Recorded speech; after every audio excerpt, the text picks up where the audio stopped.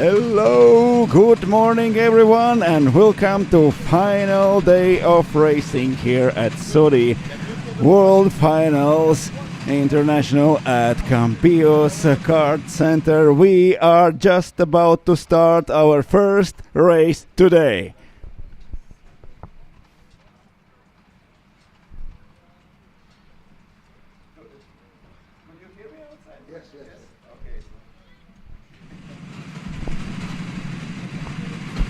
Well, there is a look at the starting grid. Geoffrey Gachet will lead the Masters field to the Superheats. Good morning, welcome ladies and gentlemen around the world to 3MK Events YouTube channel and WFR Live TV's coverage of the final day of the 2025 SWS World Series International Finals.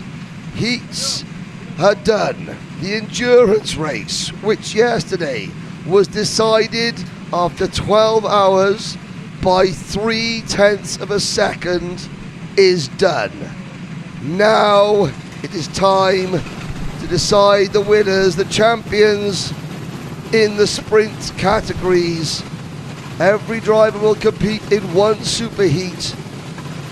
Then we will have the main events on another gloriously sunny day here in Andalusia, southern Spain. Makoto Kubo will lead the 30-strong Masters field to the line. Geoffrey Gachet, reigning champion, alongside him on row number 1. So Makoto Kubo starting from the pole position, Geoffrey Gachet beside him on the front row, Jan Andersen starting third, and as we saw before in the heats, a third starting position maybe is even better than second, because if you get close enough after the pole sitter, you can get up to the second place. Juan Esteban is starting fourth on the third row on the grid. Eduardo Favila and Gustavo Zimmerman Martins. Fourth row for Brice Nguessan and Jose Francis Gonzalez Jimenez. In row number 5, it's Laurent Coendo and Joel Fall.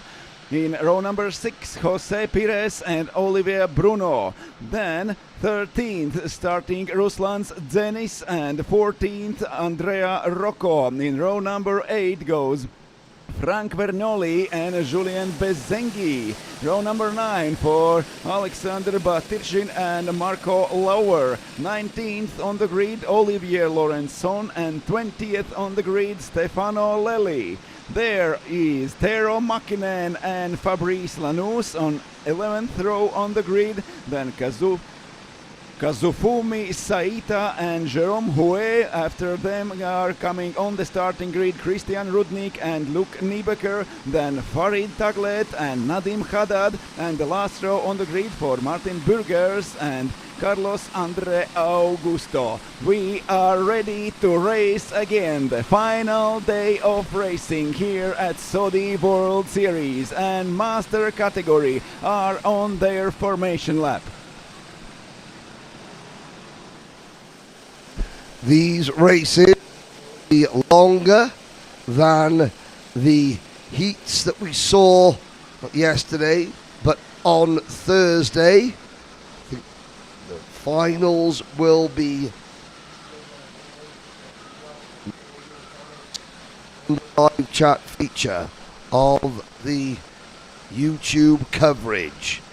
We've had record viewing figures for this event, and we are set for fantastic racing. Slip streaming will be the key. First season as the Masters driver, he finished 15th in last year's Super Sprint Cup main event, 12th the year before. Now he is over the age of 40 and moves into the Masters class.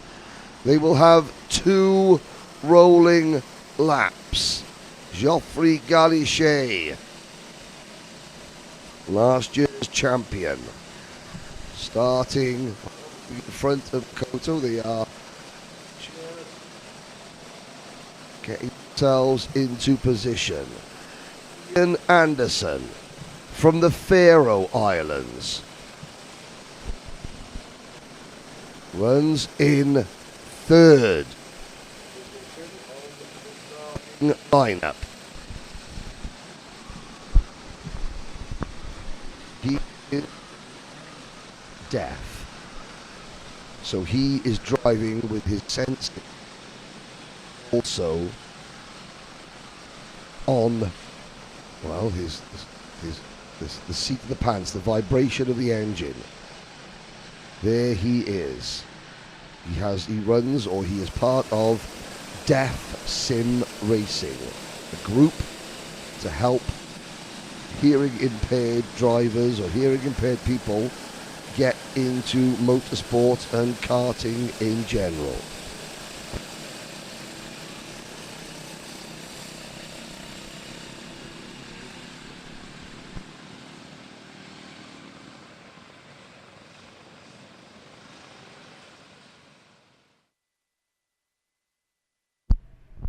And here we are back on the starting grid. It's number 1 of Geoffrey Galichet parking his go-kart, already aiming to the inside of the first corner. Can he do that? There is Makoto Kubo and there is Ian Andersen, both starting from 1st and 3rd on the grid. Makoto Kubo shows he is ready to go. Looks back how far everyone else is. The last rows are approaching the grid and we are ready to start final day of racing. Master category on the grid now, and we are waiting just for the green flag to go down. Well, 13 minutes plus 1 lap. This is super heat. We got 30 points for the win in the heats. Now in the super heat you can get 50 points for the win, and the finals will be later during the day. Kubo holds a 4-point advantage in the points standings over Galichet. Anderson another 2 points back. It's not who crosses the line first in the final, it's who scores the most points overall. They're now moving Geoffrey Galichet back slightly. And he moves forward slightly. Actually the same spot where he was before. This is going to be a fantastic race. Above them on the gantry, race director Manuel Branco. And we are racing again. Makoto Kubo goes off the line first. Geoffrey Galichet looking back, trying to get into the 2nd place, but there is no space for him. Juan Esteban is starting too fast and now is fighting for 2nd. Galichet, I think, has dropped back to 4th or 5th position. It is. Anderson is up into P3. Esteban in the white and blue race suit is up into 2nd position, the Spanish driver. Oh, in the middle of the pack, couple of drivers running very wide. They're all safely up towards the top of the hill. Turn number 8. Kubo, though, has managed to get through the first obstacle. That was getting into turn number 1 first. And now Esteban already attacking and Kubo defending. And Kubo seems surprised, looking back, hey, let's work together and get away from everyone else as we did the day before yesterday. Now they have to work together. We saw 12 hours of working together yesterday, exactly. And that was a success. Exactly. And now the thumbs up. They line up down the hill at still just past 8 o'clock in the morning here in Campillos. Anderson already looking for a way past Esteban. Kubo defending. This is very early to start defending. They cross the line to complete the opening lap Makoto Kubo, he does not want to get shuffled back into the pack. Makoto Kubo defending line in the middle of the straight, but closing to the first corner, he managed to get back on the racing line and got a very good line uphill exit of the first corner, and now he's a few centimeters, but anyway, further away from the followers. Juan Esteban is still driving second and Jan Andersen third. It's Eduardo Favela from Brazil. Brazil in fourth position. Bryce Ngessan is fifth. Galichet, the second place starter, has dropped back to sixth position, but the front five are breaking away. But Galichet on a quick lap. Here's a move for the race lead. Juan Esteban takes the lead. Jan Andersen is side by side, but he's got outside into the turn 13. One short uphill now and going down again. It is Juan Esteban leading the race now. Makoto Kubo managed to hold the second place right behind him. Jan Andersen tries one more time outside line, and where will he go? There is fight for the top 5 spots already after the first 2 laps, and we still have 10 minutes to go. No one is trying to run away. They are 3 go-karts side by side going through the starting straight. Bryce Ngessan moves into third position. The crossover, frantically, he signals to say, come on, work together. Favila was briefly up into third. He now finds himself squeezed back to seventh by Galichet, and the ageless wonder Andrea Rocco in cart number 18 is there as well. In the black crash helmet, Olivier Bruno also, but look, this fantastic battle for third has allowed the 2 leaders to escape. Esteban is at the front of the field, Kubo following him. Makoto Kubo second. It seems like this is what he wanted to do right from the start, but at the front, not in a second place. Anyway, we still have a lot of work to do in this race. There still are 9 minutes plus 1 lap to go. Makoto Kubo and Juan Esteban leading the race and pulling away for almost 2 seconds already. Jan Andersen fighting for third. Here he is in the front of the pack and in the front of Bryce Ngessan. Side by side, Kubo tries to the crossover on Esteban. Esteban's the pressure coming onto the main straight, but Kubo, look at the styles, the traditional from Esteban. The Japanese lean back. It's working, however. They're still pulling away from the third place battle. Head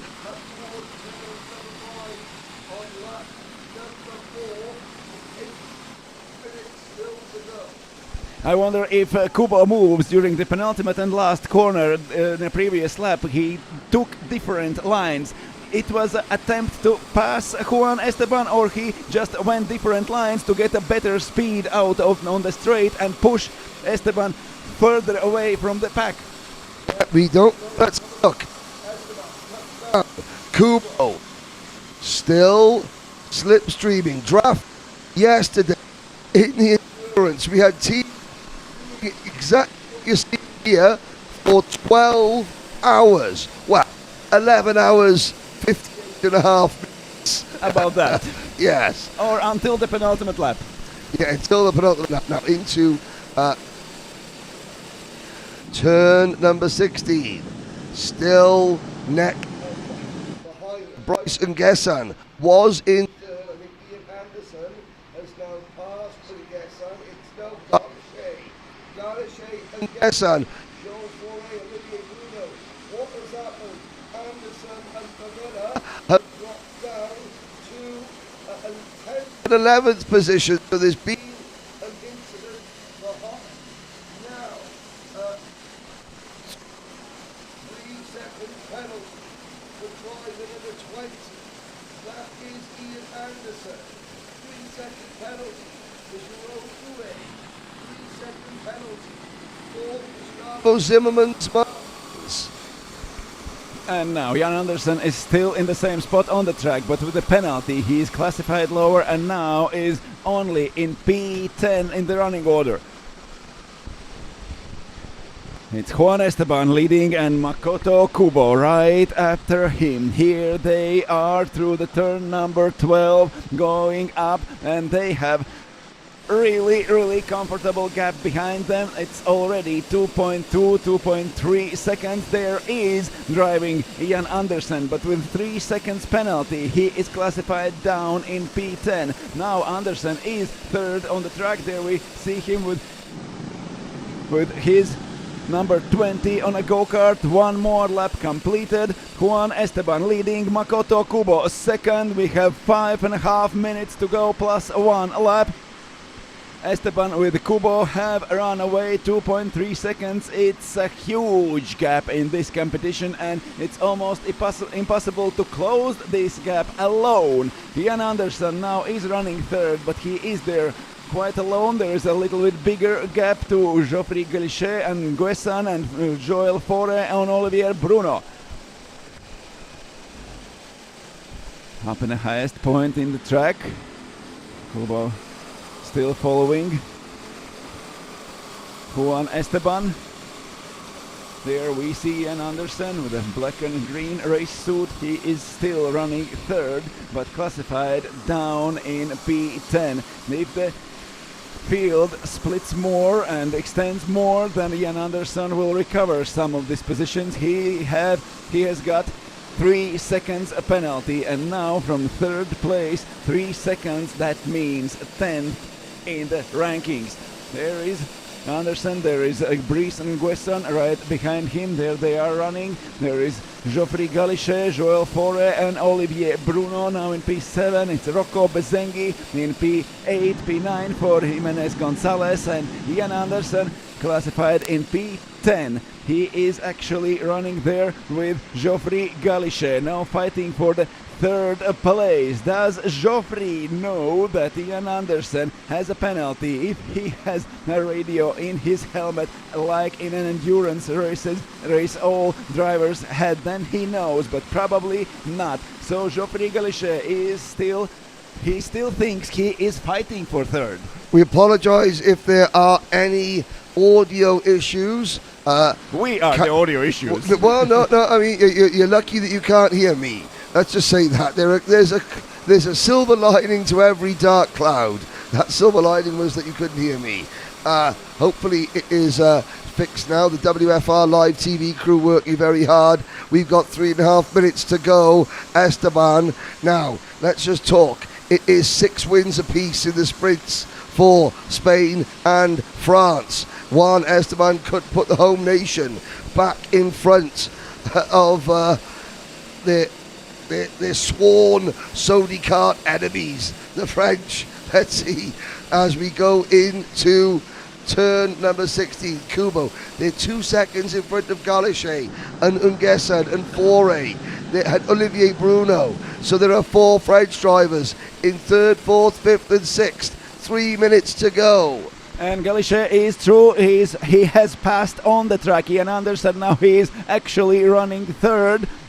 We saw him for just a brief moment going on, and there they are, still fighting, thinking that they are fighting for third place. Now Jan Andersen already classified in P8 because the field is spreading out. Yeah, and Favila is up into 9th place.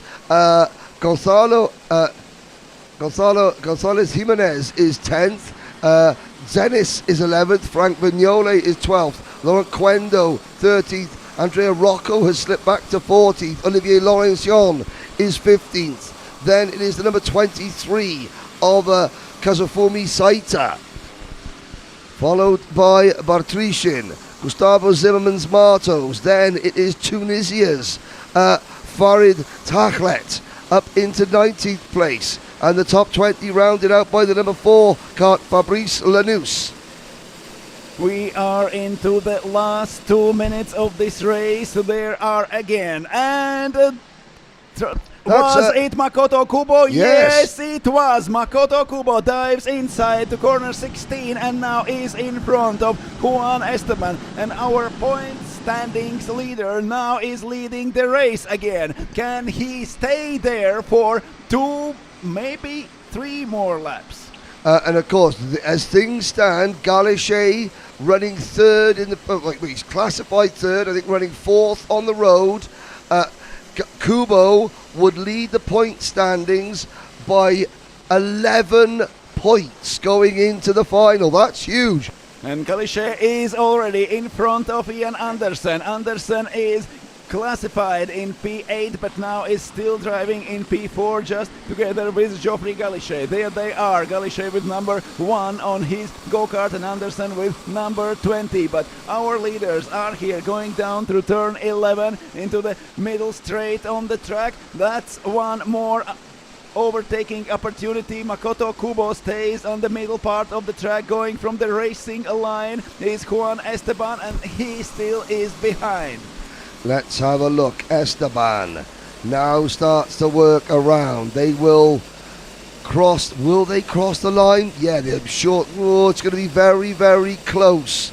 This is lap number 9. They should have about 5-7 seconds in spare to cross the finish line and get one more lap to go. Here is Geoffrey Galichet and Ian Andersen fighting, but that's some useless fighting now. Yes, okay, 2 laps to go. There is Kubo and Galichet. Well, he'll want some help from Andersen. The gap between these two karts and then the 3rd and 4th place drivers was 2 seconds. It's now less than 1. Galichet has to try and get ahead of Kubo to give himself a fighting chance. Esteban would move into 2nd place in the point, 3rd place in the points if things stay as they are. Kubo, though, has been rock solid all week in that number 10 kart, and he's just got to hold on. He'll have a commanding lead in the points going into the main event later this afternoon if things stay as they are. But Galichet and Andersen are closing in. And Makoto Kubo is so fast on the straight. Juan Esteban is showing him go further away. But Ian Andersen and Geoffrey Galichet are closing in. Even if they know about Andersen's penalty, anyway, they are interested to work together. It's Geoffrey Galichet who needs to get 2nd or 1st, and it's Jan Andersen who needs to get more and more in front from everyone behind him, so compensate for his 3 seconds penalty. Well, how many times have we seen a last lap battle where the driver going into the last lap in 1st position comes out of the last lap in 2nd? It almost seems as though you want to be in 2nd place at the start of the last lap, but maybe if there not so are not 2 more go-karts behind you. But that obviously is it. It's a head-to-head fight. Andersen looks to the inside. He picks up a place on track, but not in the classification. He's still 7th overall with his penalty. Kubo still leads. If Kubo finishes 1st, he will have 11 points advantage in overall standings. Now Kubo leading. Juan Esteban in 2nd. Jan Andersen goes side by side with Esteban, and there is behind them Geoffrey Galichet, but Galichet is just a little bit too far to catch Esteban. Juan, and he stays behind Andersen. Andersen goes inside, and Geoffrey Galichet is following him. Andersen moves in the front. Geoffrey Galichet is 2nd, which is actually 1st place in this race. This is last lap, last corners approaching. Ian Andersen is leading the race. Geoffrey Galichet is our actual leader in the rankings, and Makoto Kubo running 2nd behind his main rival in the overall standings. Ian Andersen with 3 seconds penalty crossing the finish line in 1st is classified down in P7. But Galichet just pipped, and Galichet knows, so I think Ian Andersen, there must be a way of telling the drivers they've got a time penalty on the thing. Galichet is celebrating. He knows he's won, and the point standings excuse me, it's now a tie. It's a tie. 133 points each for Kubo and Galichet. That's how ends Masters category Superheat. They will go on the track once more for Grand Final, but now with this win, Geoffrey Galichet levels on points with Makoto Kubo, 133 for both of them. Jan Andersen is third in overall rankings, together with Juan Esteban, also tied on points with 119. It What looks a fight will be for a podium in Master category. absolutely Geoffrey Galichet. That is actually his first race win. He had a pole position on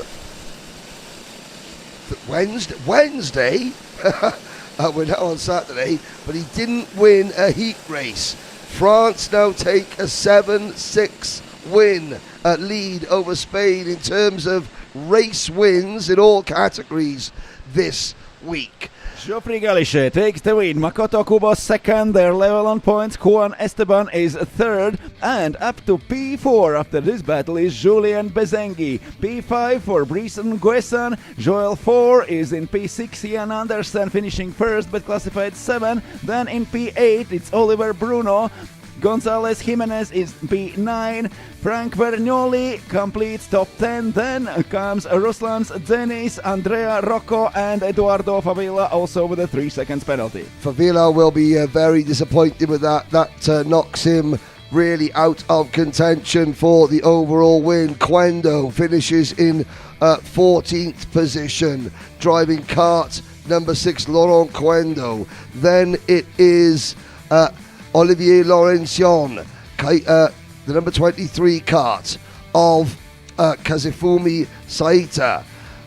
Patrician Taglet, good result for Fahid Taglet from Tunisia in 18th position. Gustavo Zimmermans Martins is 19th. Hue, Lanús, Lauer, Niebecker, Makinen, Burgers, Haddad, Lely, Perez, Rudnick, and Augusto. Here is a look back at some of the highlights as Andersen, Galichet, Esteban and Kubo all took turns leading that race. As Esteban, that's what you want to see, a handshake, a high five between the drivers. Okay, I'm sure there's going to be a trophy for the winner. There was trophy wins in all the heats. So shall I go down and investigate the podium? And I'll leave Gert's team rots with... well, okay, Gert, if you're going to... One of us will go down. The other one will carry on chirping on here. Thank you for all your comments coming in. Keep them coming in, because the ladies are up next. And it's going to be another French woman on pole position, Carla Fadet. There she is, white crash helmet.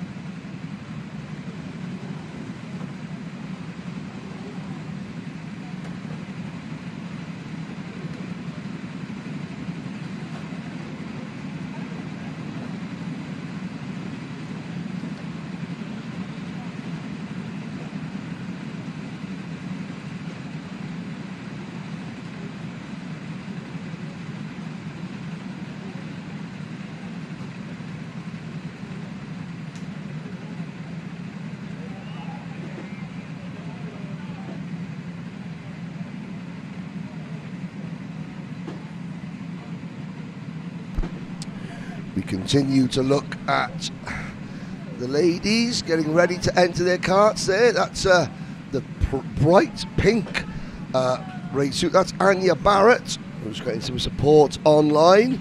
Jude the Duck Puddyfoot, who's watching in the paddock. He'll be going out in the kids class later on. Can see Sophia Tsimbal in that group. Carol Bourgeois in front of us. Carol, that white race suit, the white and red crash helmet. It's going back there. There is with the AGV sticker on her crash helmet. That is Australia's Felicia Hines. Her and her husband Sam Hines have both qualified. Carla Fade and Debbie Wolfs tied at the top of the point standings, I believe, or it's very, very close between them. Wolfs took one of the heat wins. Fade took the other two. Ines Krauchkova will start third. There is Debbie Wolfs. Courage from within. The Dutch lady from Kartbaan Oldenzaal. Debbie in cart number 3 finished second in this event a year ago. Back in 2023 she was involved in a battle for the lead with Louise Brown. The event ended up with Debbie finishing 27th.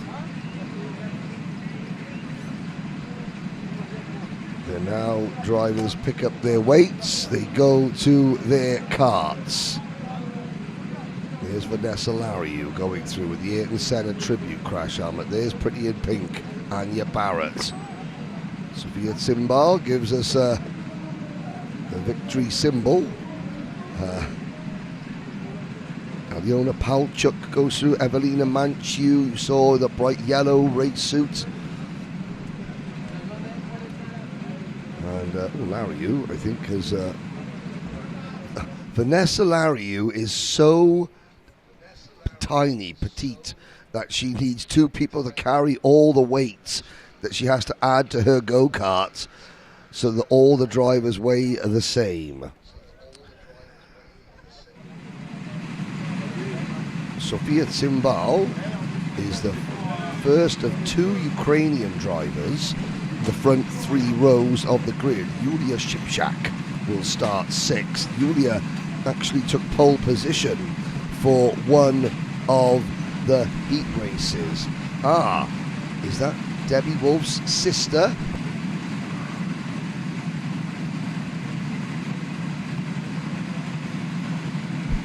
Wolfs gives the congratulatory, just a good luck fist bump to Carla Fade and Fleur Wolfs, Debbie's sister, watching from back home, I'm assuming somewhere in the Netherlands. I just met a very, very happy Geoffrey Galichet. Yes. He speaks only French, but yes. One thing I understood for sure, merci to Jan Andersen. That was there. Yes. I think Ian... Thank you to Jan Andersen from Geoffrey Galichet. Very good indeed. Well, and that, I think, so Ian, the way that Galichet was celebrating, even though he crossed the line in second position, he obviously knew that Ian had a penalty. Even if he does not have a radio, they can show some pitboard or something. Yep. They will figure out how to communicate with their drivers, the team. Exactly. There is Debbie Wolfs, sitting, focused, waiting on the grid. Family, we know, watching from back home. Plenty of support online. Anna Wodecka from Poland also getting a lot of support. She starts 11th on the grid. It's going to be Fade, Wolfs, Krauchkova, Tsimbal, then Spain's Sarai Garcia. You can see Sarai turning around, giving a thumbs up to Vanessa Lariou. That probably means that they've got a plan skirts. We saw plenty of that yesterday in the endurance. And we saw plenty of plans not working out. Well, they Even more than the ones who were working. exactly. We got support for the Belgian drivers. Julie Tilkin from Liège Karting. She starts down the 14th row of the grid. She's the only Belgian lady in this race. As, Carla Fadey. Her theme music ran out several times.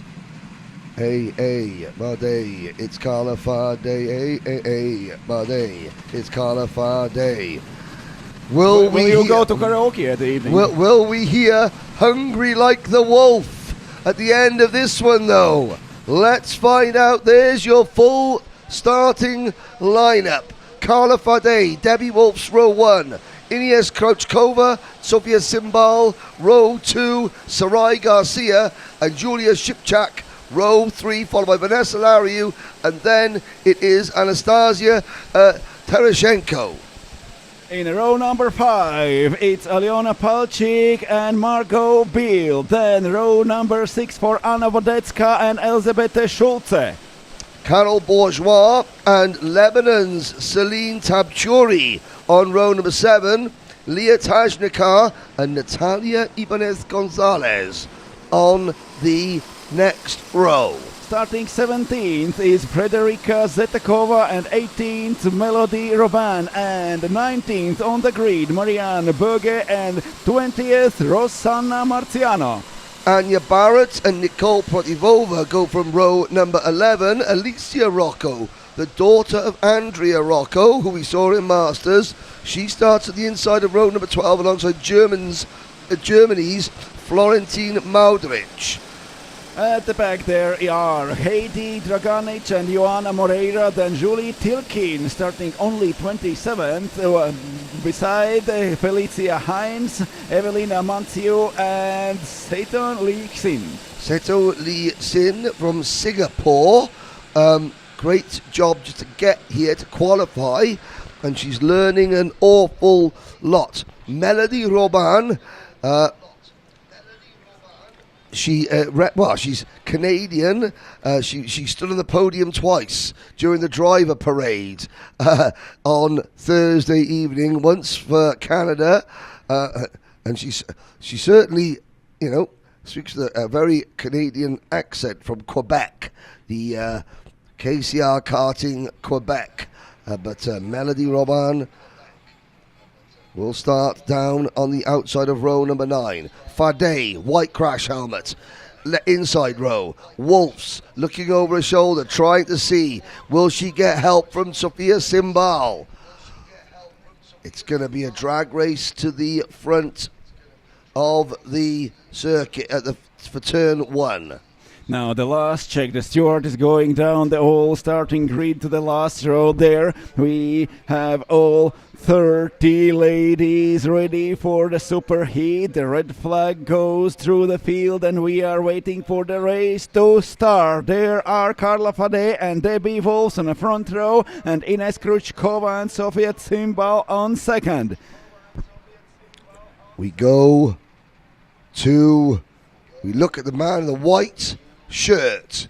He will have the green flag. They're just checking. Green flag in the air. And it goes down and we are racing again. Carla Fadey, what a fantastic launch from the pole position. Carla Fadey is already half a second in front of everyone before approaching first corner. You could see jumping up in the seat to obviously take as much weight as possible off the back axle to make it spin more freely and dig in. It worked perfectly. That choreography was just amazing. That was a perfect start for Carla Fadey. Who has gone with her as we look at Anya Barrett getting squeezed wide at the top of the hill. Number 17, Ines Krauchkova. France have started today on a real tear. because the two French ladies have got a big advantage over everybody else. Look at the lead they've got on the start of this 13 minutes plus 1 lap race. Where has Debbie Wolfs gone? She's 4th with Vanessa Lariou behind her, and I think that might be Sofia Simbal possibly, or Sarai Garcia into P3. It's Julia Spicak losing a lot of places during the first lap. She started quite well from a 3rd row, but now is down the order. Carla Fade is leading together with Ines Kruchkova. They both started from the inside. Great launch away for Carla Fade, but Ines Kruchkova somehow managed to catch her, and now they are away for 1.5 seconds. And at the moment, Fade would lead the championship, but the point standings by 8 points over Debbie Wolfs. 140 for Fade, 132 for Wolfs, who runs in 3rd position. Kruchkova, who's there in 2nd place, she would have 129 points. Sofia Simbal, 122. They are your top 4. Long way to go, however. And Melody Robin, KCR Kart in Quebec, getting plenty of support. Jean-Philippe Belanga on the live chat. Look and see Fade jumping up and down again in the seat. It hasn't worked for her this time. Ines Kruchkova goes inside through the turn number 12. Can she hold there? Moving up turn 13, and now a short uphill where it is really crucial to hold the speed. They are going to the last corners of this lap, and Ines Kruchkova is leading now. Carla Fade is 2nd. Debbie Wolfs already has done almost half of the work. She is at the front of the following pack now. Only thing she needs to do is find someone fast enough to push her forward to fight for the win. I think she may have done just that, because Sofia Simbal is pushing Wolfs along, and those two drivers, I believe, have pulled away from the pack. They have. There's an 0.8 of a second gap back from Simbal to Garcia. There is Debbie Wolfs being chased by Sofia Simbal. Behind her, Garcia and Lariou run in another duo. Then it's Terashenko, Alyona Palchik, Celine Tabchuri, Carol Bourgeois, Leah Tajnika, Sultse, Beal, Barrett to 14th, Rocco, Vodechki atop 16. Penalties coming in early for Seto Lee Sin from Singapore, 3 seconds, and also for Natalia Ibanez Gonzalez. With those 3 seconds, Ibanez Gonzalez classified 30th on the track, so in the last place. But here we have our leaders on the screen. It's Ines Kruchkova leading, Carla Fade going wider line into the turn number 16. Can she do something about that during the last corners of this lap? But there they are coming. Debbie Wolfs and Sofia Simbal. They are 3rd and 4th now and reducing the gap. A lap ago it was 1.4 seconds. Now it is only 0.7. Through turn number 1, flat out up the hill. Those two race suits belonging to Debbie Wolfs and Sofia Simbal. They may look similar in colour. They're not. They've got the same white, black and hot pink design roughly, but those two drivers, yes, they may look similar. They may be working together. For the time being, 8 minutes to go, and Kruchkova now moves ahead of Wolfs in the point standings by 1 point. It's 136 to Fade, 133 to Kruchkova, and 132 to Wolfs. We have 7.5 minutes to go, and it's quite clear any one of them can come out of this race as an overall point standings leader. Carla Fade, Ines Kruchkova, Debbie Wolfs. There are 10 points gap till Sofia Simbal in P4, but 3 girls still fighting for the overall lead in this race alone. Exactly. Behind them, Sarai Garcia and Vanessa Lariou, they're working together, and they have got Tereshchenko and Palchik for company. Then there's another gap back to Tabchuri in 9th position, Sulce in 10th, Bourgeois, Barrett, the rest of the top 12. Shipchak, where has Shipchak fallen to? She had a great start. She's all the way back to 24th place is Yulia Shipchak. So one of our two Ukrainian ladies is out of contention. The other is sitting in 4th place in cart number 20. The Lebanese flag flying, Project D. Is that what Project D? Now, where did Celine Tabchuri qualify for this event from? I'm going to have a little look. Pit stop karting. It's Project D. Celine Tabchuri's nickname, I wonder. I don't know. But she's doing well. Belgium's Julie Tilkin is also up a couple of places from the start to 23rd. One more lap spent on the track and 3/10 more showed of the gap between second and third place drivers. We are still fighting for the win for the second, for third and fourth places. They have a 3 seconds gap behind them. So already 4 seconds gap to the P5 of Sofia Garcia. So Krushkova, Fade, Bolbs and Zimbal are fighting for the win in this race, are fighting for the lead in overall standings and are fighting for the Saudi World Series International Finals win in a woman category. Now, they have finally come together, the four of them at the front. I know that Carla Fade was here yesterday. I saw her, so she would have watched and studied the endurance race. I can't remember if the other three ladies who at the run of the front were here watching. A lot of the Sprint Cup drivers were not just watching, but helping run the endurance teams if they had a team from their nation or their home circuits competing. And this was the tactic that works well. Did you see how Debbie Wolfs was doing aerodynamics on the straight? No, not only tucking behind the wheel, but also her hands. Oh, underneath the back of the steering wheel. Oh, yes. Under the steering wheel, then back up, and then took the head down. Yep, that is. You see a lot of drivers in Europe do that. The double underhook crouch. I wonder how it is to switch your mind, because the movements of hands are quite different at that moment. I mean, there's no air. I mean, Debbie, you can get your crash helmet closer to the steering wheel like that.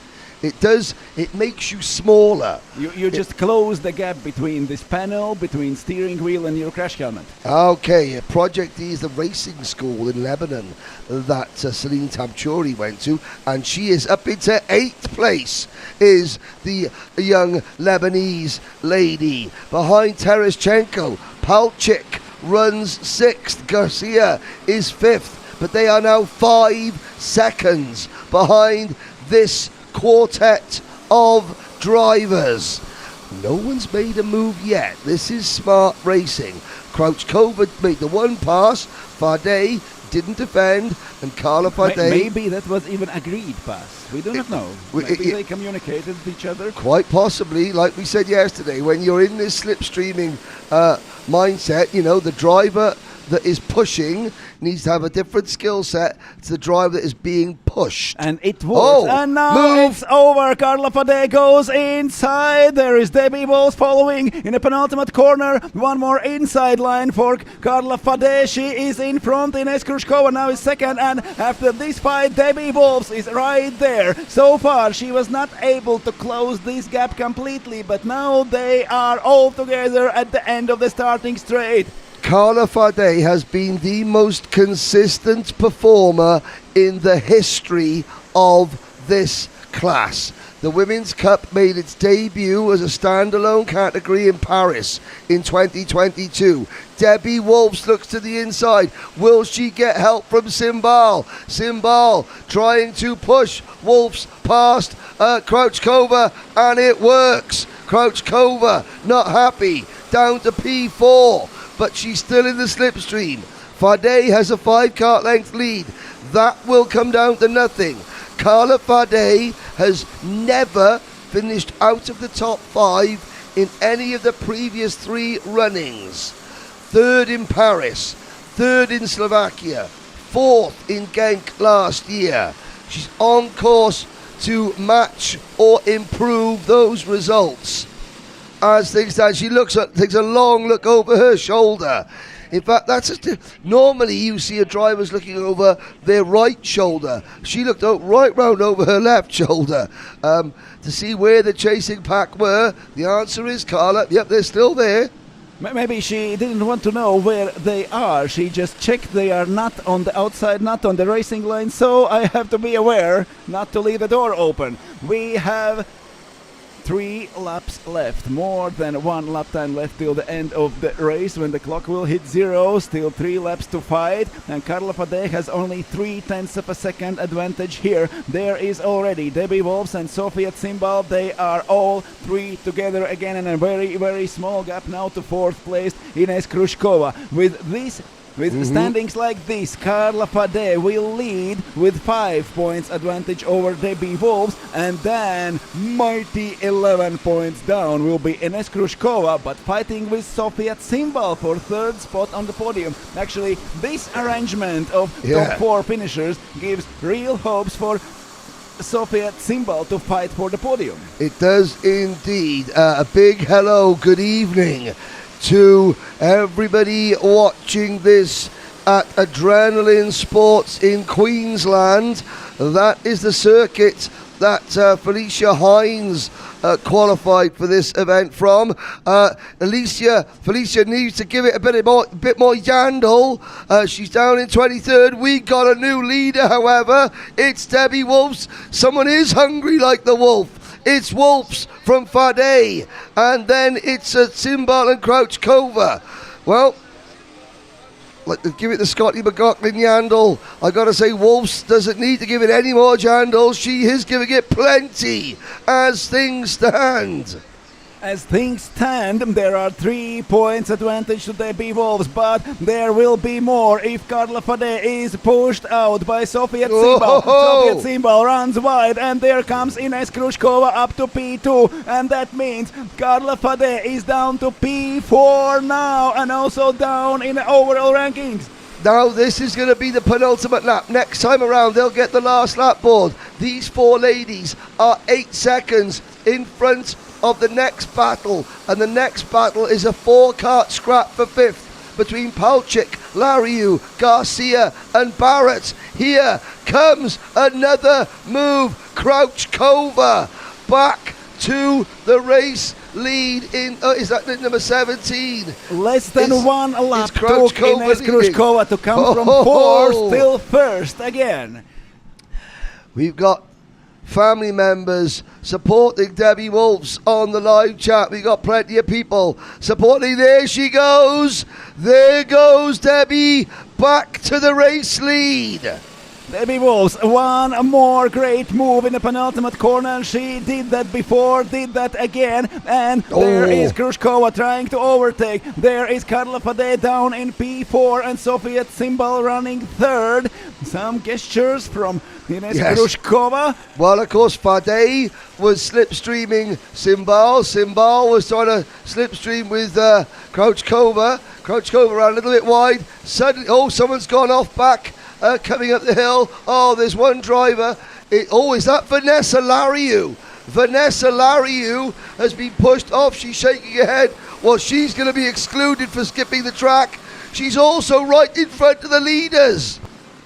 Debbie Wolfs has done almost everything she needed to win this race. No, but there she's got is one lapper in front. Debbie Wolfs crashes into and loses her speed. There comes Ines Krushkova. That was enough for Debbie Wolfs to lose the lead. Krushkova now is in front, but inside line in turn number 13 is for Debbie Wolfs. There is coming also Sofia Zimbal, and behind here is Carla Fade, and it is Ines Krushkova left on outside. And now again, within 1 lap, less than 1 lap down from P1 to P4, now fighting back for P3. This is final lap of this race, and Debbie Wolfs is leading. Carla Fade gets a run on 3rd place. It doesn't happen, and that last lap was great news for Wolfs. terrible for Carla Fade, because it means that Debbie Wolfs has 139 points for the win, with the win. Fourth place for Fade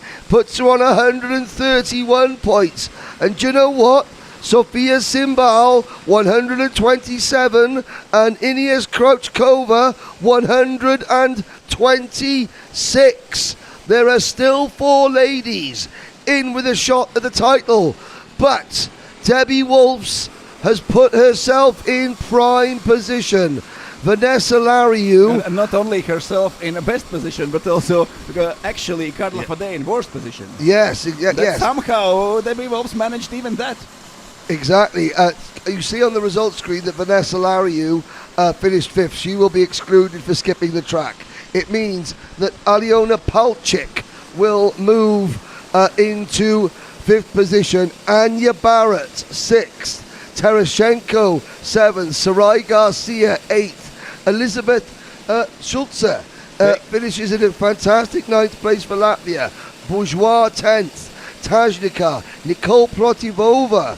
Nicole had a great drive from 21st to 12th. Celine Tabchuri slips back to 13th place at the end because she had a 3-second penalty for push to pass, but that's still a good result. So I shall head down to the podium. Debbie Wolfs, the Netherlands, that's their 3rd win of the week. It's Debbie's. And Debbie Wolfs taking the win and putting Carla Fade down in P4 in this race now has 8 points advantage in overall standings, 139 for Debbie Wolfs, and we have left only grand finals for master and woman category, so they will be back on the track in the finals and then fight for the podium. Every other classes still have to go through the super heat where the most of points are awarded, but Debbie Wolfs so far has done everything just perfect. 8 points advantage in the standings. Carla Fade is 2nd with 131. Sofia Tsimbal is 3rd and only 1 point ahead of Ines Krushkova. There will be fight for the win. There will be fight for a podium. Everything goes down to final race in woman category. After top 4, it's Aliona Palchik in P5, in P6, up to P6 at the end of the race comes Anya Barrett, then Sarai Garcia is finishing in P8, Elizabeth Johan Schulze taking 9th at the very end of the race, moving up the order in front of Carol Bourgeois. Bourgeois is P10, then 11th, Lea Tajnikar, 12th for Nicole Protivova, 13th for Celine Tabshuri, in 14, Rosanna Marziano, in P15th place, Julia Spicak, recovering after very poor fight in the first lap. She lost a lot of positions, but is back in P15 at the end of the race. Anna Vodecka in P16, then Elisa Rocco, Florentien Modrich, Melody Robin in P19 and top 20 completed by Frederica Zetekova. Then Heinz, Tilkin, Beal, Böge, Manciu, Draganic, Ibanez Gonzalez, Moreira, Li Xin and disqualified Vanessa Lariu.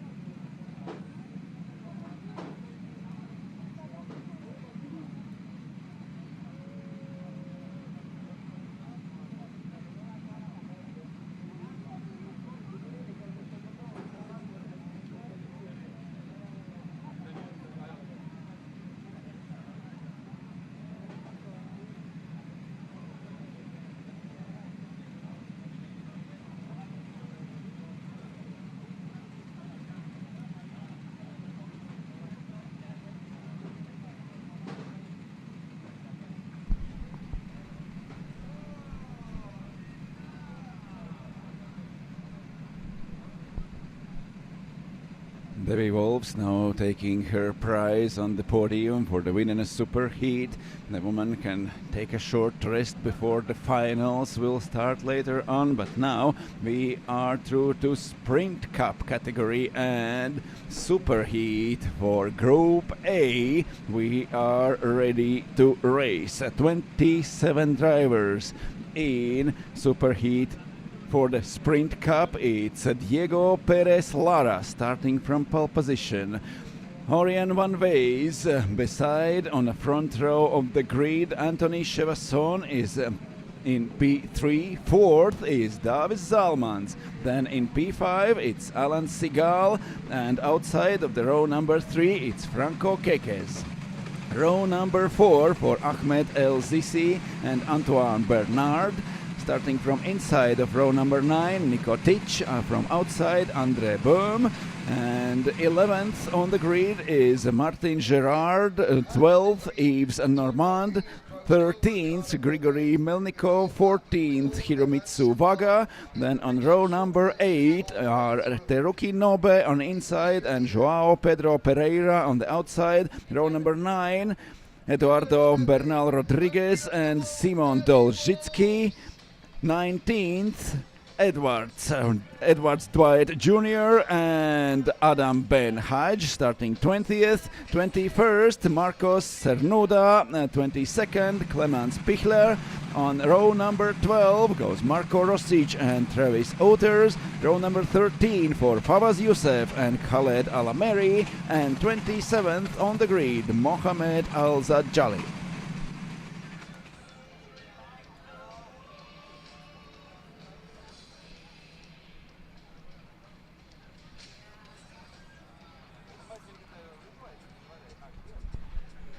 The heat is increasing outside, in the air, and also on the track. Today we have super heats and the finals. In regular heats we had Wednesday. There were 30 points available for the win. Today in a super heats you can get 50 points for the win. So now Sprint Group A ready for their first super heat. Then other groups of Sprint Cup drivers will come onto the track. Then we will see superheat for kids and junior categories. And after that, right after that, we will start the finals for Group C and Group B. So the second and third group of Sprint Cup drivers, according to results after superheat, will have their finals right at the end of the superheat. And then after a short break we will start the main events of this day. That should be at 1:30 when master category will go on the track for their grand final. And at 2:10 it's the start for women category. At 2:50 will start kids. At 3:30 will start juniors, and at 4:20 we will start the main race of those 4 days here in KartCenter Campillos for the grand final of Saudi World Series. We will know who is the winner only counting the points together from heats, from superheat and from final, and finishing first in final. Of course it helps, but it's not enough. Just that it is not enough to win the overall title. The points will be counted together. Now superheat Group A going on the track. Now we have in Sprint Cup Diego Perez Lara and Christian Perez tied on points with 90 each. 9 points less for Thomas Candaminas in third place. 2 points less for Orion Van Wees and Andrei Sleipnieks. They are tied on 79 points in 4th and 5th positions.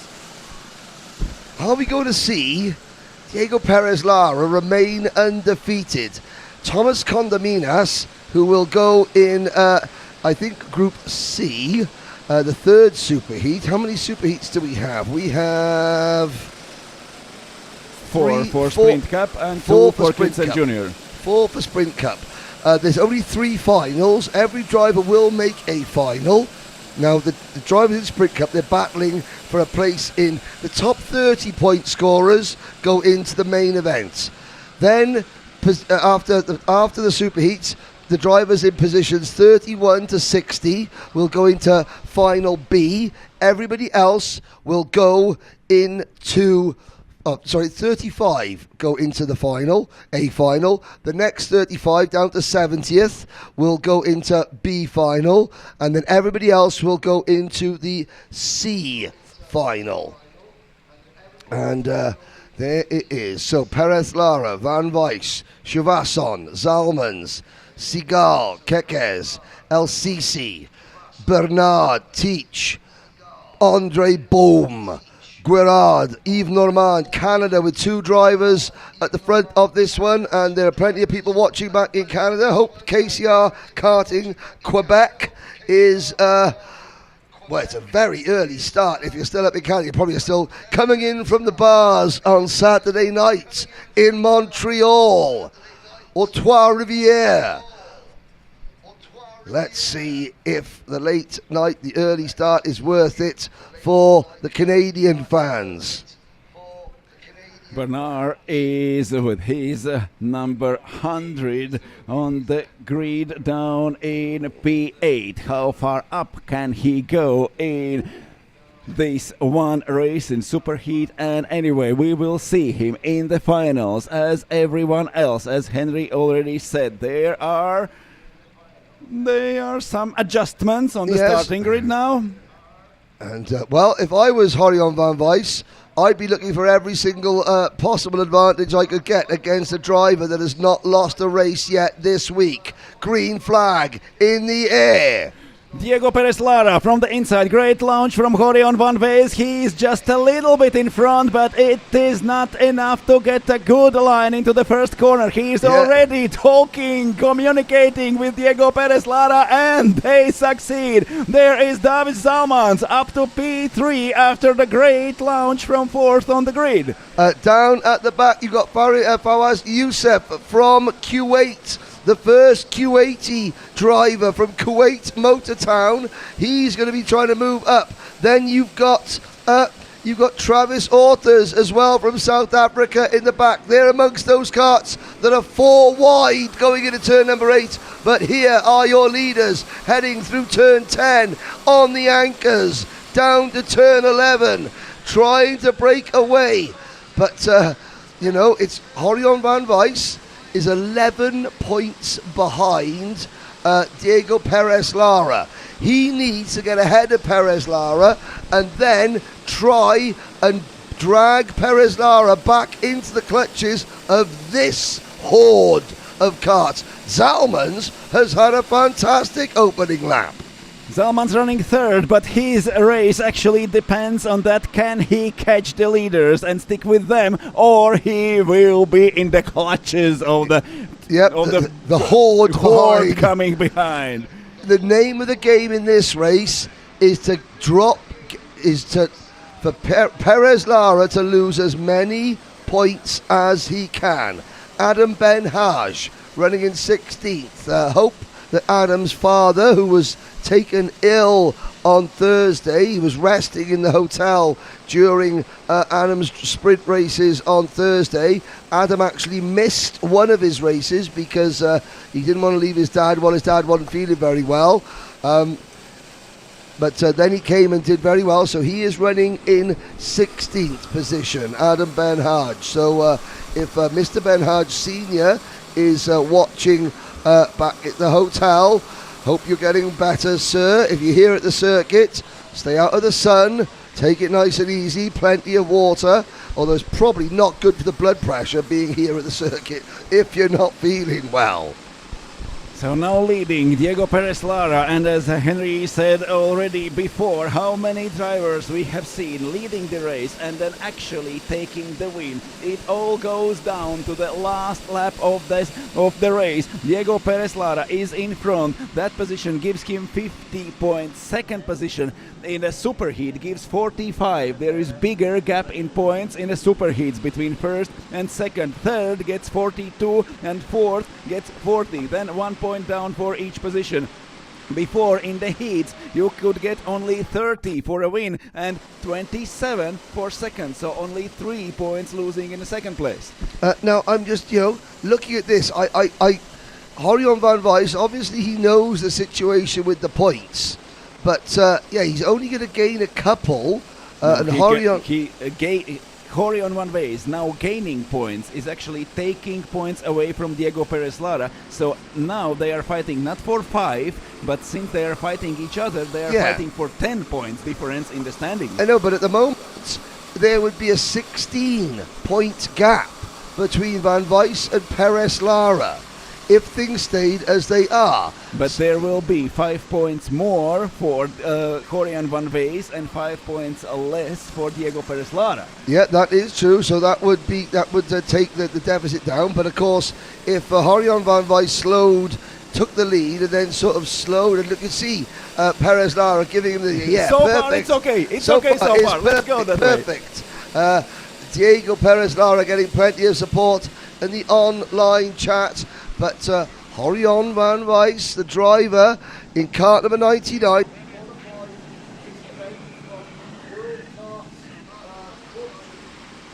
In Belgium. He's certainly at the moment plenty of time left, 8.5 minutes. But look at the gap they got. Alan Seagal is up into P2 now. Clement Pichler with the first penalty. And that,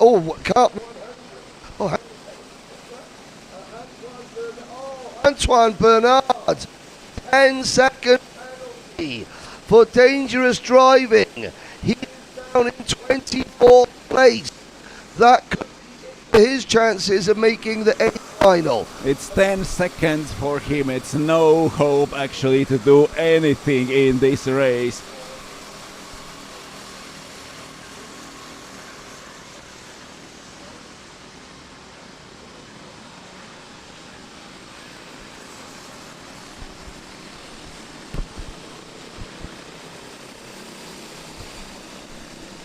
And so there is fight for a lead. Still Diego Perez Lara in front, Horion van Wijs behind. 16 points between them overall if they finish this way. But we actually have not seen leaders finishing this way. Now Alan Seagal is up to P3, followed by Gerard, Teach, LCC, Normand, Nobe, Chevasson and Vaga in P10. There is also 10 seconds a penalty for number 53, and it goes down the order. It is Marcos Cernuda. Marcos Cernuda from northern Spain, the driver with the bright turquoise, blue, yellow and black race suit. He's not had a very successful week. He is going to be down the order. That means that Travis Author's up to 22nd. The number 66 car of Youssef Kuwait moving into 21st position. Simon Dolzicki. Dolzicki has been struggling. He is there in 20th. Rosic is 19th. Dwight Edwards Jr. up to 18th. Pickler 17th. Ben Haj 16th. Pereira is 15th. Bernal Rodriguez Kekes. Davis Salmons has dropped from 3rd to 12th. A lot of places lost for Davis Salmons. As soon as the herd catched him, there started trouble. But Alan Seagal, now moving up to 3rd, is doing everything and taking his chances to fight for the podium. Because with this 3rd place Alan Seagal is running now, he is 4th in the standings and only 3 points losing to Chevasson. Chevasson now is 3rd overall. If he finishes this as is running now, he will have 110 points and 107 will be for Alan Seagal. And also still fighting for the podium, Davis Salmons with 104 points overall, scoring even with his 12th place now, where he is now. It's 9th place. Where is he now? He's just got in front of Nobe. Yeah, he's behind LCC and Chevasson. So Ahmed LCC, Yves Normand, Nico Tich, Martin Guerard, number 74 kart Martin Guirard, the driver that qualified from the karting Loisia-Neuilly track in France. There is Zalman, second car on your screen. He's got the maroon and white colours of Latvia on his crash helmet, and he is fighting back. Gotta say, it's looking very, very good for say he's got a very good car, very good, driving in this race. Can he get past and drag himself up to the next group of karts? Because there are gaps developing. Will he make the move, crossing the lines? Zalman's still in. He was 8th, but yeah, he's still in 8th. He's behind the number 75 kart of Seagal. So Zalman's has had a penalty. Yeah, 3 seconds. That's why he's down the order. On track, this is 3rd, 4th, 5th, 6th and 7th on the road. And now Zalman still fighting on the track. The field behind is spreading out, and Zalman is classified in P8 now. And with points from P8, he will got 105 after this race. That's only 2 points less than Alan Segal running 3rd, and Anthony Chevasson running who is on the track now in P10 behind Zalman's, classified behind Zalman. Chevasson will be 3rd with 108. So Zalman's trying to work together. Taruki Nobi, Chevasson, Andre Boom. Well, Andre here comes the boom in 11th position. Look for Gerard, the driver. number 74. Gerard, number 74. Well, the 74 kart is up into, he's up into 5th position on the road, chasing David Zalman's. So Zalman's is on the road much further in front, in P4, but classified is in P8 with his 3 seconds penalty for push to pass. Now, some of the drivers that had penalties earlier, Antoine Bernard is still 23rd, Sanuda 24th. The only driver that's behind them is the number 54 kart of Grigory Melnikov. There comes through LCC, number 57, fighting with Normand for P6. It's P7 on the road, but P6 in the standings. Yep, Ahmed LCC, again, 6th as a junior. 2 years ago in Slovakia. And David Zalman still pushing forward Alan Segal, who is 3rd and is classified 3rd. Segal is also in front of Zalman's in standings. Now Zalman's goes inside in turn number 12. There starts the fight. Zalman's is in front of Segal, but still classified down the order in P8 because of his penalty. But now moving into free air, can Zalman's increase his speed, because Segal is his straight contender for the podium. Now 105 points for Zalman, now 107 for Segal. And LCC making some moves there. He's picked up a couple of positions. Yves Normand, the second of the Canadians, also now into 6th position overall. LCC with the black and white race suit, the white crash helmet, the head of that group. Here is there's LCC with the number 13 car, Nico Tick behind him. Then you can see the KCR logo on the back of Yves Normand's race suit. So Yves Normand, one Canadian, had a penalty and is out of contention. Yves Normand trying to brace his way in to contention now. But as began the fight for the 3rd on the track, Zalman has lost time fighting with Alan Segal, and the field behind them are closing in. So now Zalman, even running 3rd on the track, is classified only in P9. So now he is 3 points behind Segal. Actually, he is pulling Segal onto the podium now. Yeah, indeed. So Zalman, again, this is what David Zalman needs. He just needs a rear gunner to help push him away. Actually, not to he fight. can let Segal through at the end of the race. Yeah, he no can. problem. Yeah, and that won't be a problem. There is Yves Normand, the Canadian maple leaf on the back of his crash helmet. Yesterday, it was July 4th, Independence Day in the United States. Last week at the end of June, it was Canada Day. Well, Canada are having a day here at the moment with Yves Normand. Zalman's saying, okay, push me and then I'll let you go.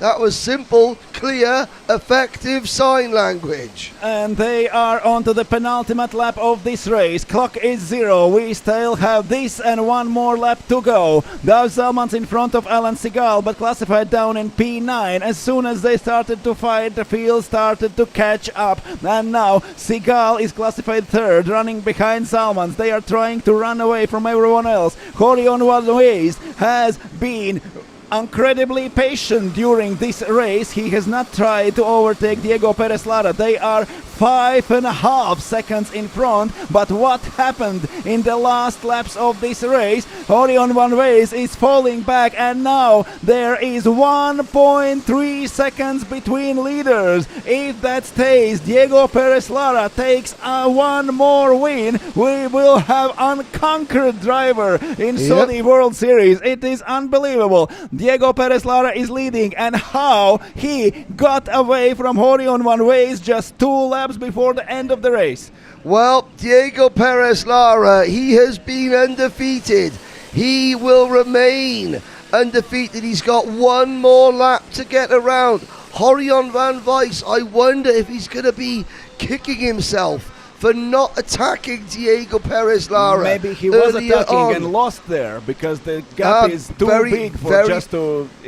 Either he fall asleep or was fighting and lost somewhere. Yeah, I'm not one to talk about not being able to wake up in the morning and missing their alarm, but Horion Van Weiss, he may have done that. LCC is now classified third. Tish fourth. Segal back to fifth. Yesterday, some people asked on the stream what is difference between slipstreaming and driving alone. Half a second a lap. Actually, now you can see how fast LCC and Teach are closing in on Horion Van Ways, who has left alone. The third place are coming closer and closer. Do you know something? Horion Van Weiss was very slow through sector number 1. And he's slow through sector number 2. He's lost half a second to Perez Lara on this lap alone. I wonder if all is not well with Horion Van Weiss. He's going to carry on. He's going to finish second, but we were watching Diego Perez Lara. Now he takes the win. One more win. We have got tired of Diego Perez Lara's wins in those days. One more win for Diego Perez Lara. But what happened down there? How Nico Tich got the third place in front of Alan Segal. Dav Zalmans with his 3 seconds penalty is classified down in P11 and now is fourth in overall standings. But actually he was somewhere there. Segal is fourth. Gerard moves up to 5th, and Normand is 6th, and Nobe, the rookie Nobe, in P7. And behind him is RLCC and Boom. What happened there? Maybe we will see in a recap. Yes, looking back there, they congratulate each other, so no hard feelings between Perez Lara and Van Weiss. But yes, the gap went from 5 seconds between Perez Lara and Van Weiss to 8 seconds, 9 seconds. So obviously there was battling going on. What it means is that Perez Lara remains undefeated, 140 points. Van Weiss 124, Segal 105. Now, of course, you've only seen 1/4 of the Sprint Cup drivers so far, but Perez Lara is now guaranteed at least a tie for the lead. Why do I say a tie? Well, Christian Perez, who we will see. Oh no, he only won 2 of his races. Did Perez remain undefeated? I wonder. I think he might have done. We'll have to see later on. There is a glance back at the start, as now there was a 10-second penalty, a couple of 10-second penalties in that one for dangerous driving. We didn't see what happened. Now there's Davis Salmons. That's when he initially passed Alan Segal. Now it was all going very well between Segal.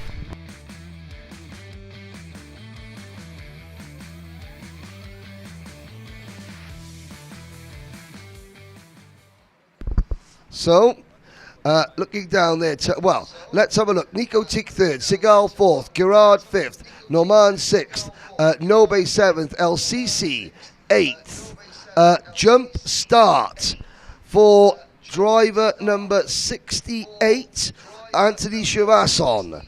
So that pushed him down the order. Here comes the boom. Andre Boom in ninth.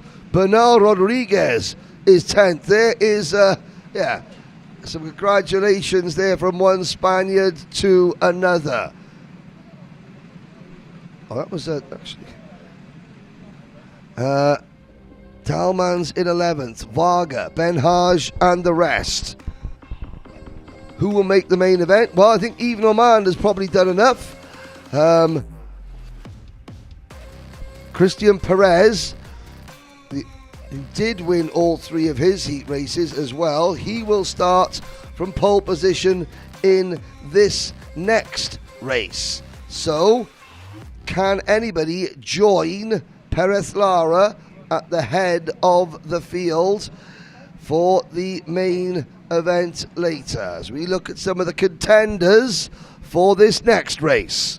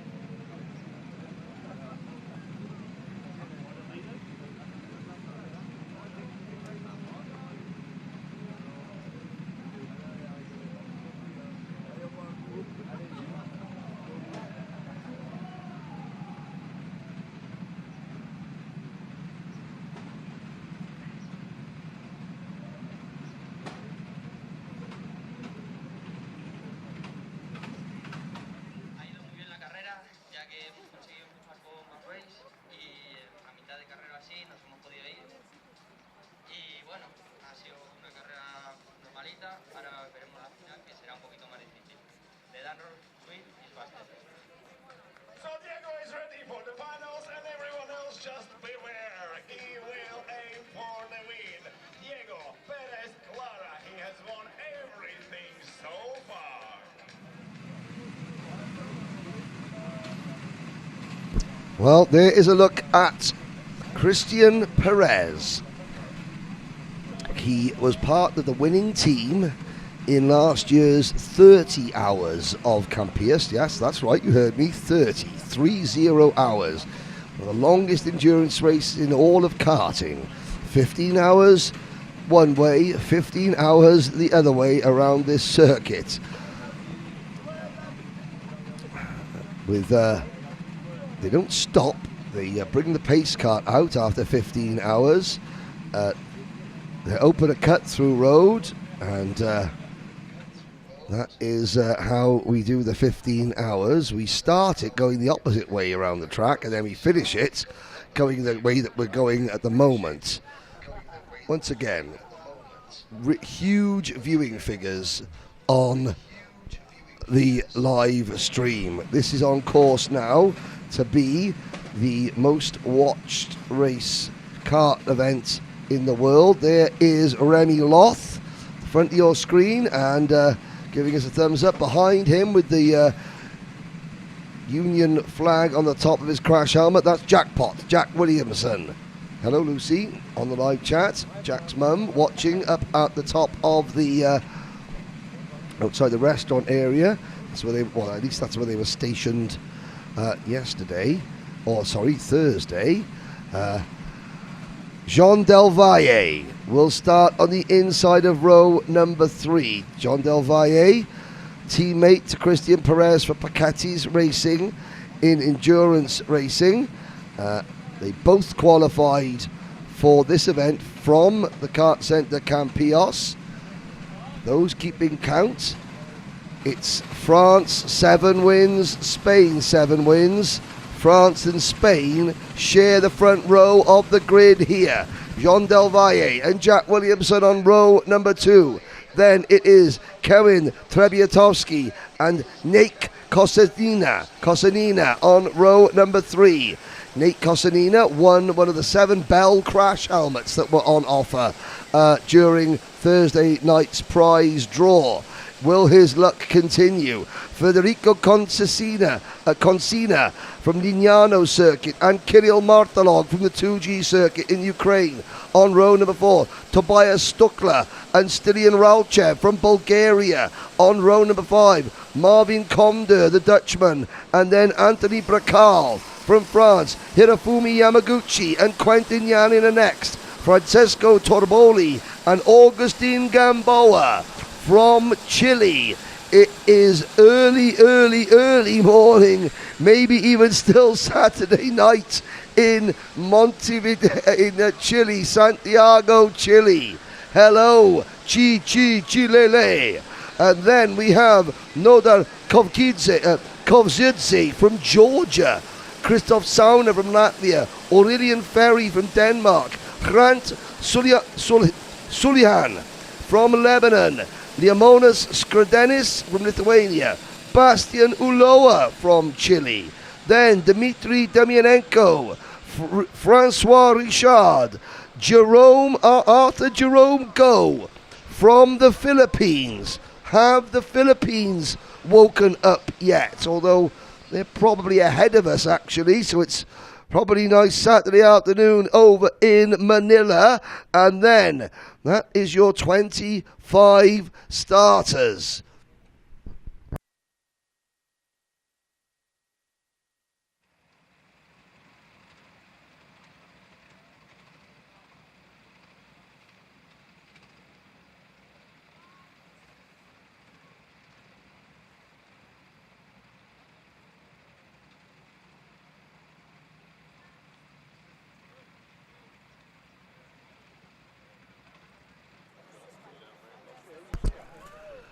So once again, plenty of lemon. Rupan Sulhian supporting Harant Sulhian from Lebanon. Rebecca Gutierrez also supporting drivers. Green flag drops, off we go. Remy Loth tries to cut in behind Christian Perez. Jean Del Valle slots into third. Jack Potts is fourth, and everybody else safely through turn number 1.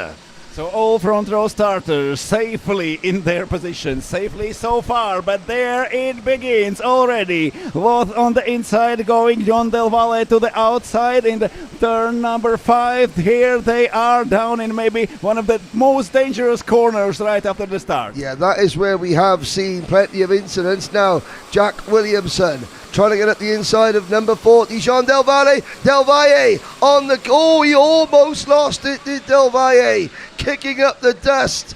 Oh, Jean Del Valle. He said it was going to be full gas after he mistakenly thought the race, his second heat was over a lap before it was. For sure, this was full gas. That was without a doubt, full it gas. was full gas. Look at Williamson having a look to the inside of Remy Loth. Del Valle from the dust now moves in. Williamson just lets Del Valle go. He wants to hook up behind the Spanish local ace. But the top two, Christian Perez and Remy Loth, getting away. Then it is Del Valle, Williamson, and in 5th position is Nate Kosanina. Trebiatowski, Yamaguchi, and Kirill Martolog are next. At the moment, it would be a tie for the lead in the standings between Christian Perez and Diego Perez Lara. 140 points each. That's maximum. That's maximum. You cannot get more. And they would be 16 points ahead of anybody else. It's now really, as things stand, a head-to-head fight between those two for the win overall in senior. Unless there is a disaster for them in the main event, Spain are on course to take the win, but here we Is go. this a disaster or not? Remy Loth going side by side in the middle straight, and following Remy Loth there was Jon Del Valle. He moves back on the racing line and stays third. There are some dust in the air again. There is no room on the track for Christian Perez, but he is back in front. But now that is Jon Del Valle who is following him. Yet Del Valle did not want to push Remy Loth. He wanted to help his countryman, and Jack Williamson, he understood the assignment. He is there pushing Del Valle along. Loth back to 4th position now. We've not got a breakaway. Let's count them across the line. We have got a lead group of, how many is that? 8 carts back to Martolog, maybe more. Stuckler is there in ninth. 20 cars with less than half a second between them, down to P21 of Demyanenko. Aurelian Ferry. Look at this. There's Nick Kosanina, in car number 39. Was 3 wide back in the pack. Oh, a bit of jostling there. Driver in the Red Bull race suit sort of easing his rival wide. That has split the lead group. We're now down to 5 at the front. For Jon Del Valle, it's a hard decision now actually. Try to push away Christian Perez. He's looking back. How far behind is Williamson? Williamson is too close. They are not run away, so maybe now Jon Del Valle is thinking, I have got to get in front, and then maybe we together can go faster, or not. That is a hard decision the driver has to make now, following in second. I mean, we're just looking at the way this is panning out. Jon Del Valle is thinking, okay, the chance of me winning this event are slim. Not impossible, but slim. 3rd place is what I'm aiming for. So, how am I going to get to 3rd? Well, if Perez Lara and Perez are so far in front of everybody else that they can have their own battle. So Del Valle is probably thinking, okay, I've got to try and maximise my own points. He's 4th in points at the moment, 6 points behind Orion Van Weiss. 2 points goes up to 3rd. Well, that is going to mean that Van Weiss, Del Valle and Loth are tied, I believe, for 4th place. Williamson would have 110 points and would be 6 in the standings, as things are, but they've still got 2 races to go in Sprint Cup. They've still got Group C and Group D. Del Valle pushing his countryman along. He's just set the fastest lap of this race, a 1 minute 24.299. And now they are fighting for the win in Superheat. That means 5 points for Jon Del Valle if he takes the win. 5 points more would put him in a 3rd in overall in front of Orion Van Weiss. Yeah, if he gets it, yep, and that's what he'll be thinking maybe. Let's have a look. He's pushing away Williamson and Loth. Well, Loth in 3rd, Williamson in 4th. They're now working together. Del Valle, the thumbs up. I've got more chance of marrying Keira Knightley than there is of Jon Del Valle battling with Christian Perez before the last lap of this race. He is going to push before he tries to pass. Wish for. Be careful what Keira Knightley might wish for. If Del Valle I'm does... speaking about marriage. Well... But... Remy Loth got away. He's pulling away from now this might force Del Valle's hand. Keira, I hope you're listening. Williamson is still there, but just just fallen a little bit back. That small margin when slipstream is turning off. Yes, indeed. Well, let's have a little look. Valle pushing. Well, Remy Loth and Jack Williamson, they've hooked back up. They're pushing away now. Loth and Williamson have pulled clear of Treviatowski, Martelog, Yamaguchi and Stuckler, who run 5th, 6th, 7th and 8th. Comdur and Sauna round out your top 10. Consina, Kosanina, Bracale, Gamboa, Yanin, Kovzerdze, Uloa, Ralchev and Torboli are next, with Damianenko rounding out your top 20. It seems like Komdur and Taune are working together. They're moving up. They were after the first lap down in P14, P15. Now Komdur moves up in 7th in front of Yamaguchi. Taune is still fighting with Japanese driver for P8 on the track. Thomas Stückler is down in P10. Then Conchina, Koshanina, Bracale, Gamboa and top 15 for Genan. And Arthur Jerome Go, who's getting plenty of support. Chizuko Go saying, let's go Philippines. Well, Philippines are going. They're going around in 25th position at the moment. But still, that's a fantastic achievement just to even get here. And every driver will get a final. They will get a final. Whether it's a C final, a B final, or the A final, they will get a final.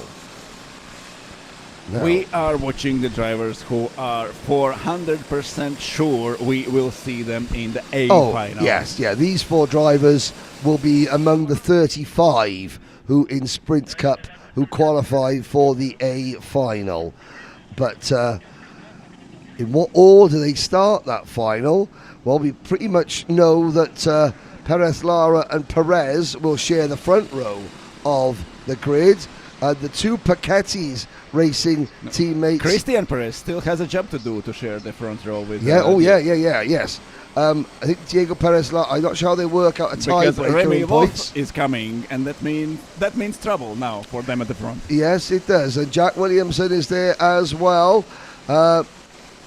It's incredible how obviously France and Spain are the 2 biggest nations here in terms of driver numbers. And already trying to defend his position. John Del Valle going inside. René Loth from the racing line. He is really there. He is behind. They are now driving 3 cars train, and also Williamson is there. We have 4. We have quartet fighting for the win, and those are bad news for Christian Perez. Yeah, well, Del Valle, he didn't attack Perez earlier this lap. He had a cheeky little look. I think that Del Valle's main goal now this week is to secure 3rd place and to get one of his Paquetti's racing teammates the win. So he's going to protect. Oh no! Oh, hang on, Keira Knightley, are you watching? Oh no! I was going to say it's not the last lap yet. Perez was under pressure. Del Valle was looking around. But Del Valle is not trying to overtake Perez. He is already defending his line. There is René Loth coming on the outside, approaching the first corner of the starting straight. Narrower line. Up on the hill goes John Del Valle. He will lose speed compared to Loth. Loth is faster. He is already pushing up the hill. John Del Valle, is he trying to catch the leader, or will he try to overtake John Del Valle? How competitive is this event? Here is Williamson working all his weight out to the outside wheels. And one mistake, one single error from John Del Valle has cost him a chance to win this event overall. No, it's cost him a chance to be anything other than an outsider. It's going to take a stroke of luck for Del Valle to win overall. Just one mistake. You have to be almost perfect. We just saw there were only one small touch between Del Valle and Loth, and already there was Williamson side by side with Loth on the straight. Yep, 2 minutes to go. Del Valle looking over his shoulder. There's a long look Oh, and now he defends. So there we go. There's our answer. Del Valle is more concerned with defending. Now they're 3 wide as Williamson will try the undercut. Loth is desperate to get after Perez, but Del Valle will not let him. He may not have a choice. Williamson's going to try and push Remy Loth through. There is no one. There is no one on the left side of John Del Valle, and he has lost second place. We just saw at the end of the previous lap how waving on the track was not defending driver, but attacking driver was waving. And you know what? Now, Jack Williamson learnt a lesson yesterday. You don't leave the door open or even half open for John Del Valle at his home circuit. Williamson chose to go with Remy Loth. That was a smart move because that was the better chance for winning the race. If he had gone with Del Valle, Del Valle would have just carried on defending P2 and Perez would have escaped even more. Now, at least, with Del Valle in fourth, Williamson, he's doing the Debbie Wolf's undertuck, going down, double undercut. Debbie Wolf's did that better. Debbie, more style points for Debbie, but Jackpot trying the double underhook. He's pushing Loth along. They've got a better chance to win this race with Loth and Williamson in second and third. But here comes Del Valle. Del Valle, he's got Williamson, has he?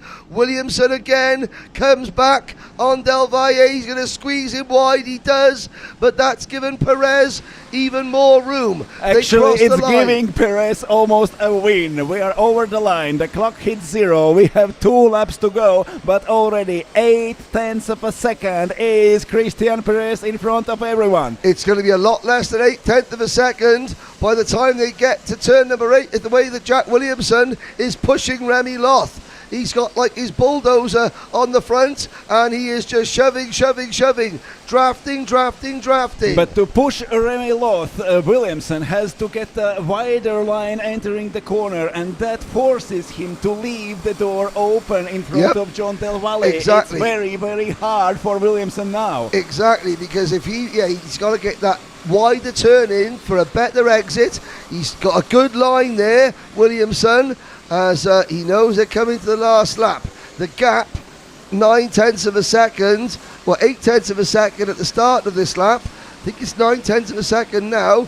Very quickly, before we get to the final lap, it's Trebiatowski 5th, Martelog 6th, Yamaguchi 7th, Bracale 8th, Consina 9th, and Kosanina in 10th. But they are 5 seconds behind this group. It seems now we have 1 lap to go. There will be a very, very stressful afternoon for Diego Perez Lara and Christian Perez, tied on points and getting ready for the final. Yeah, but I mean, this would put Remy Loth into 3rd, 4th place in points, just 3 markers behind Horion van Weiss. The gap's down to less than half a second. I think that Remy Loth might get 1 opportunity, provided Jack Williamson doesn't go for the move. They're going to catch him. They've caught him. Here they are through the 7th corner and up to the highest point on the track. Williamson has lost a little bit to René Loth. Loth is 2nd, but he is right behind Christian Perez. And going downhill, their turn number 10, turn number 11, and this middle straight, so crucial with so great opportunities to overtake. Perez going in the middle of the track, also at the exit of the 11th corner. Now back on the racing line, defending line from Christian Perez. He is still in front. Loth is right behind there, and push from behind from John Del Valle. Well, Del Valle, Williamson had to squeeze Del Valle out of the way. Here we go, 4 carts, 4 wide into the final complex. Perez on the inside, Del Valle and Williamson trying to go high, wide and handsome. Remy Loth will try the undercut. Here comes Jackpot. It's going to be a 4-cart sprint to the line. It's going to be Perez. He remains undefeated. Spain have win number 8, and they will lock out the front row of the main event. What a race and what a finish. We have 3/10 of a second between 4 leading go-karts. Within 3/10 of a second, they are over finish line. Christian Perez, Remy Loth, Jack Williamson, and John Del Valle. And Perez happy, shaking the hands from Jack Williamson. That was hard racing. You know, there was respect. It was a little bit aggressive, but that's what you've got to be. It's what you've got to do. Kevin Treviatowski in 5th. Hirofumi Yamaguchi in 6th. Kirill Martelog 7th. Nate Kosanina is 8th. Then Bracale and a top 10 finish. Augustine Gamboa. You can almost hear the cheering from Santiago from here. Let's look down. After top 10, there is Federico Contina in P11, Quentin Genan in P12. Marvin Komdur with a 3 seconds penalty is down the order in P13. Christopher Staune in P14. Then in P15, Tobias Stückler 16th. Nodar Kovziridze from Georgia 17th. Bastian Ulloa 18th. Stilian Ralchev in P19. Over the finish line, Francesco Torboli, and 20th Francois Richard from Canada. Then Dmitro Demyanenko from Ukraine, followed by Lithuanian Laimonas Skrodenis in 22nd, 23rd Hrant Sulachian, 24th Aurelian Ferry down the order in only 24th place. And Arthur Jerome Go takes 25th place in this race. We are going through the Sprint Cup category now. We still have 2 races to go in a Sprint Cup overall category. Then kids and juniors will come onto the track, and then after a short half-an-hour break we will be ready for the finals. A short recap of the previous race now on the screens. Christian Perez goes to the podium for his trophy after winning just 1 trophy more. Now they are tied on points with Diego Perez Lara, Christian Perez, both with 140. And that means whoever of them is over the finish line in the final first will take the win, will take the Saudi World Series International Finals trophy.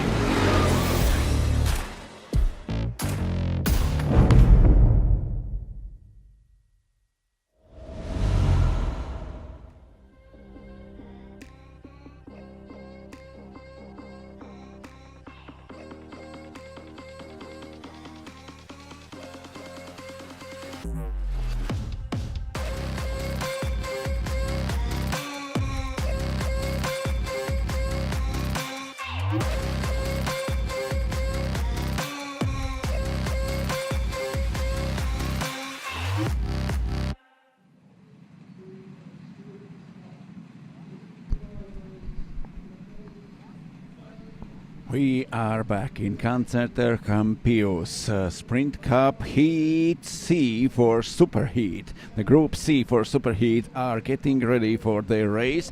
It's Thomas Condaminas, number 106. Here he is with white, red and black racing overalls. Thomas Condaminas starting from the pole in this race, beside Victor Vota, who is starting second. Victor Vota with number 44. Kevin Tuvena is third on the grid with number 38. Manuel Rodrigo with number 7 starting fourth. Konstantinos Nusopoulos with number 23 starting fifth. Then 45 for Alexis Meli is starting in P6. Fourth row on the grid for Alexis Genard and Pedro Goncalves. Fifth row, ninth on the grid, Laurent Carrier, and 10th, Sam May. 11th, Fabio Picado, and 12th, Octavian Lungu. Then 7th row for Fabian Kopp and Harri Suoninen. 8th row for Karol Kwidzinski and Luca Corsi. Then 9th row for Jakov Modirazza and Bimo Aji. Starting 19th, Matthias Alfaro, and 20th, Alan Begon. On 11th row on the grid is Sam Hines and Jian Ting Ma. 12th row for Kai Shen On and Linus Rentmeister. And 13th row on the grid, Samuel Turanets and Alif Putra.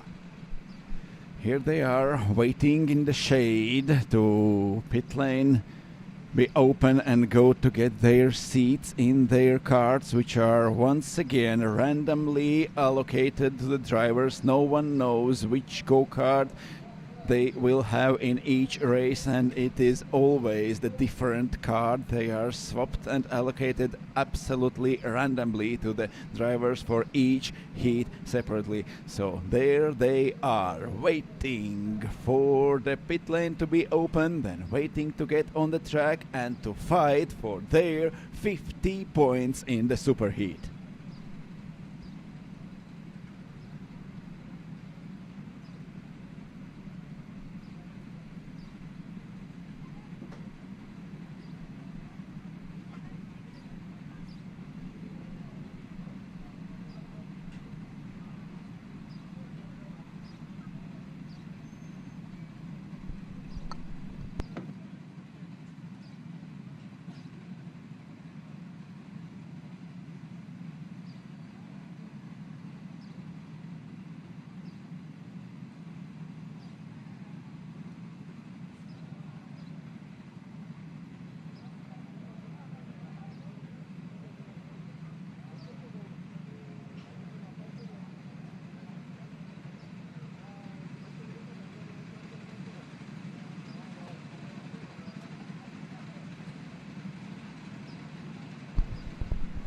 Pit lane is open. They proceed to their go-karts, and the last moments before the race starts, everyone has 2 races to do today, with the superheats with the 50 points available, and then the finals. It seems already like for the Sprint Cup, front row is locked by Diego Perez Lara and Christian Perez. They both have got the maximum points available during 2 whole days of racing. Orion Manways now is third with 124. René Loth is fourth with 121, 3 points less than Manways, and they are fighting for the podium. John Del Valle has 113 points. That's 8 points less than Remy Loth. Jack Williamson is 3 points behind Del Valle in P6 with 110. Then Alan Segal with 105 and Zhebiatowski with 104. That's our top 8 in overall standings now, but that is just after 2 groups have been done their superheat. We still have 2 superheats for Sprint Cup drivers now. Group C are in their carts and Group D are getting ready for their race. The sun is getting up, the weather is getting hotter and hotter, and also the atmosphere on the track. Here is number 44 of Victor Vota. He is starting second. On the opposite side of the pit lane now there is Thomas Condaminas. He has a pole position. There we see number 38 of Kevin Tuvena, and right behind Victor Vota is number 7. That's Manuel Rodrigo starting P4, followed by Alexis Melis with a 6th position on the grid. And there on the opposite side of the pit lane is the number 23 of Konstantinos Nosopoulos.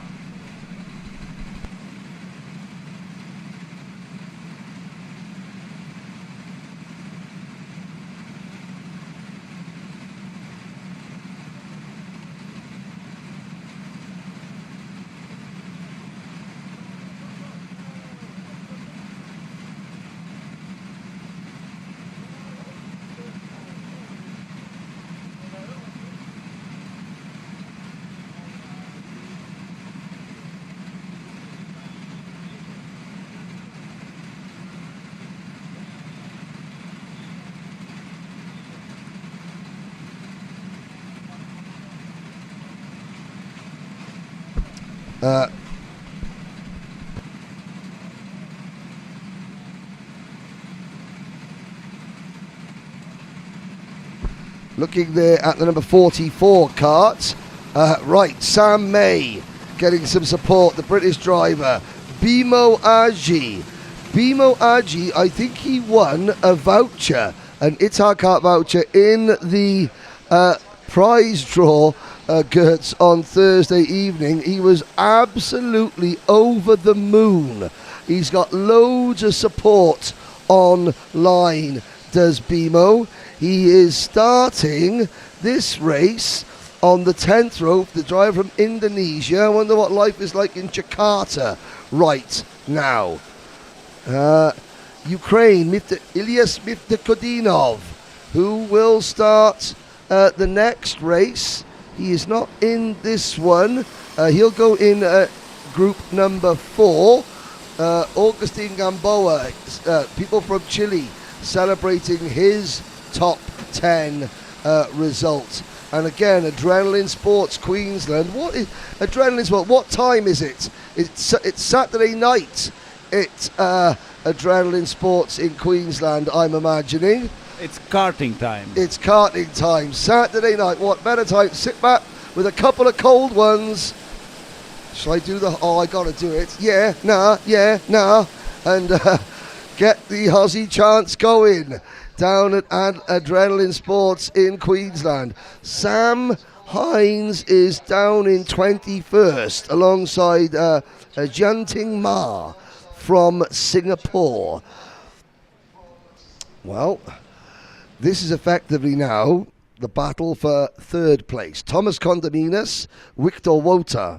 Well, I think the good news is that unless something drastically goes wrong for Diego Perez Lara and Christian Perez, Victor Wota won't finish second in Sprint Cup for a third year running. And the fight for the third place is heating up with each next group on the track. Diego Perez Lara and Christian Perez, they have a maximum of points and they will deal that between them who will take the main trophy. But third place, now there are Horion Van Wees, René Loth, John Del Valle, maybe even Jack Williamson. They are still in the contention for the podium. Yes, but of course those points there we're looking at now, they'll update themselves because of course this group of drivers, we've only got their points from the heat races. Green flag waves. Thomas Condaminas gets a good start. Victor Wota slots into P2, and up the inside that looks like it's a good start from Kevin Tovanen as well. It's not so easy for Alexis Melis. He's outside and has lost at least 4 places. Yeah, that was Manu Rodriguez, Nusopoulos, Melis, Yanin, Gonsalves. Oh, there is the number 20 car. That's Octavian Lungu from Moldova. He's right in the thick of the action. Oh, someone getting turned sideways. 4 wide, Luca Corsi in the middle of that battle as well. Thomas Condominas leading the race. The all front rows got away in their starting positions, and the fight will begin now. Thomas Condominas leading, Victor Vota second, Kevin Tuena third. Here they are through the corner number 12. And apparently it's 6:15 in the evening in Queensland, Australia, so that's prime time karting viewing hours. Friday's evening or Saturday's evening? Saturday evening, so the Aussies are probably settling back to watch Sam Hines. We'll keep you updated. Fabian Kopp hasn't taken the start. The driver of kart number 51, who finished third as a junior last year, has not taken the start. I wonder, in the heats there were a couple of drivers who missed the race because they forgot what group they were in. I really hope that Fabian is here today. He's going to drop into the C final, that's for certain. And now we see the points updated. And do you know what? Thomas Condominas, he's only 9 points behind Perez Lara and Perez at the moment. Maybe I've been counting my Spanish chickens or my Spanish omelettes before they finish cooking, because the Frenchman, Condominas, he's not out of contention yet, Gertz. He is leading, and the actually almost only drivers taking lead early and taking the finish line in the first are Diego Perez Lara and Christian Perez. Everyone else was in trouble leading the race, and then the trouble began in the last lap. Exactly, but there's a big group at the moment as well. That's Wota in second, Nusapoulis in third. It's not the place where Victor Vota wants to be. Second, he does not want to hear second again. Yeah, exactly. Christos, number 23 kart, Konstantinos Nusapoulis, the Greek team in the endurance yesterday, the Fast Snails, they had a great battle for last place. Nusapoulis is having a great battle for first place here at the moment. The top three, with Nusapoulis acting as the main pusher, they are leaving the rest behind. Alexis Yanin, Kevin Tovanen, Laurent Carrier, Pedro Gonzalez, Alexis Mellis, Sam May and Harry Suonen. They are your top 10, with Lungu from Moldova up to 11th. There's some gestures from Thomas Condominas. Victor Vota got in front of him, then lost this first place, and then Condominas was showing something to Victor Vota like, think what you are doing. Yes. There's the Debbie Wolf's double undercut going from Victor Vota. He's a very tall driver, is Victor, and that is, not a great advantage in karting. You need to be jockey size. Actually, he's not so tall. I met He him just on the podium. Oh, he is yeah. sitting somehow. He's just sitting up. Yeah. But actually standing. Whoa. He's on. He does it again. Vota goes through to lead the race. Thomas Condominas has lost the lead, and it's Konstantinos Nosopoulos who is now back to third and leaving the first place to be decided between Victor Votas and Thomas Condominas. Well, the E1 go-kart Poznan Rabovic circuit in Poland, they'll be celebrating at the moment. Their man, Victor Vota, leads this race. A group of 2 for 6, is that? I think we've got Laurent Carrier, Kevin Tovanen and Alexis Yanin running in 4th, 5th and 6th. There's Yanin in 4th.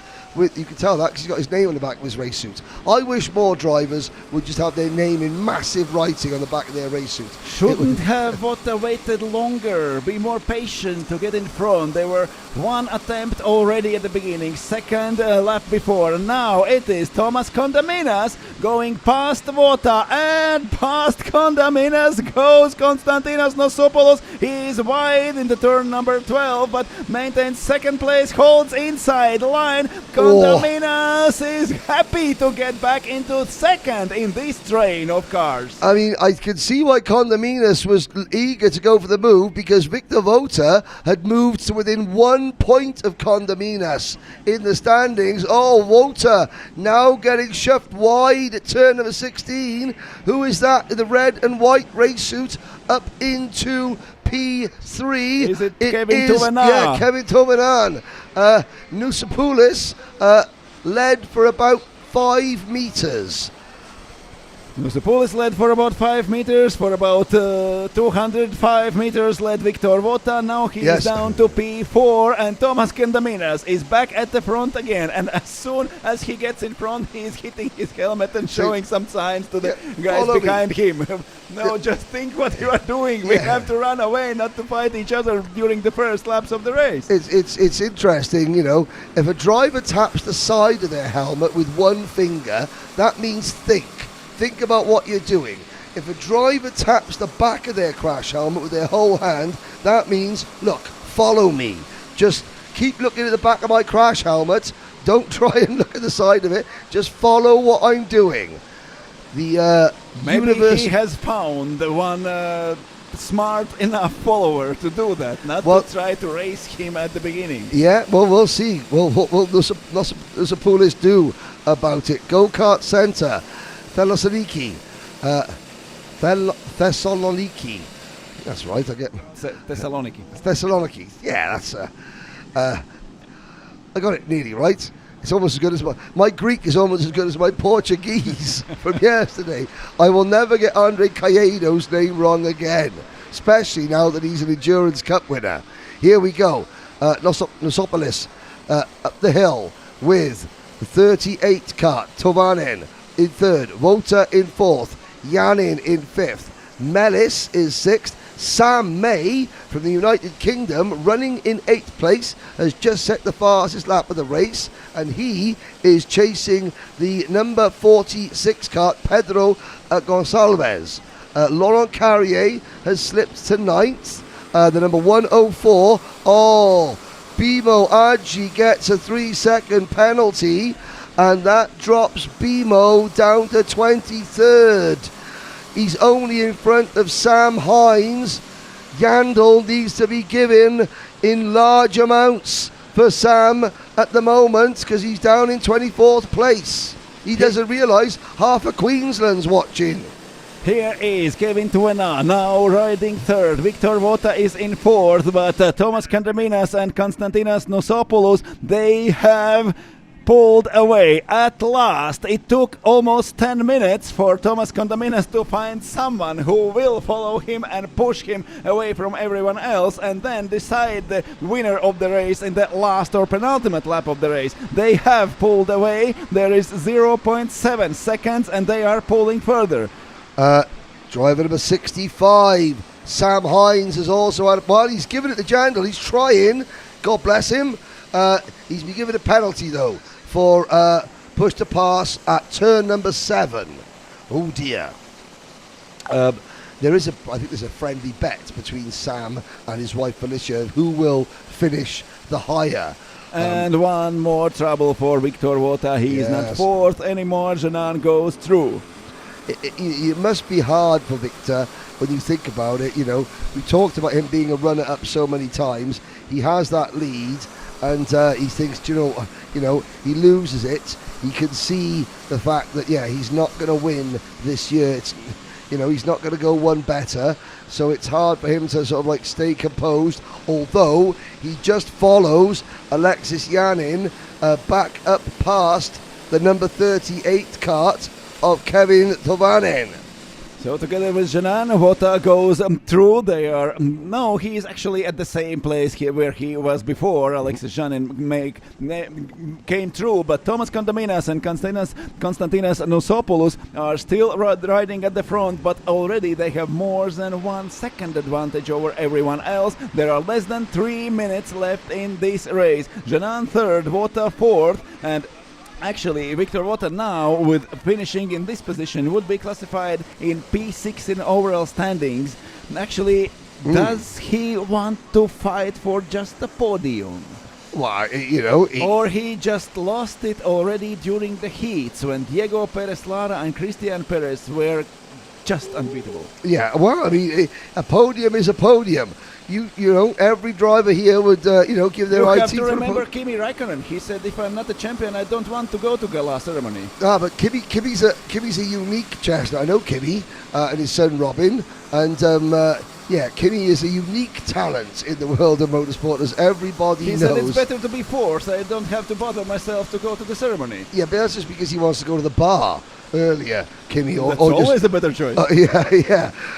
Here we go. Sam May has moved into 6th position now in kart number 42. There he is. He is ahead of... he's ahead of Mellis now as Sam May moved into P5. 3-second penalty. Alain Begon. As well as a penalty. We've already talked about Luca Corsi getting a penalty. But they are down. Begon and Corsi are outside the top 20. Bimo Aji in 20th. Malaysia are into the top 20. Shen Un Kai is up into... Un Kai Shen up into 19th place. Madiratsa 18th. From Singapore, Jianting Ma running a very good 17th. Rentmeister 16th. Octavian Lungu is 15th. Alfaro for Chile is 14th. Manuel Rodriguez, who started, he was the driver that set pole position in the very first qualifying session of the day on Wednesday afternoon. It's sort of gone downhill ever since for Rodrigo. He's down in 12th position now. And here are our leaders. Less than a minute left till the end of this race. We will complete this lap before the time ends. It seems so. It means 2 more laps to go. 2 more laps to decide who will take the win. Will it be Thomas Kondaminas or Konstantinos Nosopoulos? Nosopoulos has been very, very smart. Kondaminas at the moment would just be 9 points behind Perez Lara and Perez in the point standings. But he is no, that's not him. Yeah, it is him. yeah, He this is is it. going inside into the first corner and not waiting to the last lap. And Konstantinos Nosopoulos now is up on the lead, and Thomas Kondaminas is second. That will take off points from Thomas Kondaminas, and he will be more than 10 points behind Perez Lara and Perez. Yes, indeed, that could be critical. So Kondaminas, he's desperate to give himself half a fighting chance. Because also you've got the spectre of Jean Del Valle looming over everybody, because Del Valle, he's trying to get third, he's trying to get on the podium in the main event, but he wants to try and help his Spanish countryman at his home circuit, Will Del Valle. So Kondaminas, he knows...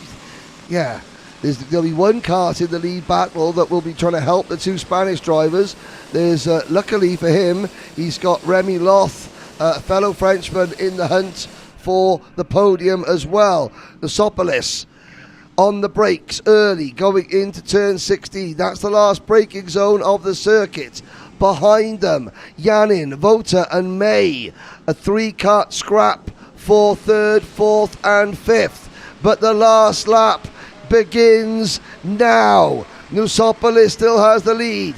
You see Kondaminas check over his shoulder, judging how much time has he got to make a move before Yanin, Vota and May catch them. It's 9 points or it's 14 points in overall standings, missing to the leaders. That's what Thomas Kondaminas is now fighting for. He is trying to go inside. Konstantinos Nosopoulos still in the lead. This is last lap of the race, and they have not much time left. There is already coming Alexis Janan and Victor Vota. Yes, indeed. May at the back of that group in 5th position, the black race suit. Vota in 4th. Yanin in 3rd. 5 karts, about a third of a lap remaining, but Greece lead the way. How much longer? Here comes Kondaminas trying the crossover. Outside and losing. A fellow Frenchman, Alexis Yanin, shoves his nose up the inside going into turn number 13. Has that given Nusopoulos a chance to win? Are Greece going to stand on the top of the podium in at least one race this week? Condominas dives back into P2. Watch out for Sam May on the outside. May's going to try and get a run for P4. But Konstantinos Nusopoulos is a winner for KartCenter Thessaloniki. Great drive. Condominas celebrates that well. Kart 20, Octavian Lungu, a 5-second penalty for multiple contact. Another penalty for Luca Corsi. That puts Lungu and Corsi down to 23rd and 24th. But Nusopoulos moves up into a tie. A tie with Victor Vota for 6th place in points. And it means that Condominas, who was at one point only 9 points behind Perez Lara and Perez in the standings in 3rd place, he's now 3rd in the standings still, but 14 points behind the two Spaniards, and only 2 points in front of Van Weiss, and only 5 points in front of Vota.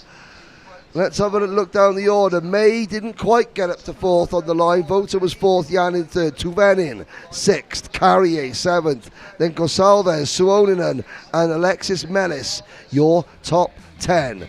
Manuel Rodrigo, Kwidzinski, Picardo, Alfaro, Rentmeister, Bimo Aji with a penalty, finishes 16th. Then Singapore's Jianting Ma in 17th, Maderatsa, Turanek, and Malaysia's Un Kai Shen in 20th place. Alan Begon, Sam Hines, Octavian Lungu and Luca Corsi with the other finishers. And it'll be a few hours before Adrenaline Sports Queensland get to see Felicia Hines and Sam Hines, although I think Sam will probably be in the C final for the sprint, which will take place before the lunch break. And then after the lunch break, we'll get the main events in every class. Here's a look back there. That is when Condominas' chances of the win really went away because Yanin made that move. I'm going to look down there. So Greece become the 12th different nation to win a race here this year. Konstantinos Nusopoulos becomes 2, 4, 6, 8, 10, 12, 14, 16, the 19th different driver to win a race this year. Gert Teamrots will hand out the winner's trophy on the main stage. We will be back shortly with Superheat Group D for the Sprint Cup drivers, the last of the Sprint Cup Superheats. Then we will have kids and juniors, the C final for Sprint Cup, and the B final before we break for lunch.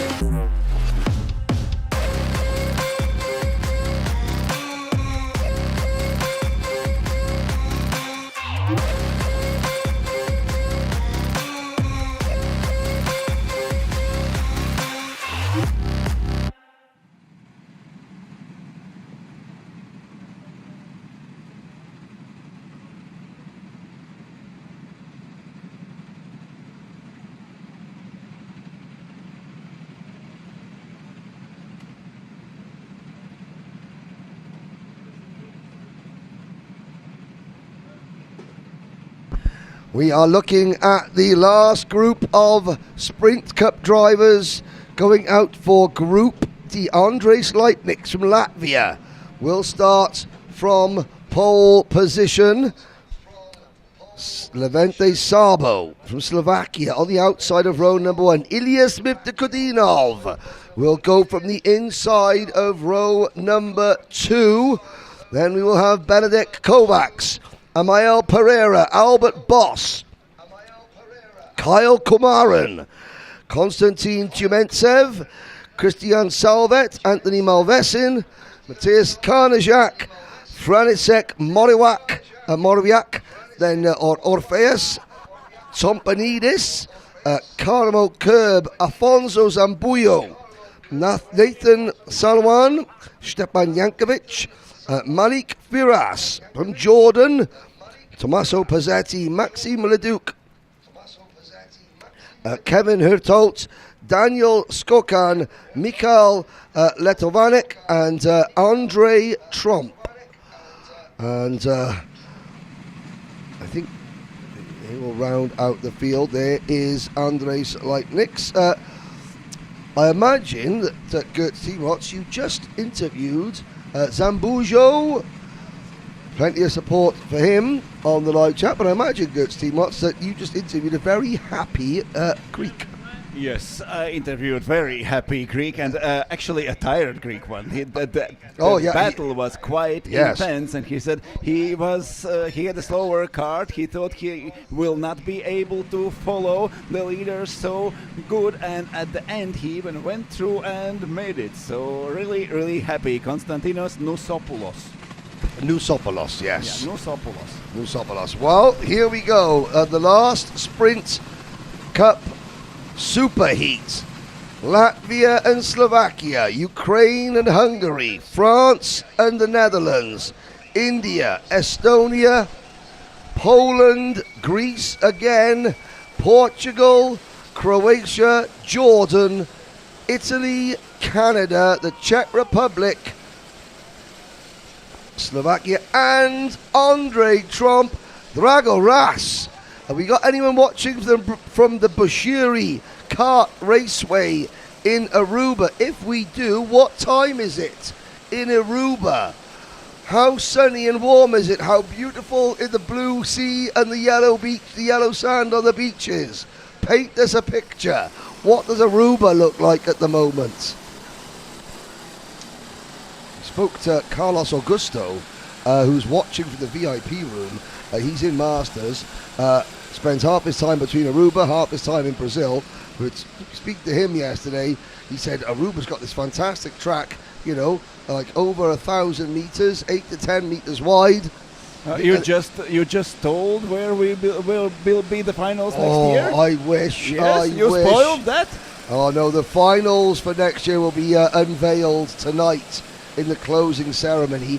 It is being kept a very closely guarded secret, usually. So it's not Aruba. I don't know. I don't know. It could be. We don't know. Normally somebody lets slip by this time to me, you know, and I'm sworn to secrecy. But to be fair, the whole organisational team, they have been tight-lipped.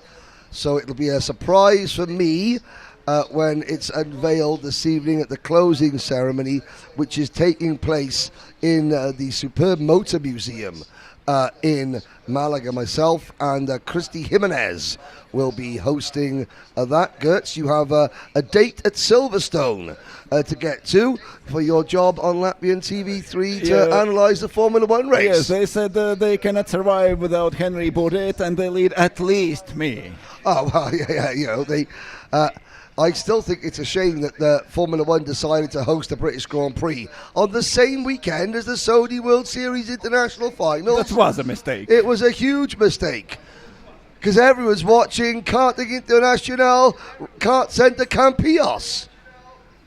Right. And everyone is watching one more race in a Sprint Cup Superheat. Green flag goes up, it goes down. Andrzej Leipniks from pole position. Zabo Levente trying to get second, but no, there is no space. Ilias Miftak Khudinov moving up to second, and Amael Pereira following him, moving up to third. But Andrzej Leipniks is leading the race through the third corner uphill. Ooh, a little bit of bumping and barging back in the pack there. I think that might have been Daniel Skoken getting a little bit pushed out of the way. Andre Trump, I can see, gaining a position. Oh, a bit more contact. Who's that getting pushed out wide? Was that the number 8 cart, or was it the number 2? Was that Pereira? And No, it wasn't. Mr. Khudinov has moved up to second place already. Zabo is behind him and even behind Amael Pereira.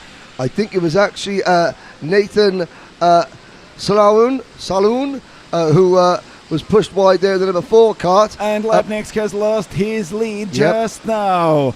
There's still 3 or 4 wide. Somebody goes for a spin at the 12th corner. Couldn't quite see who that was. It's Kumarian, number 97. Kyle Aditya Kumarian is leading the race, just started 7th. The Indian... that doesn't look like Carl Kumarian's race suit we're watching. No, it's Leipniks on the front again. Leipniks on the front again. And or it was second group of drivers we just saw there. Oh, yes, Could yeah. be, Kumarian's up to P6. The Indian Express is at the head of a train in 6th position, trying to close in on these 5 carts lead the way. Leipniks, Mifta Khudinov. Then is Pereira, Sabo and Kovacs. Then a gap to Komaran, Karnajak, Boss, Malvesin. The spinner was... it was the number 4 cart. He had a terrible opening lap. Nathan Saloon.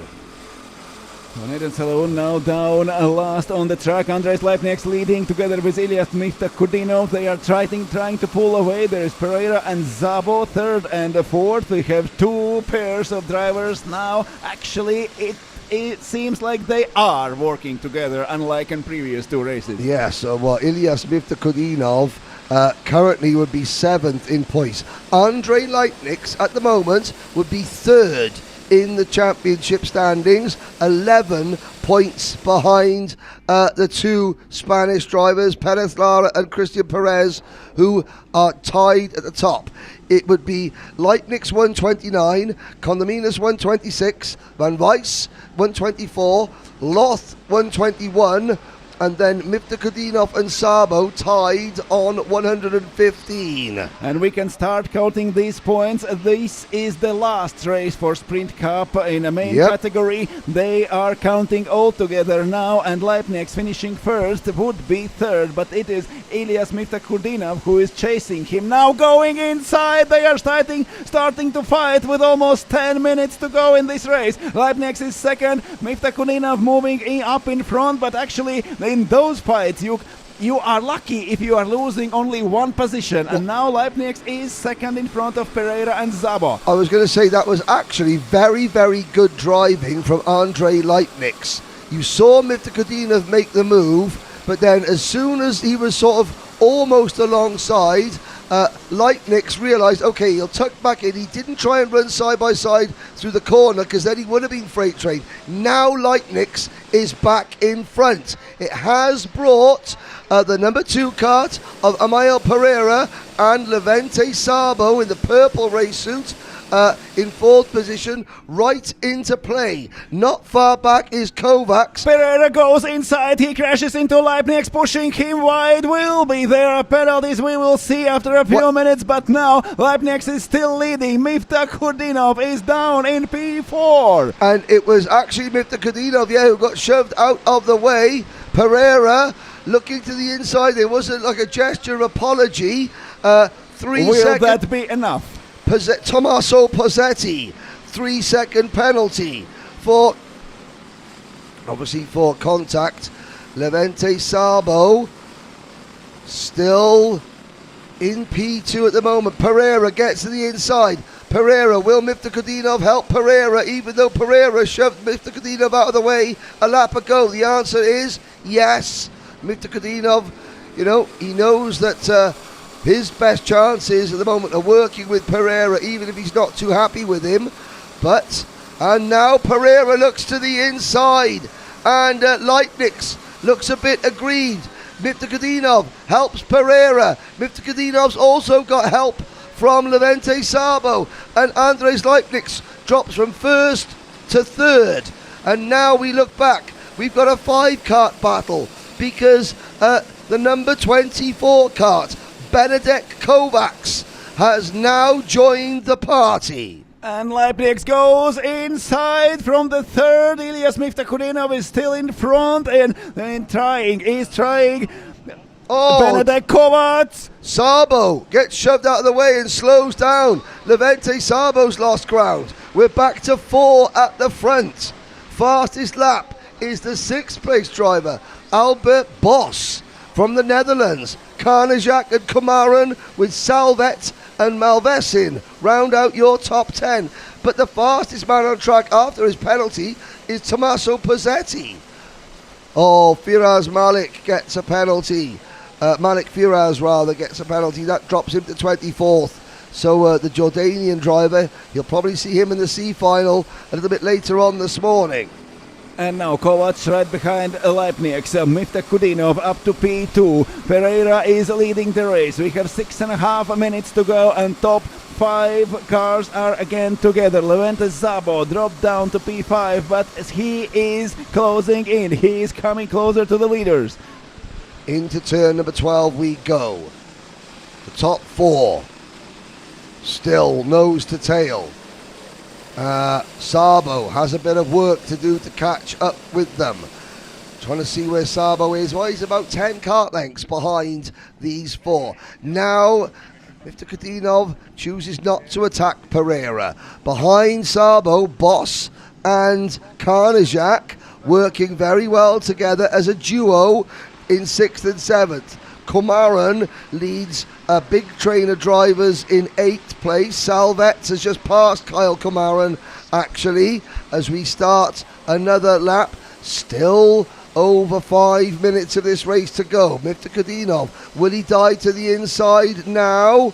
Will he? No. No, he doesn't, and Leipnix doesn't too. There is train of 4 go-karts already. Leipnix, Miftahudinov and Pereira were pushing each other up the hill through to the 5th corner in this lap. Here they are, joined by Benedek Kovac. Yep, Kovac has moved from 5th to 4th in the grey race suit, white He's crash doing helmet. whiter line into the corner number 11. That means he maybe will try to overtake Leipnix during this straight. No, the speed is not enough. No, it's not. Not right now. Still, Amail Pereira has the advantage. Miftahudinov, he has been in with a chance of victory in every single race. There goes Kovacs. Kovacs to the inside of Levente Sabo. To the inside of Leipnix, fighting for the third, and going through is Kovacs now. Leipnix side by side, but on the outside of penultimate corner, Leipnix is left behind, and Benedek Kovac is through up to P3, and they have lost ground to Miftahudinov and Pereira. And, well, Pereira, this would be the 8th race win of the week for France. That would put them back into a tie with Spain. No other nation has had more than 3 wins. Ukraine have not had a race win. And Leipnix comes back to third, still fighting with Kovacs. They are losing to both leaders, Pereira and Miftahudinov. And once more, side by side, Leipnix and Kovacs fighting for third. And they are already joined by Levente Sabo. Sabo is back in the fight in the 5th position. We've had a penalty for Nathan Saloon. His race has just been awful as Saloon. He's down in 24th now. Maxime Leduc has dropped to 22nd. Andre Tromp for Aruba up to 23rd. Malik Firaz 20th, even with a penalty. Looking down, Zambujo.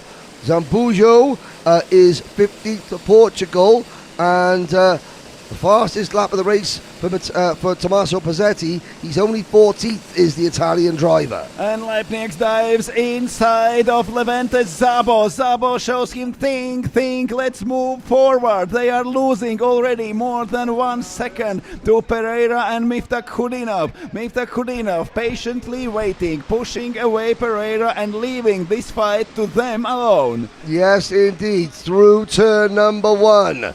Ilyas Miftah Khudinov, he has been denied several times in group situations.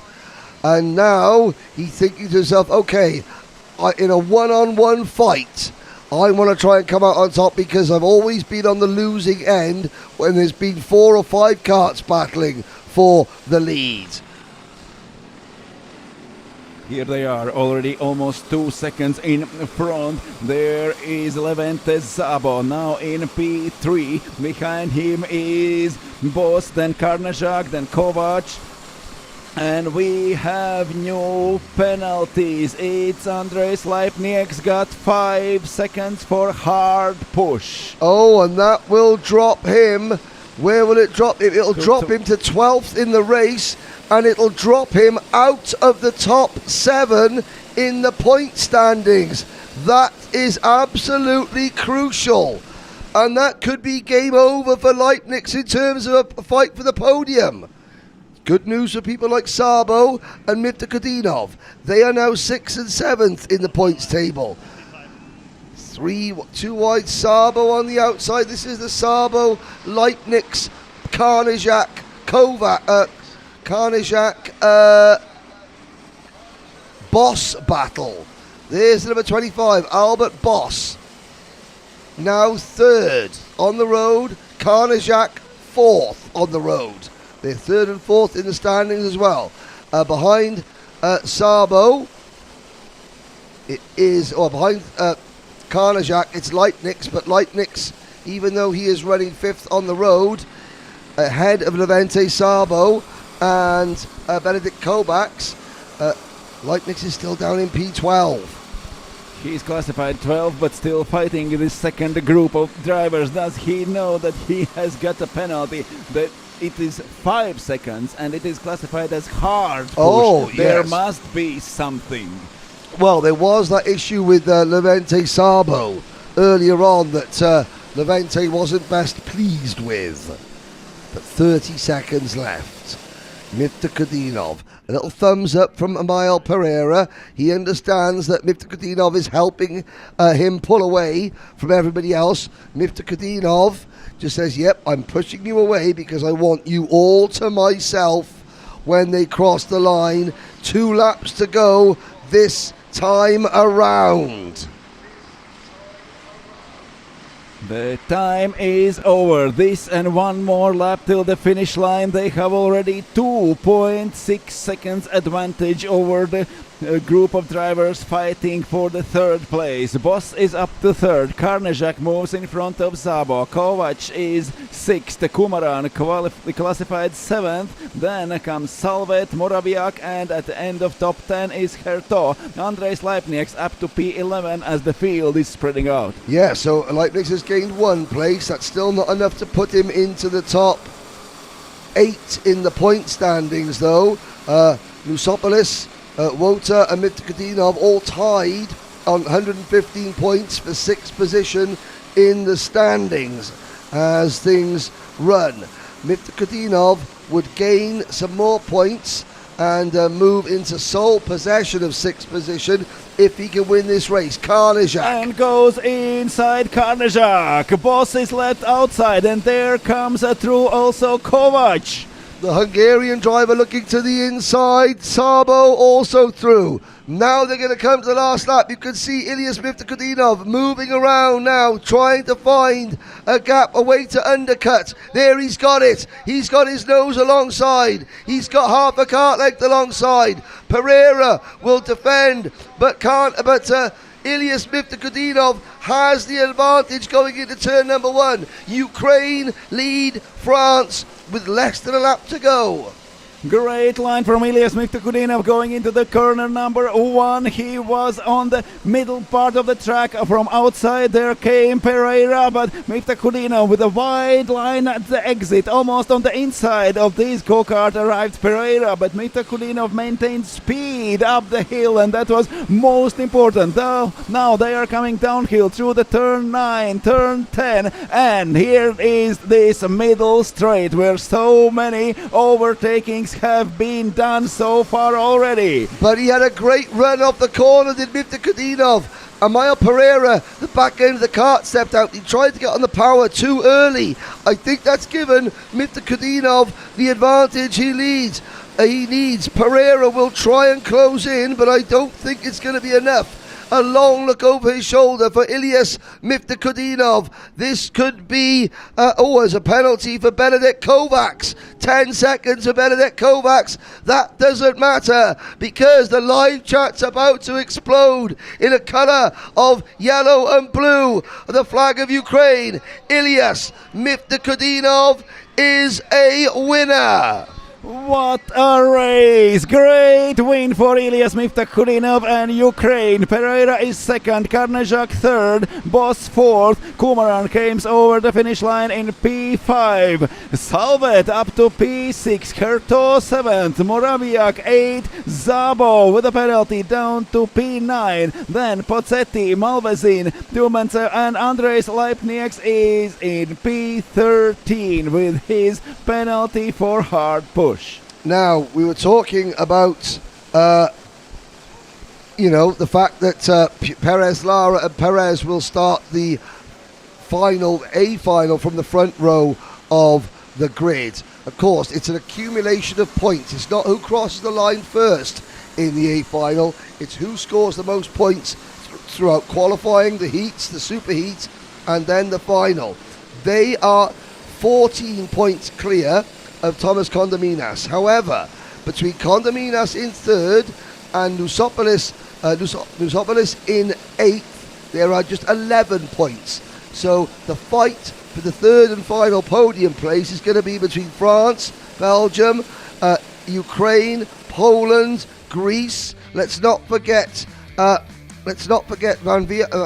Valle and Jack Williamson from the UK as well. So plenty of people fighting over third. Oh, that was the start of the demise of Nathan Saloon in kart number 4. It was a terrible race for him. Great action though. Great action during this super heat. Leipnieks fighting at the front after starting from pole position, and here we got a lot of penalties. If Leipnieks got a 5 seconds for hard push, then number 24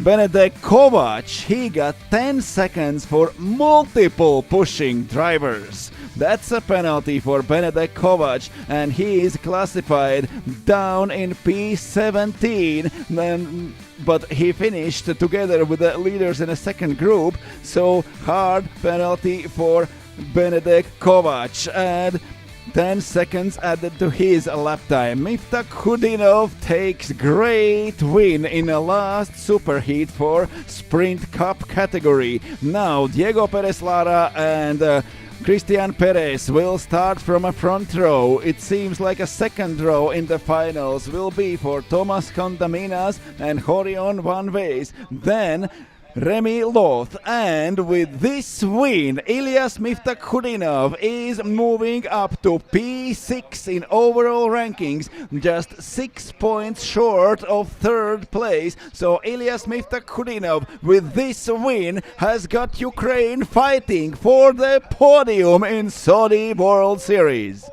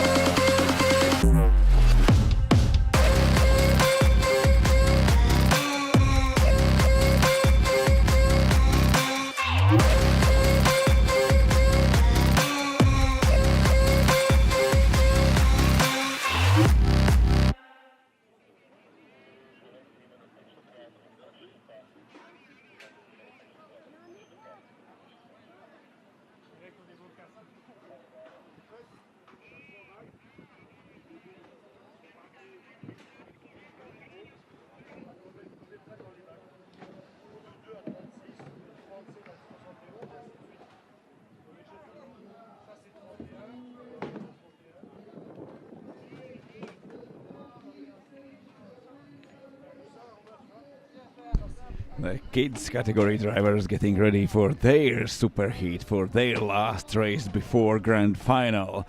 And in a kids category, it's Jude Padfoot starting from pole position. It's Max Piatek. Beside him on the front row, starting third, Sam Nygren. From fourth goes Kazuki Yamada. Fifth place on the grid, Jokubas Kaminskas. And sixth, Juraj Mikoš. Then fourth row for Marcel Krejšans and Luka Bogosavljevic. The ninth row, it's Livio Innocenti from the inside and Tamim Firas from the outside from P10. Sixth row and P11 for Rodrigo Kakers. P12 for Kotaro Asanuma. Then seventh row on the grid for Enzo Biseglia and Ricky Weinstein. Eighth row, Theo John Noland and Esteban Freihuber. Ninth row on the grid, Matis Aita Rague Cheng and Agelike Nosupolu. Then starting 19th, Franjo Toncic and Ryusei Takagi from 20th on the grid, followed by Ivan Dhansvara and Denis Mares. Also Javier Brousseau in 23rd, 24th for Daniel Jacob, Nolan Hebet in 25th, behind him Alexander Dzevetsky, Mark Berses, Enzo Felix and Paul Ledma. Kids category, the junior group split in two classes. Kids are 30 lightest from junior category and junior category are 30 heaviest. It's not the age, it's just the weight. They are separated in two groups here at Saudi World Series. We are ready to race again.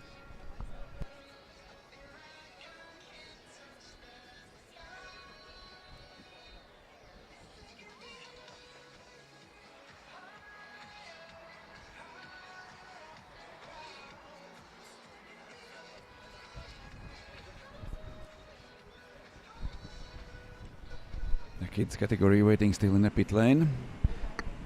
As the green light goes on, they are going out on the track. This is number 11 of Max Piatek sitting in his go-kart. We see at the other side of the starting grid number 18 of Jokubas Kaminskas. Behind him is number 22 of Marcel Krejšans.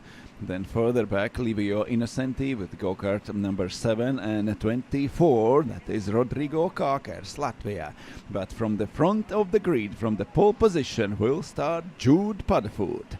Together on the front row with Max Piatek, number 11. We will have kids superheat now, juniors superheat right after, and we will start grand finals with the masters and the women category. But now, right after superheats, after kids and junior classes, will be final for Group C and final for Group B. So don't leave just yet. Wait for Group C and Group B finals. We do not know what will go on there. There we'll meet 70 people with nothing to lose. No, exactly. Well, we've had our first tears of the day. They were tears of joy, and they were shed by Ilyas Mitokodinov's dad, who was very, very proud. We're going to have any more tears of joy at the end of this one. Jude Padfoot, the Duck, will lead the field to the line in this superheat for the kids class. Max Piatek is second. Sam Nygren from Sweden third. Kazuki Yamada is fourth. Then Jokubas Kaminskas and Juraj Mikoš round out your top six. Looking down the order, plenty of support for Ryusei Takagi, Kotaro and Kazuki from Japan. Obviously, we have UK fans watching, Polish fans watching, plenty of duck symbols for driver number 5. Marcel Krejšans and Luka Bogoslavljevic are on row number 4. Livio Innocenti. Livio won a crash helmet a Bell Crash helmet on Thursday night. Tamim Firaz starts in the top 10 for Jordan. Rodrigo Cakers, Kotaro Asunama, Enzo Bishalia, and Ricky One Time from South Africa. Theo Noland, Esteban Freihuber, Matisse, Aita Rajwe Cheng, Agaliki Nusapulu, Franjo Toncic, Ryusi Takagi, Evan Danaswara, Dennis Mares, Xavier Brousseau, Jacob Daniel, Nolan Hebet, Alexander Derzawicki, Mark Bersez, Enzo Felix, and Paul Liedmar. It's early in the morning in Wallingford, Connecticut, where Enzo Felix is from. But yeah, you don't. As someone with a teenage son watches TikTok, Ricky One Time probably doesn't make much sense to you, but it's a thing. Trust me, it's a thing. All right, driver on the track now. P14 on the grid. Everyone have lined up for the superheat of kid category. We are waiting for the green flag to go up, then go down, and we are ready for one more 13 minutes and one lap race. It's Jude Padderfoot from pole position looking back how far there is a 15th row on the grid. Jude Padderfoot starting from pole beside Max Piatek from the second place. Second row for Sam Nygren, maybe even the best position and even better position than the second for Sam Nygren starting third. There is a green flag. It goes down and we are racing again. Jude Padfoot from the front row. Sam Nygren is right behind him. There is no place for Max Piatek, and that means Piatek now must get third place or he will be left outside in the first corner, and that's surely think he does not want to happen. Yeah, he doesn't want it to happen because he's only 3 points behind Padderfoot in the points table. Padderfoot has 83 points, Piatek 80 points, Nygren and Yamada on 70 points. They're 5 wide coming out of turn number 4 through 5, 6 and 7 now. Still 3 wide on the run up to turn number 8. It's great to watch, but all these drivers are going to be losing lots and lots of ground to the race leaders. And they're still 3 wide, coming down the hill, flat out through turn 10 into turn number 11. A battle up at the front. That is Sweden's Sam Nygren taking the lead. Padderfoot is back to third. And in the blue crash helmet, that is Juraj Mikoš, third in this class last year for Slovakia. And he started just from P6. Juraj Mikoš with number 25, 26 for Kazuki Yamada starting from P4. The great start and first lap for Juraj Mikoš. Jude Padderfoot just lost his lead after a great start, but battling in the middle of the lap, he is now down to P3. It's Sam Nygren leading with a small advantage over everyone else. Here they go over the finish line for the first completed lap in this race. It's Sam Nygren leading. Juraj Mikoš is second. Jude Padderfoot in third. Piatek fourth. Innocenti in P5. Jokubas Kaminskas up to P6 in front of Bogoslav Lievic. Then Krikshan's Rodrigo Kakers up to P9 and P10 completed by Enzo Biselia. This year, only one driver from Sweden qualified for this event. He's currently leading this race. That lap from Sam Nygren, he stays third in the point standings, but he now only trails Jude Padderfoot by 6 points. The gap at the start of this race was 13 points. So that shows how important that first lap was for the driver who qualified for this event from KartCenter Kungälv. And I hope that there are more people from Sweden watching Sam race than there are here, because I think it's just Sam and his dad who are here, as Padderfoot is in date now. There's no need to panic for Jude Puddifoot, but he doesn't want to lose too many positions. Poor Agaliki Nusapulu has gone off somewhere, and also Nolan Hebet and Tamim Firas has had a very slow opening sector.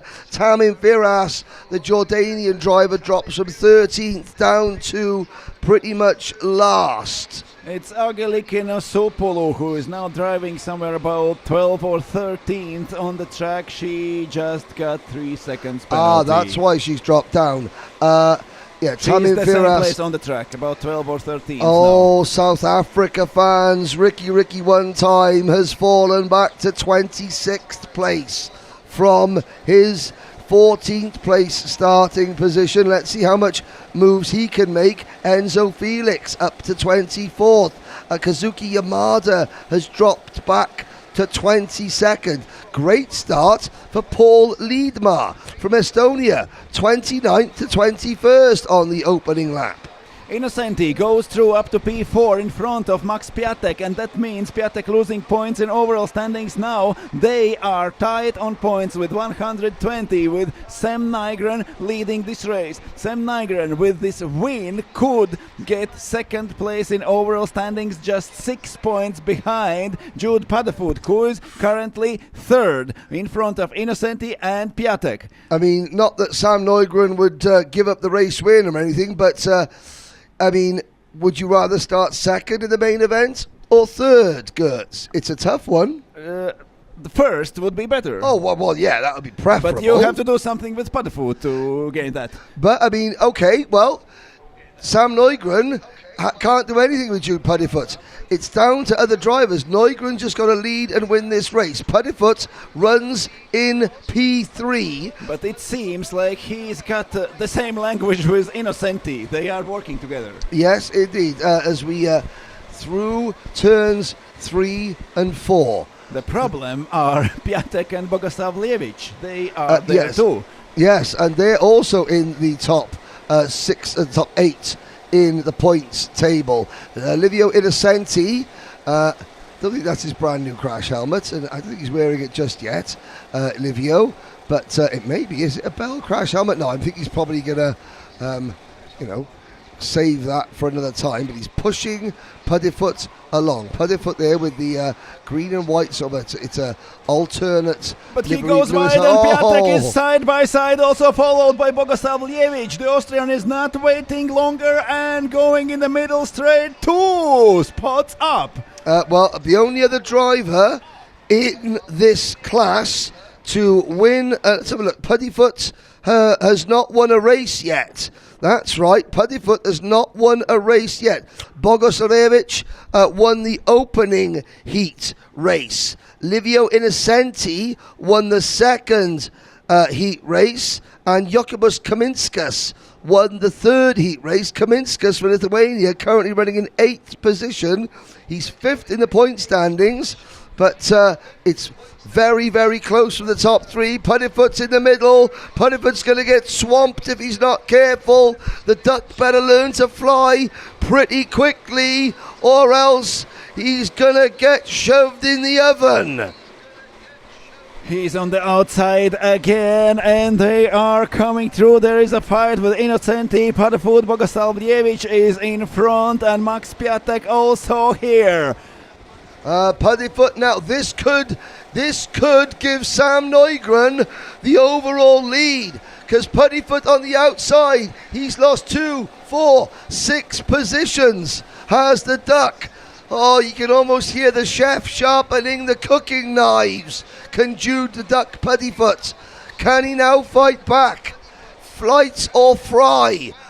For Puddifoot, here he comes. He goes. He's in the middle part of the track, side by side. Now coming to the corner number 12. He's not able to get more places up, but 1 is done. But maybe just not yet. Now it is. He is in front and moving inside in the corner number 13. Up the hill, going in a better position. Jude Puddifoot is fighting 2 spots back already. Yep, he had passed Jokubas Kaminskas in the number 18 cart. Let's see what this this does to the point standings. They will update themselves when the drivers cross the line. At the start of this lap, Puddifoot had a 4-point lead over Nygren and Piatchek. When they come around now, it's Piatchek leading with 123 points. Puddifoot down to second on 121. Nygren still third on 120. So because Piatchek is moving up, that is preventing Nygren from taking the overall lead. Juraj Mikosh, who is there, and here comes Puddifoot. Yes, I choose life, not orange sauce, says the duck. And it's in the middle of a 3-wide battle. Jokubas Kaminskas in the red and white crash helmet there. Up the inside, oh, this is great stuff. Mikosh and Nygren are clear. This is 3rd, 4th, 5th, 6th, 7th, 8th and 9th. Brilliant stuff from the kids.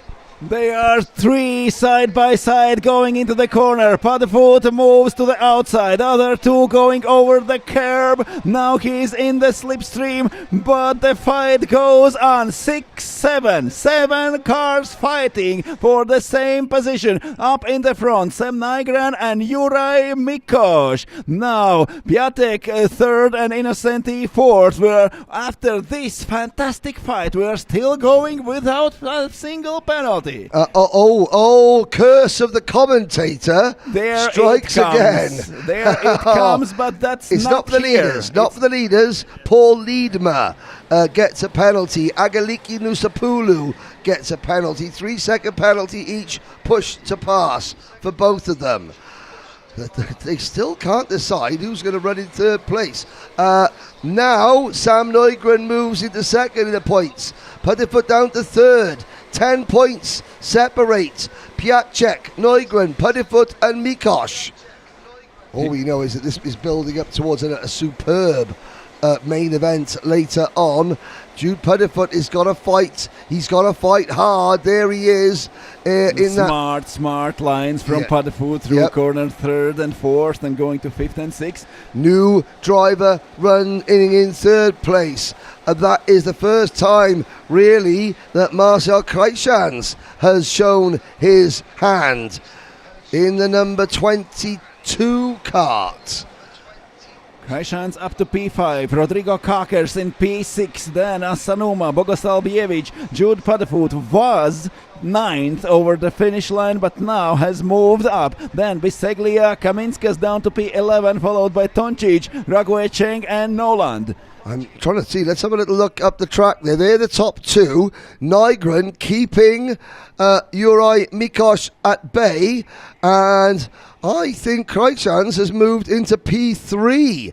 I think Kreitschans might be helping Puddifoot and Nygren here because he's taking points off Piatchek. Oh, there's side by side, 3 wide through turn number 17.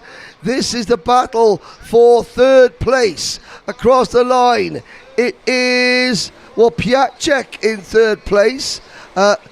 Innocenti, the number 20.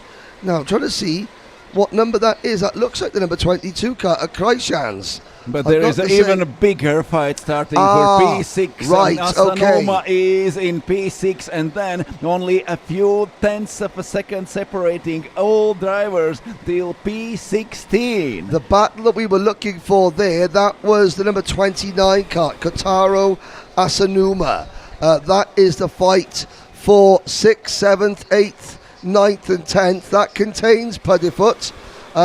It doesn't contain Piatchek. So Piatchek, Innocenti and Kreitschans in 3rd, 4th and 5th have pulled away. They're chasing down these 2 drivers. So 3 drivers chasing down these 2. Then it is Asanuma, Bograsevic, Kakers, Puddifoot, Bishalia, Kaminskas and Toncic. with Theo Noland and Freihuber rounding out the top 14. Padefoot down to P9, and that moves him down to P3 in overall standings with 4 points deficit to Max Piatek. Piatek is still driving third. In front of him is Sam Nygren and Juraj Mikoš. Here they go. 18 seconds left, so 2 laps till the end of the race. How long Juraj Mikoš will stay there in a second place? They have already 3.3 seconds advantage over third place Max Piatek. Nygren is leading. Mikoš, when he will start fight for the lead? Yeah, because he's got a lap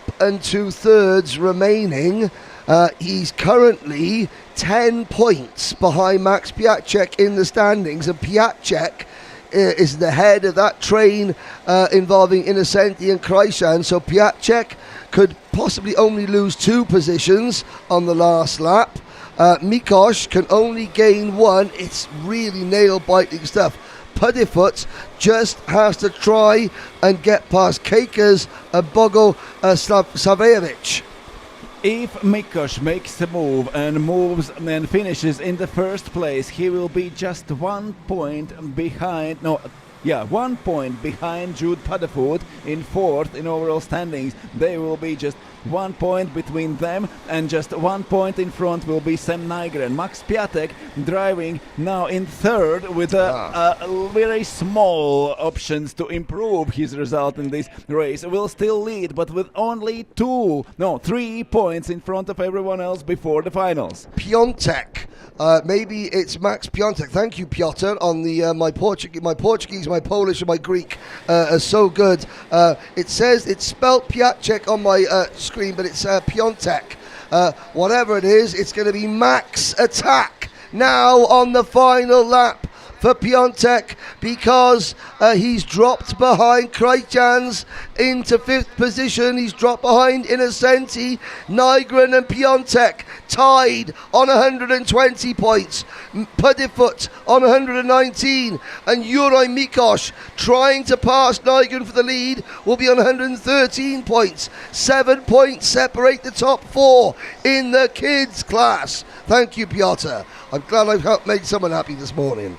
And the race is on. There comes Juraj Mikoš right behind Sam Nygren. He has waited all race. They have 4.5 seconds advantage. There is more than enough room behind to take some risk and try to fight, even to fight aggressively. Even if they are losing time, there are 4.5 seconds. That's a lot, and we have less than half a lap till the finish line. Still behind Juraj Mikoš. If he finishes second, he will be fourth in overall standings. Sam Nygren will take the lead, tied with Max Piatek on the 120 points. There are last corners. Defending line from Sam Nygren. Nygren goes wider at the exit, but the penultimate corner is left there. Tries to go inside Mikoš, but stays second. Great lines in those last corners from Sam Nygren. There is a drag race to the finish line, and Sam Nygren takes the win. Juraj Mikoš is second,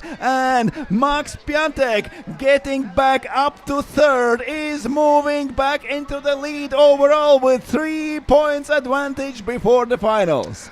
This is the 3rd year that Sam has been to this event. He has never finished higher than 20th. He will start the main event from the front row. 10 points separate Piatek, Nygren, Padefoot and Mikoš, with Innocenti, Kreisjans, Kaminskas and Bogo Savljevic all within 20 points of Max Piatek. Well done. You could see on the screen there why I'm getting mixed up, because there's that funny A. Well, not funny A, it's an A with an accent on it. Let's look down the order then.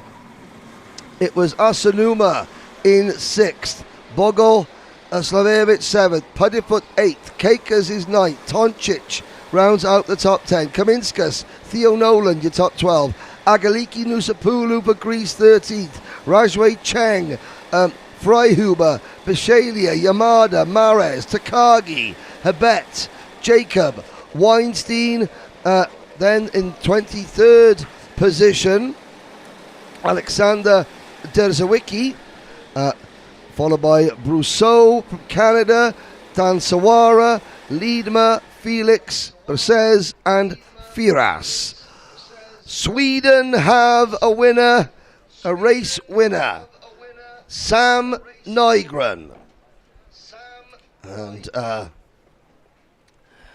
Gert Teamrots will, I'm sure, that Sam, and I think his dad as well, they said to me on, when did I see that? Wednesday morning, that last year it was just a learning experience. They were going to shake it off and just come back and just hope to go stronger. Well, they have. We have now one superheat to go. It will be for the juniors. That will be coming up very shortly. You can see the kids stepping out of their carts. It'll take a little while, a few minutes, for the juniors to be assigned their carts and put into them. And that means now 2, 4, 6, 8, 10, 14 nations have won a race, at least one race.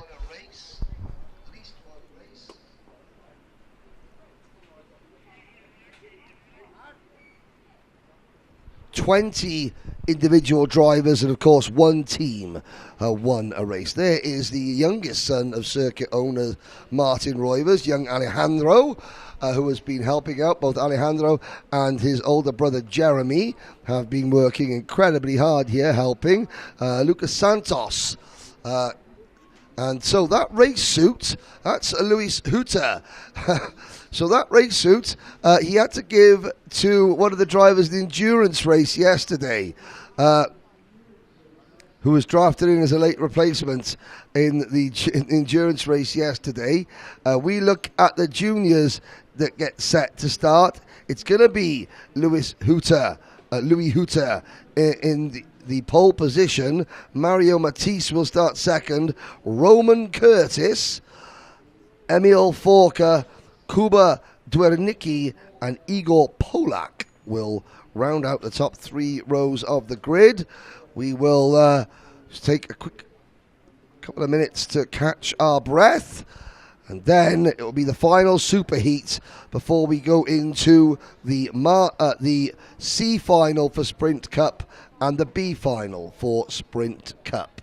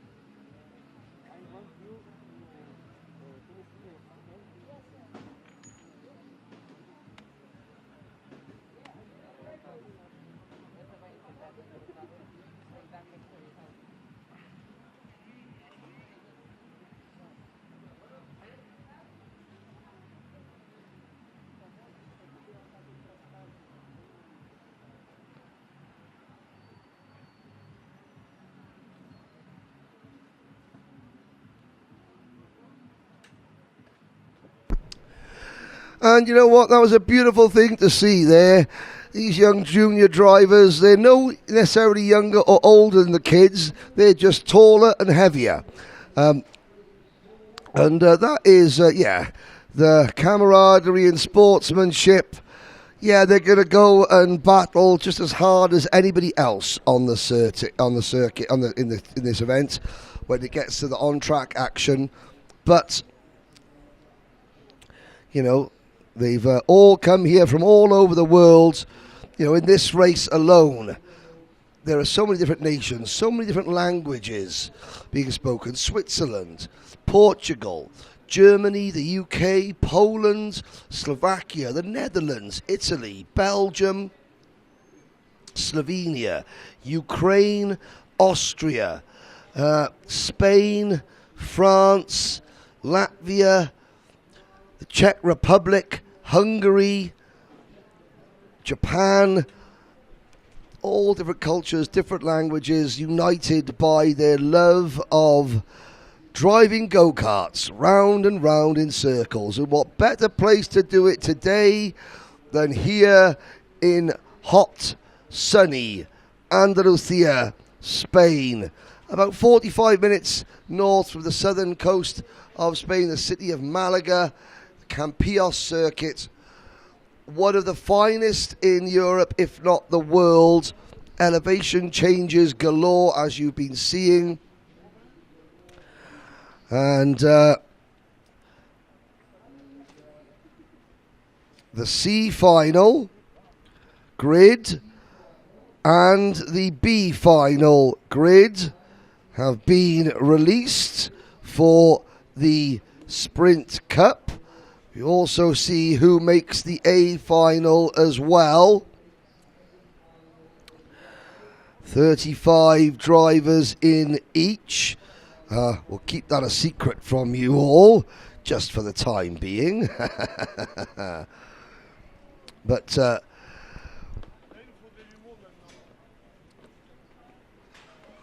it's going to be very good indeed. The A final, of course, the Sprint Cup will be the last race of the day. We know.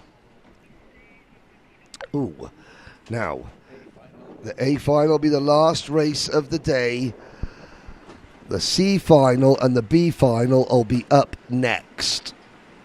So, if you're around, and you please take a look at the C final grid to see if you are in it. Right. Last superheat. Louis Hutter, Mario Matias on row number 1. Switzerland and Portugal. Roman Curtis and Emil Forker, row 2. Gert's teammates. I just want to say, did you speak to Sam Neugren? Did you interview him on the stage? Yes, I just spoke to one really happy Swede who was really nervous after this finish because he knows the main battle is ahead.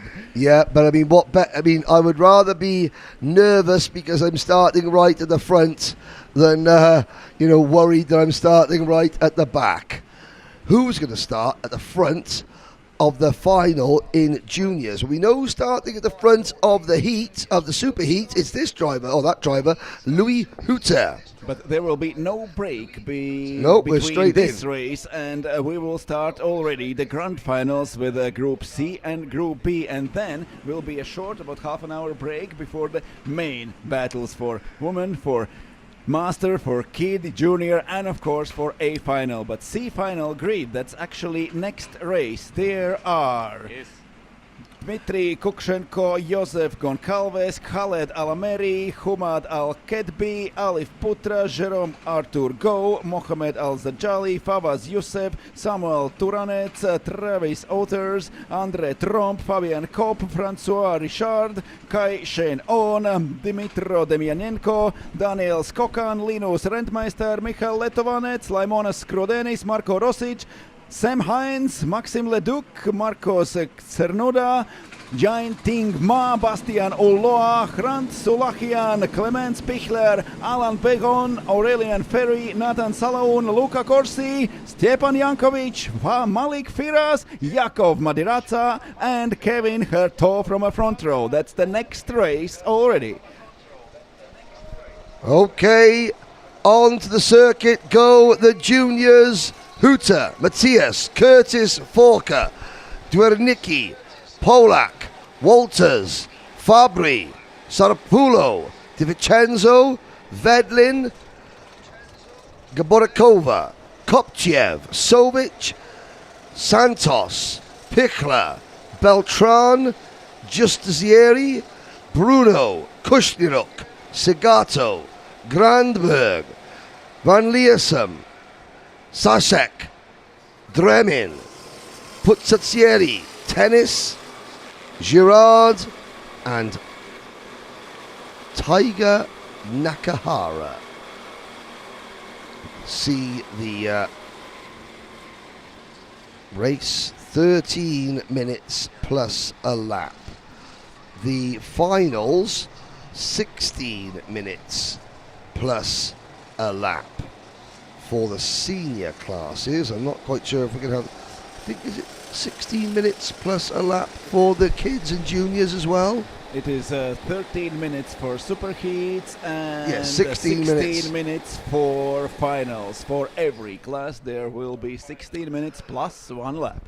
Well, the people in the live chat, they can't really make up their minds whether Louis Hutter, Mario Matias, or Michael Walters will win this race. What about Roman Curtis? We cannot do. Roman Curtis, Emil Forker, Igor Polak, they're all up there as well. Here comes Louis Hutter from pole position, number 2 with 23 on his go-kart is Mario Matias starting second beside Hutter. Then second row on the outside is Emil Forker, number 26 inside for Roman Curtis. Maybe the third spot is better than second on the grid. We have seen this so many times. Kuba Zvernitsky is starting fifth and sixth for Igor Polak on the outside. Then Michel Walters and Peter Fabri all are coming to the starting grids, all 15 rows of drivers in junior category. We wait for the Saudi kart officials just to check that everybody is in the correct position. There is the thumbs up, an issue with Emil Forker, and he is moved slightly back into position. And moves back again. I think he was judging by the hand until no one notices. Well, judging by the hand signals there that given by Manuel Branco, I think he might be double pedaling, keeping his foot on the brakes, but yet jabbing the accelerator. And which great burns the start Look for at the Mario start, Matias, and there comes Curtis from the third on the grid. He is inside and he is first already. Number 13 takes the lead from third on the grid. We haven't seen this until the first corner already. Louis Hutter, I think, was probably worried about moving across to cover Mario Matis. There is the number 23 cut hand in the air with the red race suit, but Roman Curtis, he just got the jump off the line, and the door opened for him. He thought, hang on a sec, it's far too hot to be Christmas, but someone just gave me a huge present. Oh, back in the pack there. That is kart number 30, Tio Di Vincenzo, getting somewhat aggressive. And that are bad news for our pole sitter. Louis Hutter is down in P6 now, and actually in a second group of drivers already. Well, here's the point standings at the start of this race. Hutter 80 points, Matthias 78, Curtis 72, Forker and Dwernicki 70, Polak 63, Walters 63, Fabri 62. Oh, they're four wide. That's the cat in the middle of it. That is Sofia Gaborikova. She is in about 10th, 11th position at the moment. She is not the one Louis Hooter was hoping to meet on the track after the start, but he is right there. On lap 1 at least. We look at quite a spread out group at the end of lap number 1. After all Pierce that, again. Curtis leading. Forker second. Dwernitsky third. Polak up to P4. Matthias down to P5. Fabry is P6. Then Hooter only P7, starting from on the front. Now Curtis 122, Matthias Hooter and Forker 118 and 116. Yes, indeed. So that critical first lap for Roman Curtis. Now he's got Germany's Emil Forker and Polish duo, in fact, Dwernitsky and Polak right there as well. Igor Polak, Kuba Dwernitsky.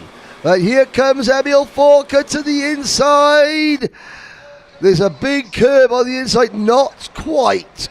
Curtis holds him off. Now, the problem is that yes, these 4 drivers have got an advantage at the moment. The key word is at the moment, because look at the 5th and 6th place carts. Matisse and Fabry closing what in. Polak is worried about, and showing signs to the 3 guys in front of him. Well, he sees what's going on behind. Polak should be worried because he's the first driver that they will reach. Forker patting his engine. Now I wonder if the juniors have been saying, okay, here's my signal. If I think I've got a really good car and I'm fast, I'm going to pat my engine. That's the signal to you to follow but that's me. The fight for the lead. Curtis goes side by side with Forker, and over the finish line he is in front. Now Forker now leading the race in the first corner. He goes in front. Curtis second, Dwernitsky third, and Forker at the front. I mean, without the aid of a slipstream, Roman Curtis looked like he just literally dropped anchor and sank back to 4th position. Here is number 17, Dwernitsky up to P2 now. Curtis has lost 3 places during one straight from beginning the next lap. Now Emil Forker is leading this race. Our pole sitter Louis Hooter is down in P8 now, and that moves him also far away from the lead in overall standings. As we head up the middle straight, Emil Forker. His car doesn't look that much faster than anybody else's. You know, they talk about engines and things like that, but you know, the camera work is so good here from our WFR Live TV crew that you can easily see that when they're just in a straight line, the 2 carts running together, you know, it's very rare that without a slipstream, a cart can like close in on the other. Forker, who said he patted his engine earlier on, powered past Curtis on the main straight. He hasn't been able to pull away from Dwernitsky and Polak.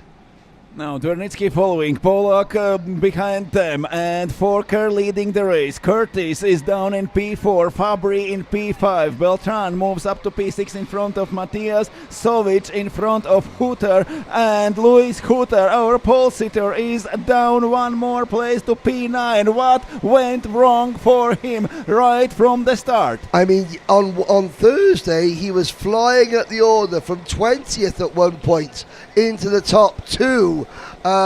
Now he's going in the opposite direction. Looking at his lap time, a 136.3. The best lap of the race so far, a 135.6. 7/10 off the fastest lap of the race so far. Dwernitsky already looking to the inside in a few corners, still following in a middle straight right after Emil Forker.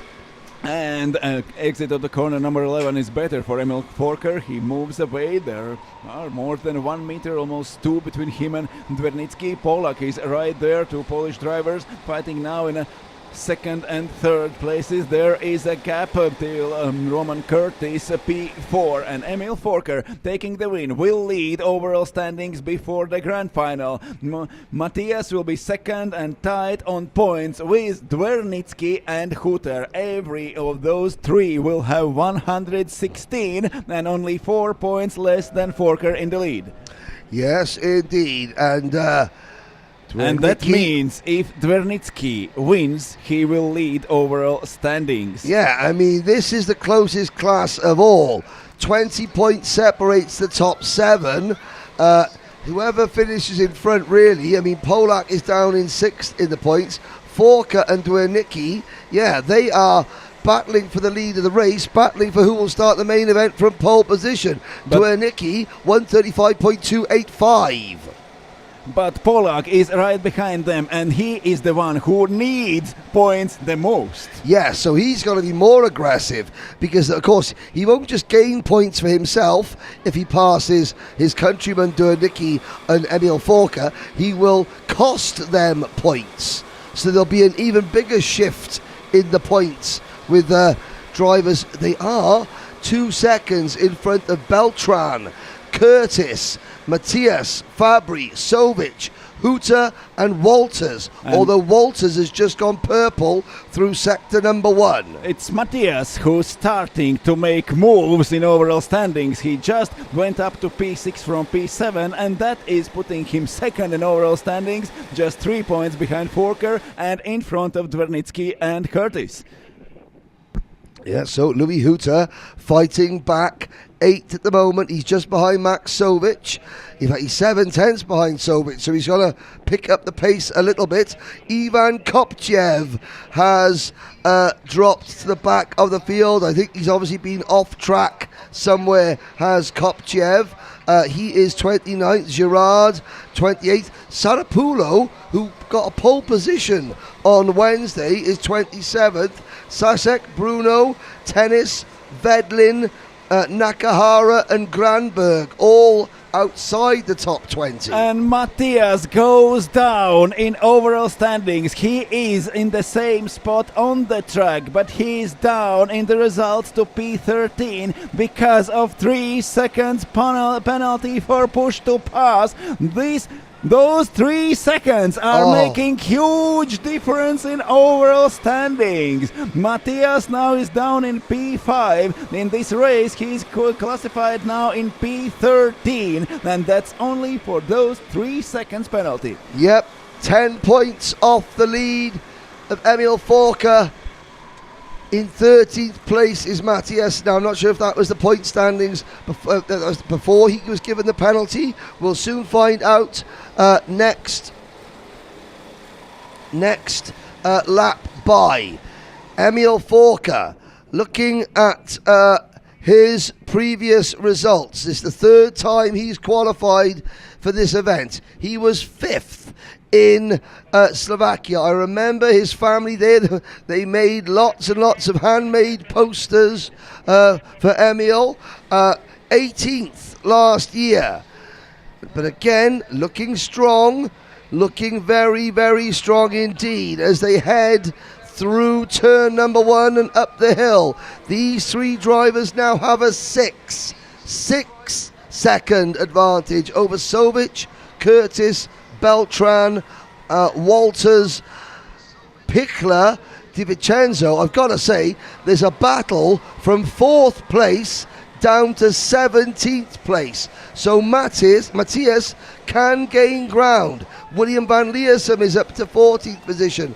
But yeah, look at that. Between Sovic in 4th and Matthias in 17th, 3 seconds. Forker's pulling away. Not only Forker is pulling away, something broke in our leading train. All 3 go-karts now are just separated on the track. Something between 1st, 2nd and 3rd corners in this lap made them make those actually huge gaps. They are closing in again a little bit, but anyway, now it is too far to attack. Now too far for a move for Kuba Dvernitsky. He is 2nd. Igor Polak is 3rd. And what happened? They were bumper to bumper a lap ago, and now there's more than half a second between them. Now Dvernitsky is closing in. We have less than 2 minutes to go in this race. 3 leaders through penultimate corner. starting one more lap. It's 1 minute 30 seconds still left. They are clocking 1 minute 35. So during this lap, the time will be over and we will have only one more lap to go. So now 2 laps till the finish. They are again through the first corner, through the second, up on the hill. But now there are no gaps anymore. They have made it back, Dvernitsky and Polak. It will be very, very close along And the line. goes There's inside the move. Dvernitsky. He is in front. Forker just lost the lead. And there is Igor Polak too. This is penultimate lap of the race, not last one. Forker is right behind, trying to save his second place. But so fast goes Igor Polak. He's on the outside. But if he manages to hold there until the 10th, until the 11th corner, no, he does not. He stays third. And there the front, Dvernitsky leading, Forker second. Down the middle straight, you can see Emil Forker trying to signal to Igor Polak, say, okay, work with me. And Igor's thinking, okay, have I got a chance to work with my countryman or no. Emil Forker? Forker is outside. He is fast enough. He's incredibly fast in this short straight between 12th and 13th corner. It seemed like he will lose everything and will be third, but he managed to get so much speed out of corner number 12. Incredible drive from Emil Forker. Our second full Slim Shady of the weekend. Round the outside. Emil Forker, the clock strikes 0. This will be the final lap. Polak now trying to pass Dvernitsky. Forker is back at the front of the point standings as the championship corrects itself. There's still only 15 points between the top 6. In fact, 16 points between the top 7 because Walters has now moved into P4. Sovic next. Then it is Di Vincenzo. Santos up to 7th. Curtis is down to 8th. Van Leersum up to 9th. Huta is 10th.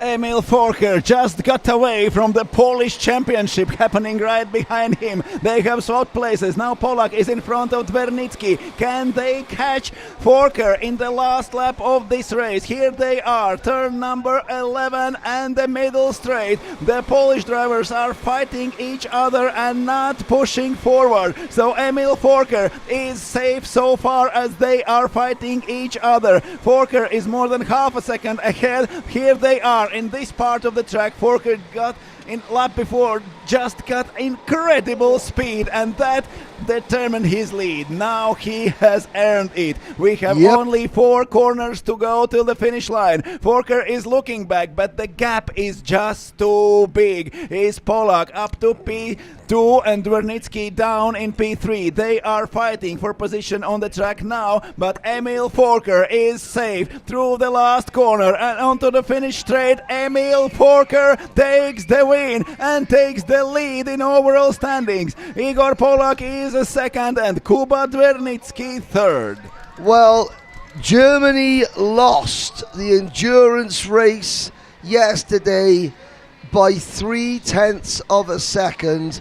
They've just claimed their first race win of the week thanks to junior driver Emil Forker. You can see the relief there, a great sporting handshake between Forker, between Polak and Dvernitsky.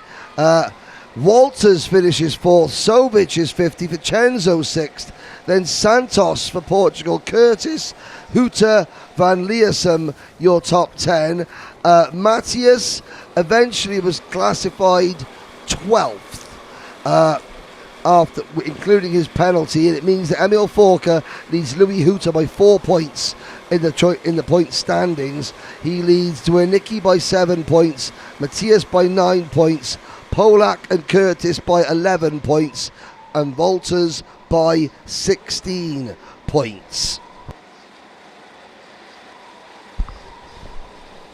So the junior superheat is over and they are ready for the grand finals. We will see them back on the track with Emil Forker starting from the pole. Hutter is second, Wernicki third in overall rankings, then Matthias, Polak, Curtis, Wolters and Di Vincenzo. That's top 8 for junior finals. And while we are watching short recap for junior drive, here is our starting grid for final C. It's Herto Madirazza, Jankovic, Firas, Salaun, Corsi, Begon and Ferry, Sulachian and Pichler, Maja Ting and Ulloa, Leduc and Cernuda, Rosic, Heinz, Letovanec, Skrodenis, Skokan, Rentmeister, Kai Shen, Demjanenko, Kop, Richard, Otiers, Toromp, Youssef, Turanec and Artur Go and Al-Zajali Mohamed. That's final C, and after them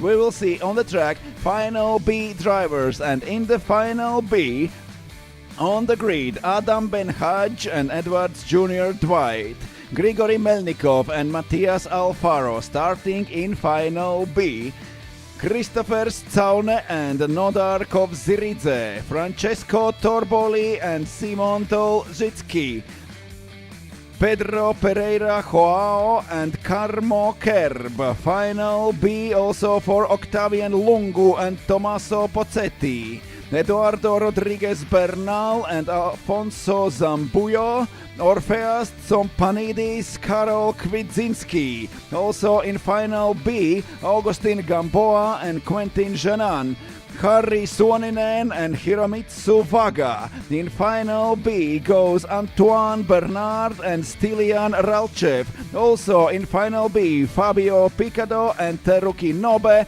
Anthony Brakal and Marvin Komdur, Franciszek Moravak and Hirofumi Yamaguchi. And the first 3 rows on the grid for final B, it's Tobias Stückler, Anthony Malvesin, Franco Kekes, Yves Normand, Andre Bohm and Konstantin Tumentsev.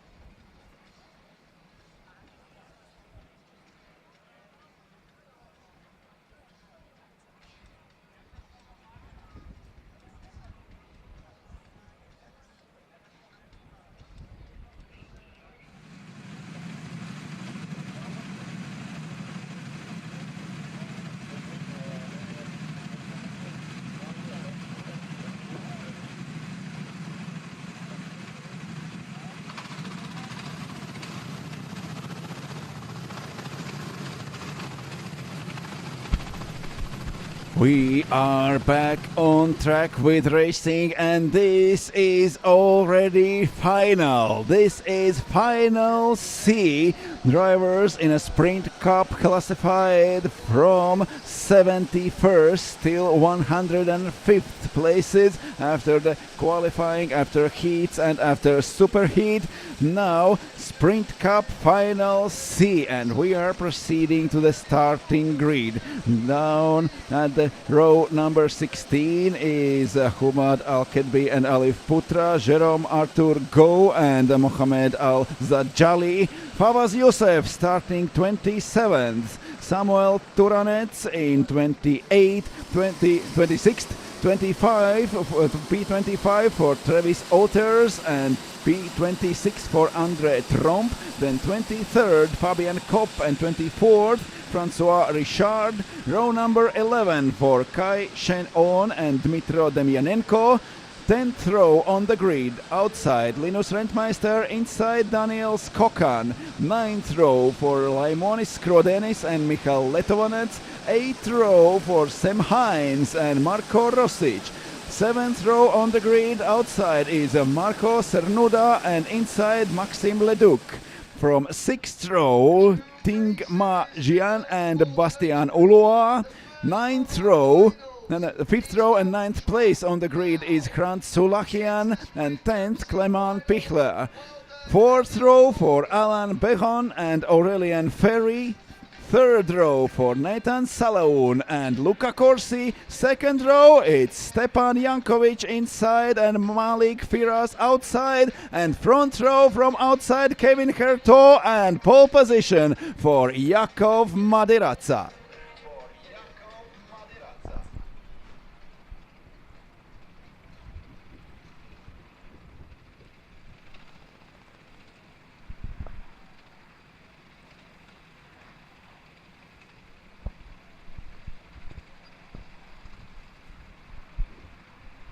And here they are, back on the track again for their final race today here in Saudi World Series International Finals.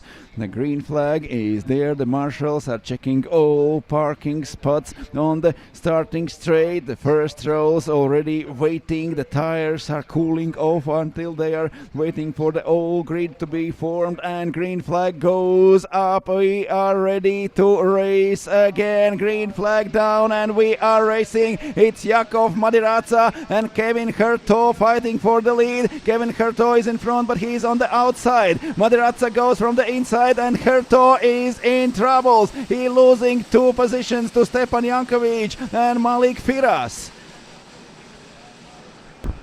As we go into turn number 4 on the opening lap of the first final of the week. Malik Firas from Jordan. You've got Stepan Jankovic down the order, looking at 2-3 wide. This is going to be a 16-lap race. It will give us a good idea of how many laps we will have in the main events. Looking down at the entry list, a lot of battling, a lot of bumping and barging going on. It's the driver's last race of the week. There's that Canadian livery crash helmet there. The driver with a red and white crash helmet, blue race suit.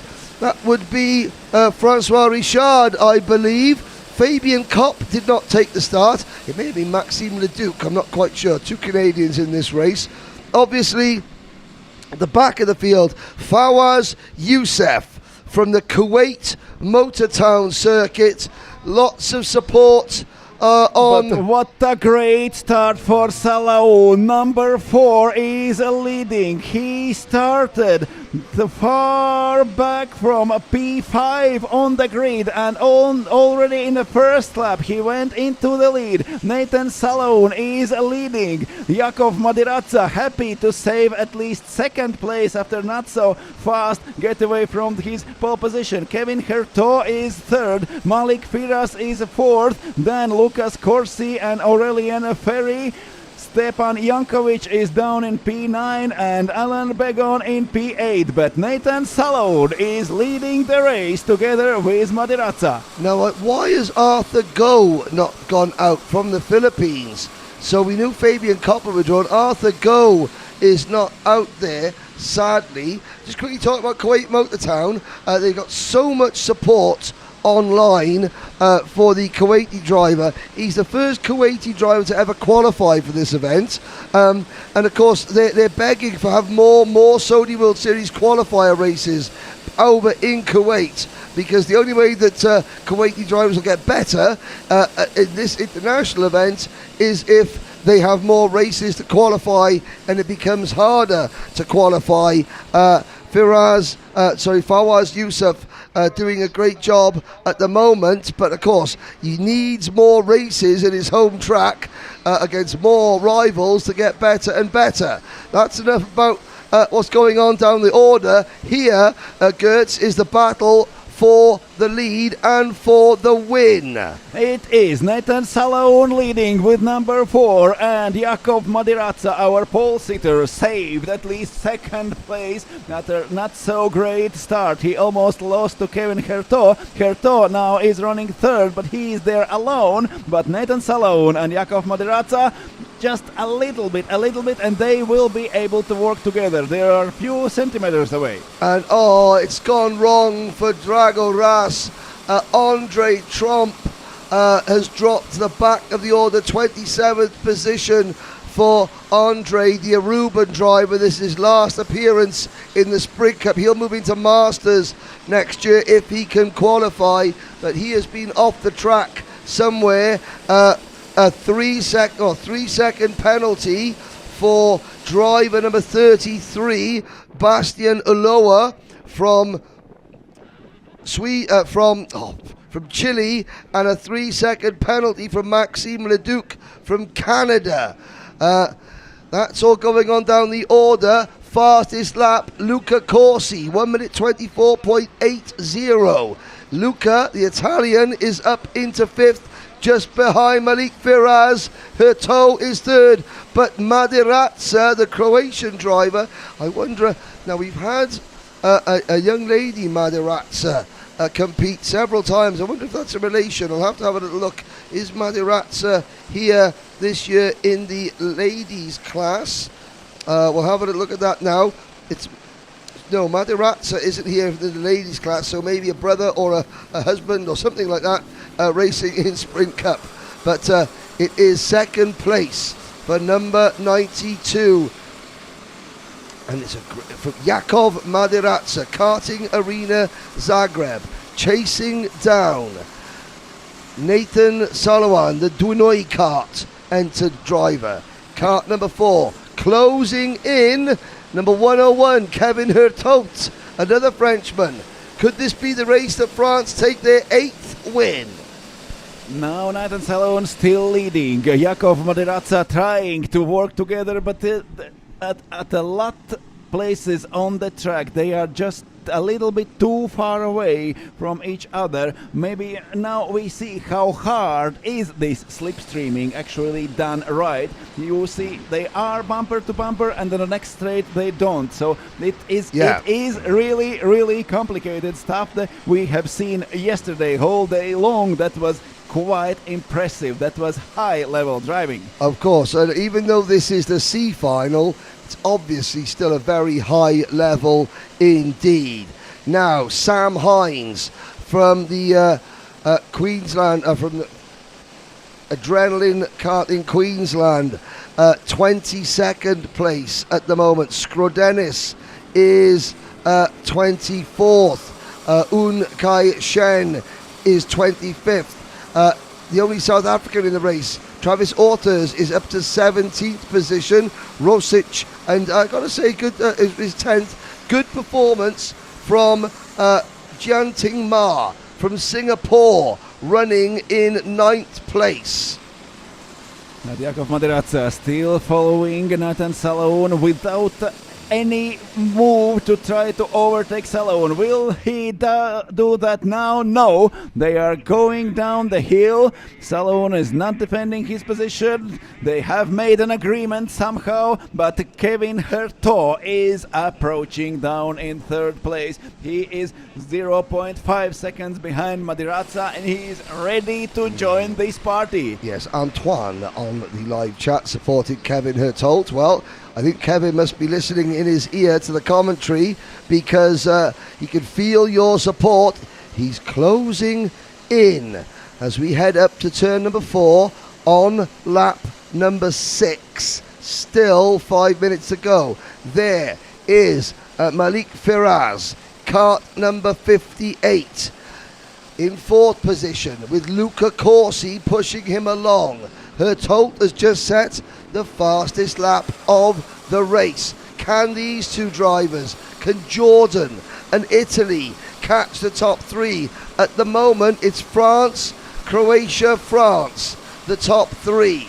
You've got Aurelian Ferry from Denmark in 6th. You've got Stepan Jankovic from Croatia in 7th. You've then got Youngmar in 8th. Begon is 9th for Belgium. Rosic, 10th for Slovenia. Cernuda, Pichler, Rentmeister, Salhu. And there is a fight for second, goes through and goes wide. Kevin Herto and Jakov Maderazza is back to second, but now they both have lost to Nathan Salone. We still have 4.5 minutes to go. Here is the battle for fourth with Malik Firas and Luca Corsi. But they need to work together to try and get on the podium. It's their last chance. There's trophies, really nice trophies, I've got to say, for the top 3 finishers in every final, including this one. It's not just, a consolation race. It is a final. Don't forget, everyone is battling for, championship points, but the final themselves, there are trophies for who crossed the line first in the finals. Down towards turn number 10. Salwan holding on. Maderazza and Herto right in his wheel tracks. The gap back to Firas and Corsi, 2.5 seconds. Last time around, however, the 3 leaders were 0.2 of a second quicker than the 4th and 5th place drivers. They're not in danger, though, being caught by Ferry, Yankovic and Ma, who are running 6th, 7th and 8th. What an inspired drive from Singapore's Yan Ma. Maderazza still following second. That was Hertog who tried to break up this train, and now Nathan Salone defending his lead. Maderazza is second. Did he try to overtake? Yes, he is doing it now on the starting straight. He changed his line during penultimate corner to get a better exit on the starting straight, and now Nathan Salone is left outside. He's going wide over the curb and back on the track in 3rd position, but through goes Kevin Herto. He just waited long enough to wait for Maderazza and Salone start to fight, and now Kevin Herto is leading this race with 2.5 minutes to go. As Herto goes from 3rd to 1st in the blink of an eye. Salwan will be very aggrieved at the way it happened. He seemed to get forced wide as they went 3 wide into turn number 1, although to be fair, he was on the outside. It was Maderazza who made the move. Hertold then made it 3 wide, and I think Salwan just sort of ran out of tarmac. Now it means that the speed was okay. The corner too tight. Yes. He just ran out of track. He was fine going flat out. It just it's a shame the tarmac didn't agree with him. And now he is almost half a second behind, but closing in here, approaching corner number 16, and he is back behind 2 leaders, and 3 men are still fighting for the win in C final. It's Herto in front, it's Maderazza second, and Salone now 3rd, but he is keeping up with them, and they are still... every one of them is still in contention for the win. Indeed. Unfortunately, Andre Tromp has retired from Aruba. He's out of the race. Sam Hines, I think, has just had an issue. He's dropped back to 25th. Fawaz Youssef in 26th. Skrodenis, Kaishen, Taranek and Bastian Alua are outside the top 20. Skokan, 20th. 19th, Leduc. We'll carry on up the order a little bit later on because we've only got 50 seconds plus a lap to go, and this is Herto. This is France. Here comes Croatia.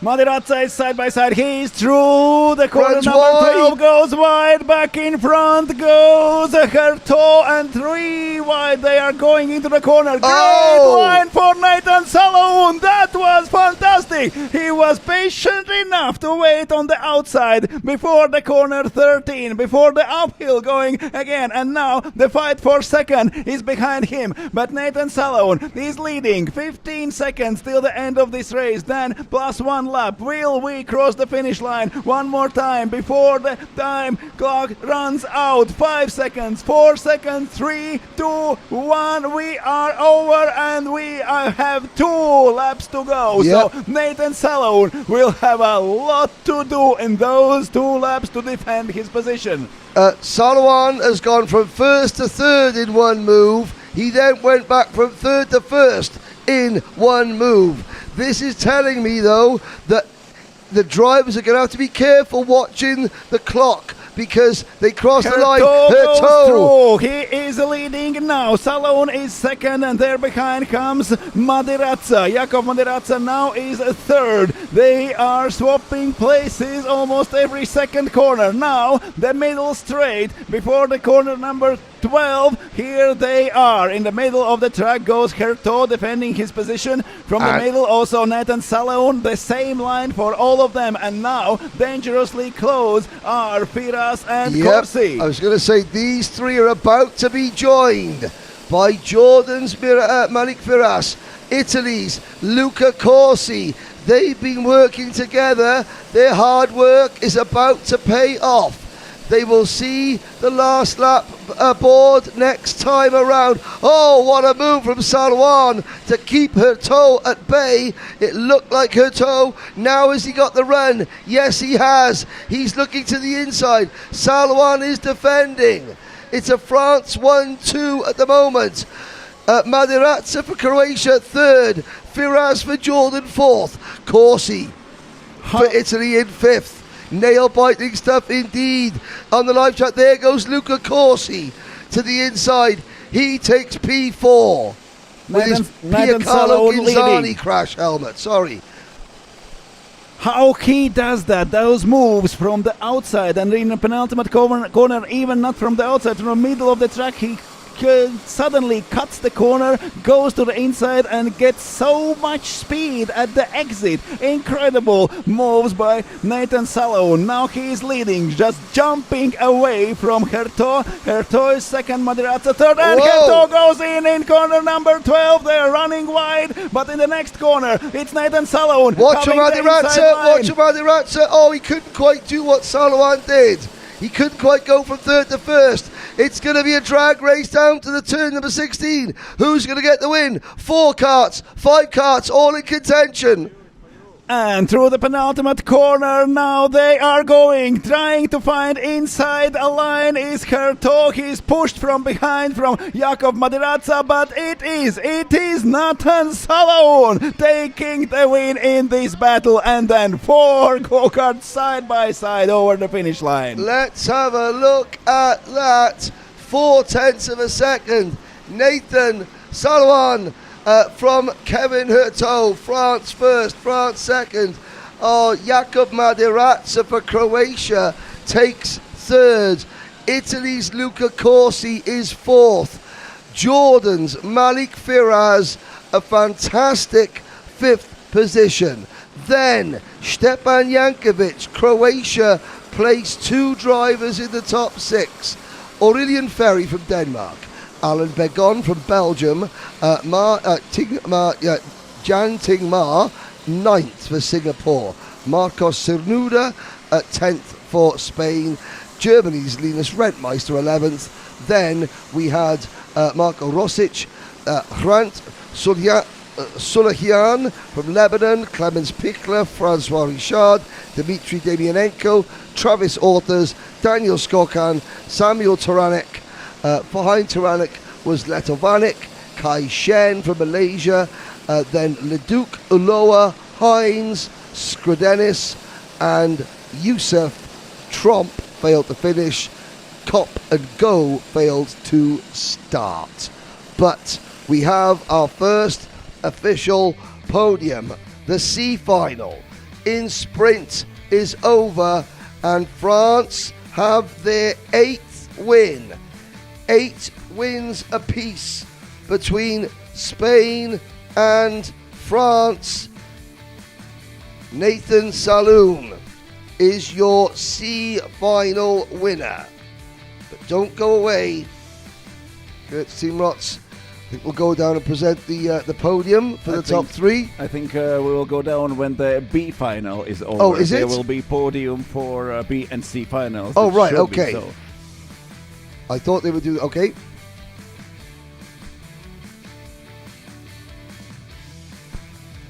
Here's a look There's the first of there's the first 3 wide move, and this is eventually the winning move. Look at the number 4 car. He's hardly in camera shot there, and he didn't sweep. We didn't quite catch that move on the replay, how he swept back up the inside. Her toe taking second, and this was, or is this going to be the move? Not quite, not quite. Her toe took the lead briefly back in the middle of the race as Sanawar and her toe, great fighting for the lead. Now, are we going to see this third to first move, I wonder? So great Saloon, even we just saw before, he went on the curb but without touching the other go-kart. He went risking going off the track but not touching another, not to lose the speed, to maintain the speed, to accumulate as much as he can to get in front. So smart moves from Nathan Saloon. Well, we got one race to go before the lunch break. The B final will be You are shortly. quite optimistic about your lunch, Henry. There are only 30 minutes break, so it will be quite sure. We will be back right after the podiums for final B and C. Now, one more race, final B. The drivers classified from 36 till 70 in overall rankings after all qualifying, after heats and after superheats. Now they will fight in their B final. Then there will be a 30-minute break, and we will be back for the main races here in Saudi World Series International Finals. We will start Master category final in 1:30, Women category final in 2:10. Kids will start at 2:50, juniors at 3:30, and the main race in Saudi World Series, it's a Sprint Cup Final A, will start at 4:10.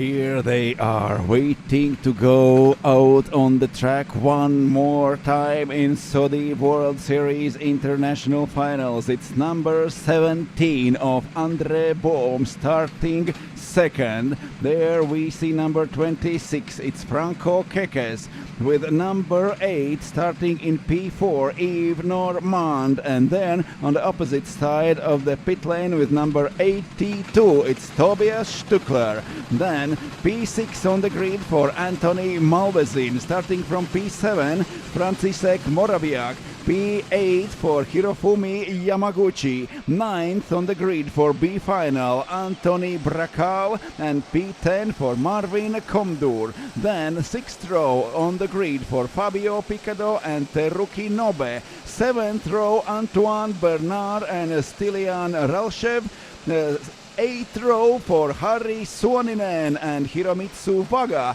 9th row Augustin Gamboa and Quentin Janan, starting 19th Orpheus Tsompanidis, and P20 on the grid for Karo Kwidzinski, 21st Eduardo Bernal Rodriguez, 22nd Afonso Zambuyo, 23rd Octavian Lungu, 24th Tommaso Pozzetti, 25th Joao Pedro Pereira, 26th Carmo Kerb, 27th Francesco Torboli, 28th Simon Dozitsky, 29th Christopher Staune, then Nodar Kobziridze starting 30th. We have Grigory Melnikov, Matthias Alfaro, Adam Benhaj, Dwight Edwards Jr. and Bimo Aji rounding out the field. So the Indonesian driver Bimo Aji squeezes into the B final. So does Dwight Edwards Jr. They finished, Dwight Edwards Jr. last year was no higher than 70th. A great result for Harry Suoninen. He's getting support in the online chat. Last year Harry was 86th. This year he's going to finish way higher than that. We have got Germany, Canada, Croatia, Austria, France, Japan, Poland. Who else have we got? The Netherlands. We have got Canada, Bulgaria, Finland, Chile, Greece, Portugal, Spain, Moldova, Estonia. Who else have we got? Georgia, USA, Indonesia in this race. Effectively, this is for 36th position overall. Well, it's not. I mean, they could elevate themselves up the order a little bit, but I think the way the points work, I think the top 35 in the A final will remain the top 35 in the point standings. Yes, that's true. Flags out. We're off and racing.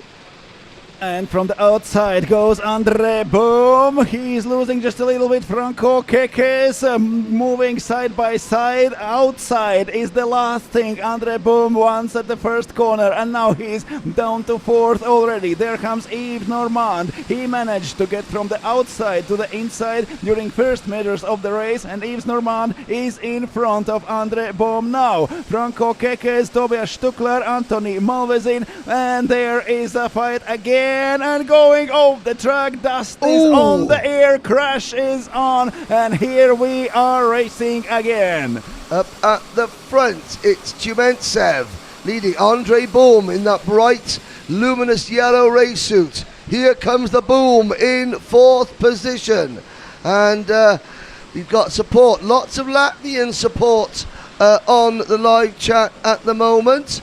It's Christopher Staune. Yep, Christopher Staune. Feeling the love, although he's not starting up at the front. There is the Canadian race suit, is that, of Yves Normand in 3rd position. And goes inside. It's no, Steve Normand going inside, trying to get in front, and now number 8 does not make it through. We are at the end of the first lap. The first lap is completed. It's Kekes now leading the race. Stückler, Normand and Böhm is down to P5 after first lap. But what a move at the end of the first lap for Franco Kekes. Number 26 is leading the race now. But not for long. Oh, that goes to number 21, KartCenter. Back to the lead. A little bit of a love tap there from Kekes. Well, Croatia have just had one podium. It wasn't the top step of the podium. They got one podium. And here comes Tobias Stückler in the lucky number 82. Well, he was... Oh, Tiumentsev goes off. Stückler getting forced wide. Someone is going to be incurring the wrath of the stewards there. Tiumentsev forced back. Here comes the second driver. That is Andre Boom up the inside in cart number 17. And he's now on the outside. Tobias Stückler in cart number 82. Well, the 82 number, my old race number, wasn't lucky for Stückler getting into the A final. But if he wins the B final, he'll still be considered lucky. But it is the number 26 cart of Kekes leading. It is Yves Normand now up to second place after those crashes before the 11th corner. Yves Normand comes out as the second place driver now. Kekes did just right. He went in front just before everything started go wrong at the end of the first 5 places. Now Kekes is leading, Normand is second, Picado up to third, and Tobias Stückler is down to P4 in front of Morawiecki. There is, oh dear, there's the number 30 cart, Stilian Ralchev for Bulgaria. That was aggressive. I suppose you've got to be aggressive. It's your last race, but penalties already coming in. It's Tommaso Pozzetti from Italy, the first 3-second penalty of the race. Now, was that a plan being hatched between Normand and Picado? Yves Normand will try at the crossover. No, Kekes is defending. Kekes is defending so hard, he's losing speed, and there is a train of 4, 5, 6, 7, 8 cars. Here they go out on the next straight. Kekes was in front, and there comes Picado through the inside. No, it's Stückler. Stückler leading the race now, but 2 go-karts inside penultimate corner in front of him. Here we are back on. It's Picado now in front of everyone. Number 41 is leading. What a fight in a B final. Yves Normand getting squeezed to the outside. He was leading 2 corners ago. He's now only 5th. Make that 6th. Locked together with the number, I'm trying to see the number of that car. Oh, that's the number 47. 47 gets shoveled out of the way. Hirofumi Yamaguchi. Now he's coming in. Oh, it's getting a little bit naughty out there, I've got to say. That's not a little bit. Yamaguchi just lost more than 5 positions. Yeah, I got a feeling that 3-second penalty that we saw for Tommaso Pozzetti will not be the last that is issued in this race. Fabio Picado now leads. He signals to Tobias Stückler to say, push me, push me, push me. Could this be France's 9th win of the day, of the week? Could it be Austria's 2nd? What about Croatia's? Kekes is still 3rd. Yves Normand is 4th. Croatia and Canada haven't joined the list of winners yet, although this could be some of their last opportunities. Picado and Stückler leading the race. They have got more than 1 second advantage in front. They are fighting 2 of them. Morawiecki is up to P3 now in front of Yves Normand. Kekes just led the race only a couple of minutes ago and now is down to P5. It's Ternobe up to P7. Malvesin is in P8. Böhm down to P9 and Brakale completing top 10 now in front of Yamaguchi. Oh dear, Konstantin Timian Tiumentsev has been given a 10-second penalty. Dangerous driving. But more importantly, Tobias Stuckler has been given a 3-second penalty for pushing. Has that given Fabio Picardo in that blue race suit all the gap that he needs to win? Because Stuckler is now effectively fighting for second place. No, Stuckler is second place. Now he is fighting with a Picardo for the lead, but he just got 3 seconds penalty, and that will move Stuckler down to P6, even maybe P7. Yeah, no, what I meant is that Stuckler is the second is the best he can do. He's now got to try and push Picardo away to get a 3-second gap between himself and these two drivers, Moriawak and Normand. Penalties are coming in. It's for Bernal Rodriguez, number 43, is got 3 seconds penalty. Also for number 27, Marvin it is Condor, now down to 23rd position. Yeah, just in front of Adam Ben-Haj. Adam Ben-Haj did very, very well to even get into the B final, considering he missed one of his 3 heat races. And if Mr. Ben-Haj is watching back at the hotel, or if he's here at the track, I know he's not feeling very well. 24th place now for Adam Ben-Haj. But here are our leaders. Fabio Picardo leading, Tobias Stuckler second, but Stuckler with a 3 seconds penalty. Now he is there right behind. Oh no, it's for Tobias Stuckler. There is only a warning flag yet. I'm sure I saw at yes, there is changed something. Okay, so it's a warning for Stuckler. He is second and he is fighting for the win. Right. It's 3 seconds for number 43, who is classified down the order, very far away, and also for number 27. But Tobias Stuckler is safe for now. Yeah, he is going without the penalties and now fighting for the win. Only 900ths of a second behind Fabio Picardo. They are leading and almost 2 seconds in front of Moraviak and Yves Normand. Nobe moves up to P5 and Kekes goes down to P6. Well, Teruki Nobe for Japan now running in a very, very good 5th position. He's in the number 15 cart. He's got Kekes, who led the opening lap. Franco Kekes started from 3rd place. Tobias Stuckler is thinking and looking. He may not realise that the penalty screen changed. It did say 3 seconds, cart 82. Now it just says warning flag. So lucky for whole Austria. Tobias Stuckler is still fighting for the win in B final, and now he is in a very, very good position to get this win. This Fabio Picardo leading. We still have 3 minutes plus 1 lap to go, and Tobias Stuckler is close behind, and they have almost 2 seconds gap behind them. So there is a free air behind Stuckler in front of Moraviak. And you just saw Picardo turn around and look over his shoulder, and Stuckler said, no, keep going, 3 minutes to go plus a lap. So Stuckler checks over his shoulder. He'll see that the gap back to Moraviak is 2.2 seconds. He knows, that's not enough. If I go any time earlier than the last lap, then we're going to end up in a huge scrap. Yves Normand trying to get Canada onto the podium in 4th position.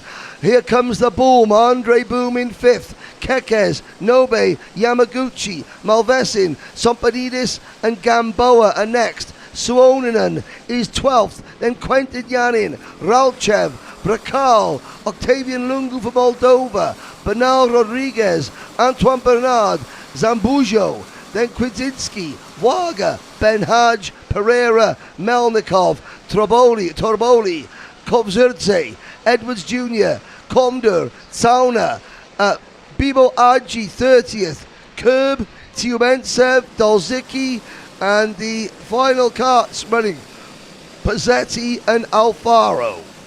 And here our leaders still trying to negotiate how far they want to go from everyone else to start to decide who will take the win in B final. Fabio Picado still leading. Tobias Stuckler in the second, and here he come back on the starting straight. 1 minute and 27, 1 minute 24 seconds. That's their lap time. Will they cross the finish line before the time runs out or after? We will see. There is It's going to be this very, and very one close. more, or this or two more laps. It's going to be very, very close. Natalie Palmshofer watching on. She'll be cheering on Tobias Stuckler from Austria, I am sure. A lot of these drivers have raced in two-stroke racing, in road tax racing in particular, over the course of their careers. As we head down to turn number 12. I was trying to remember where Bimo Aji was from. It was it Umbul or Umbul Harjo? Umbul or Umbul Harjo? Where's Bimo from? Our Indonesian driver is in 30th. Are you sure you didn't say something? Umbul. Well, I mean, it's you don't know what that means. I mean, there's a rumble, but that's just my stomach because I slept in and didn't have breakfast this morning. But it's Umbul in 30th place. But here is the battle of the lead. Look at the clock. 10 seconds to go. Are they going to make it across the line before the clock strikes 0? The drivers are going to be on their toes. 3 seconds, 2 seconds. Oh, Picardo looked over his shoulder. They crossed the line with 1 second left on the clock. This is going to be...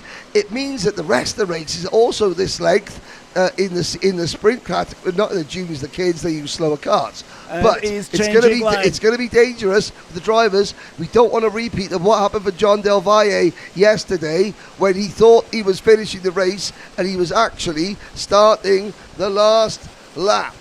There was something between Picado and Stuckler now. Going into the fifth corner, Stuckler went to the different line. It seems like Picado, as soon as Stuckler went, saw that, and they were communicating. Stuckler showing that he is not intending to overtake yet. They are working together still. This is penultimate lap of this race, so this lap and then one more we have to go. But now with this misunderstanding between them, Stuckler has lost a few tenths, and there is a not quite comfortable but gap behind Fabio Picado. He's saying,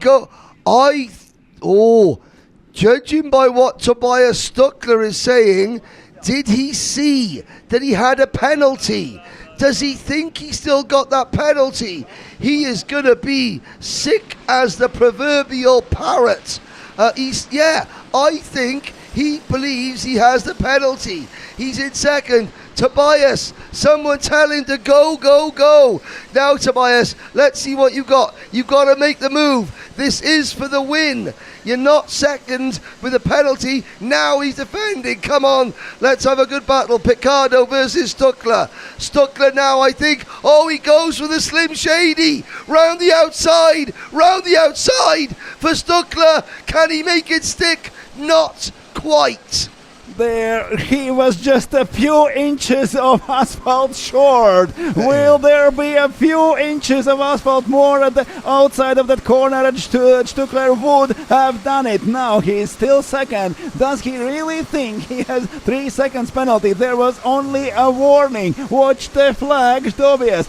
They were showing you a diagonal flag, white and black, and now they are on their fight. They are losing time, but there is a fight also. He's trying it around the outside again. Now, watch Stuckler. He'll swing very wide. He will then sweep across the track. Or will he? Will he stick it on the outside? Will he try the undercut? He's going to try the crossover. This is Picado versus Stuckler for the win in the Sprint Cup B final. I think France have got it.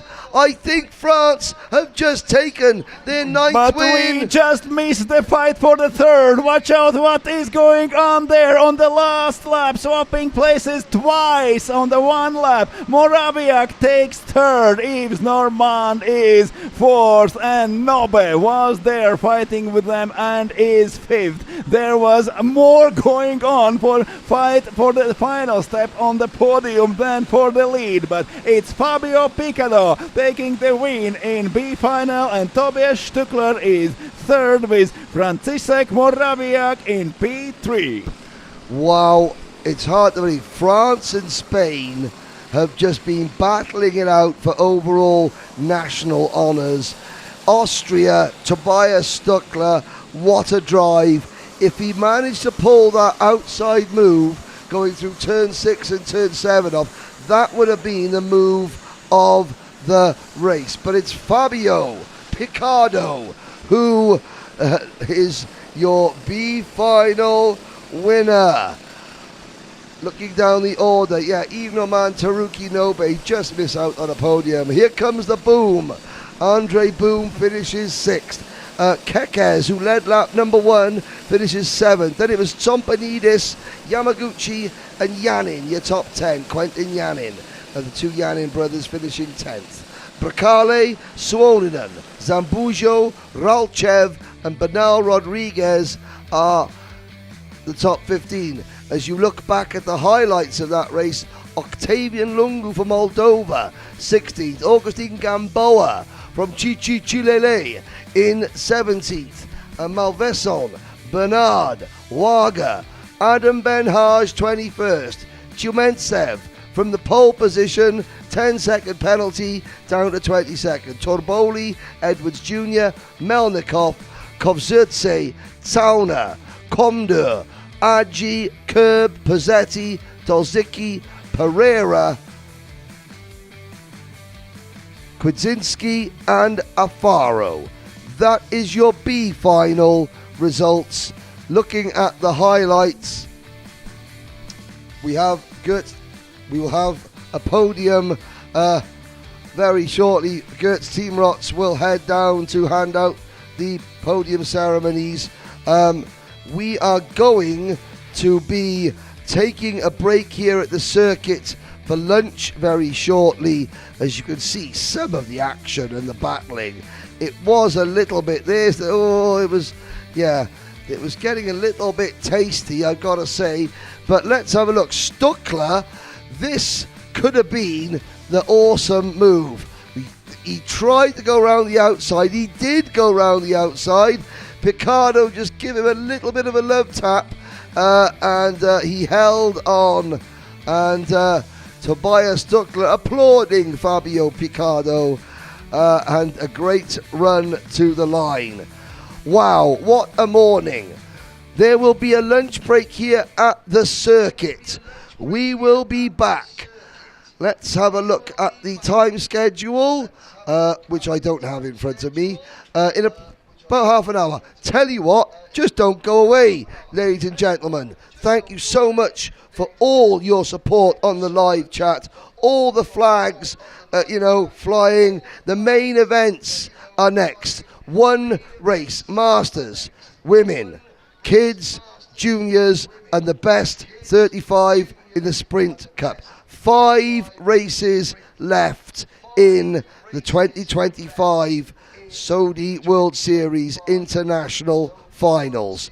Thank you for joining us this morning. We'll see you shortly for the main events here in Campillos.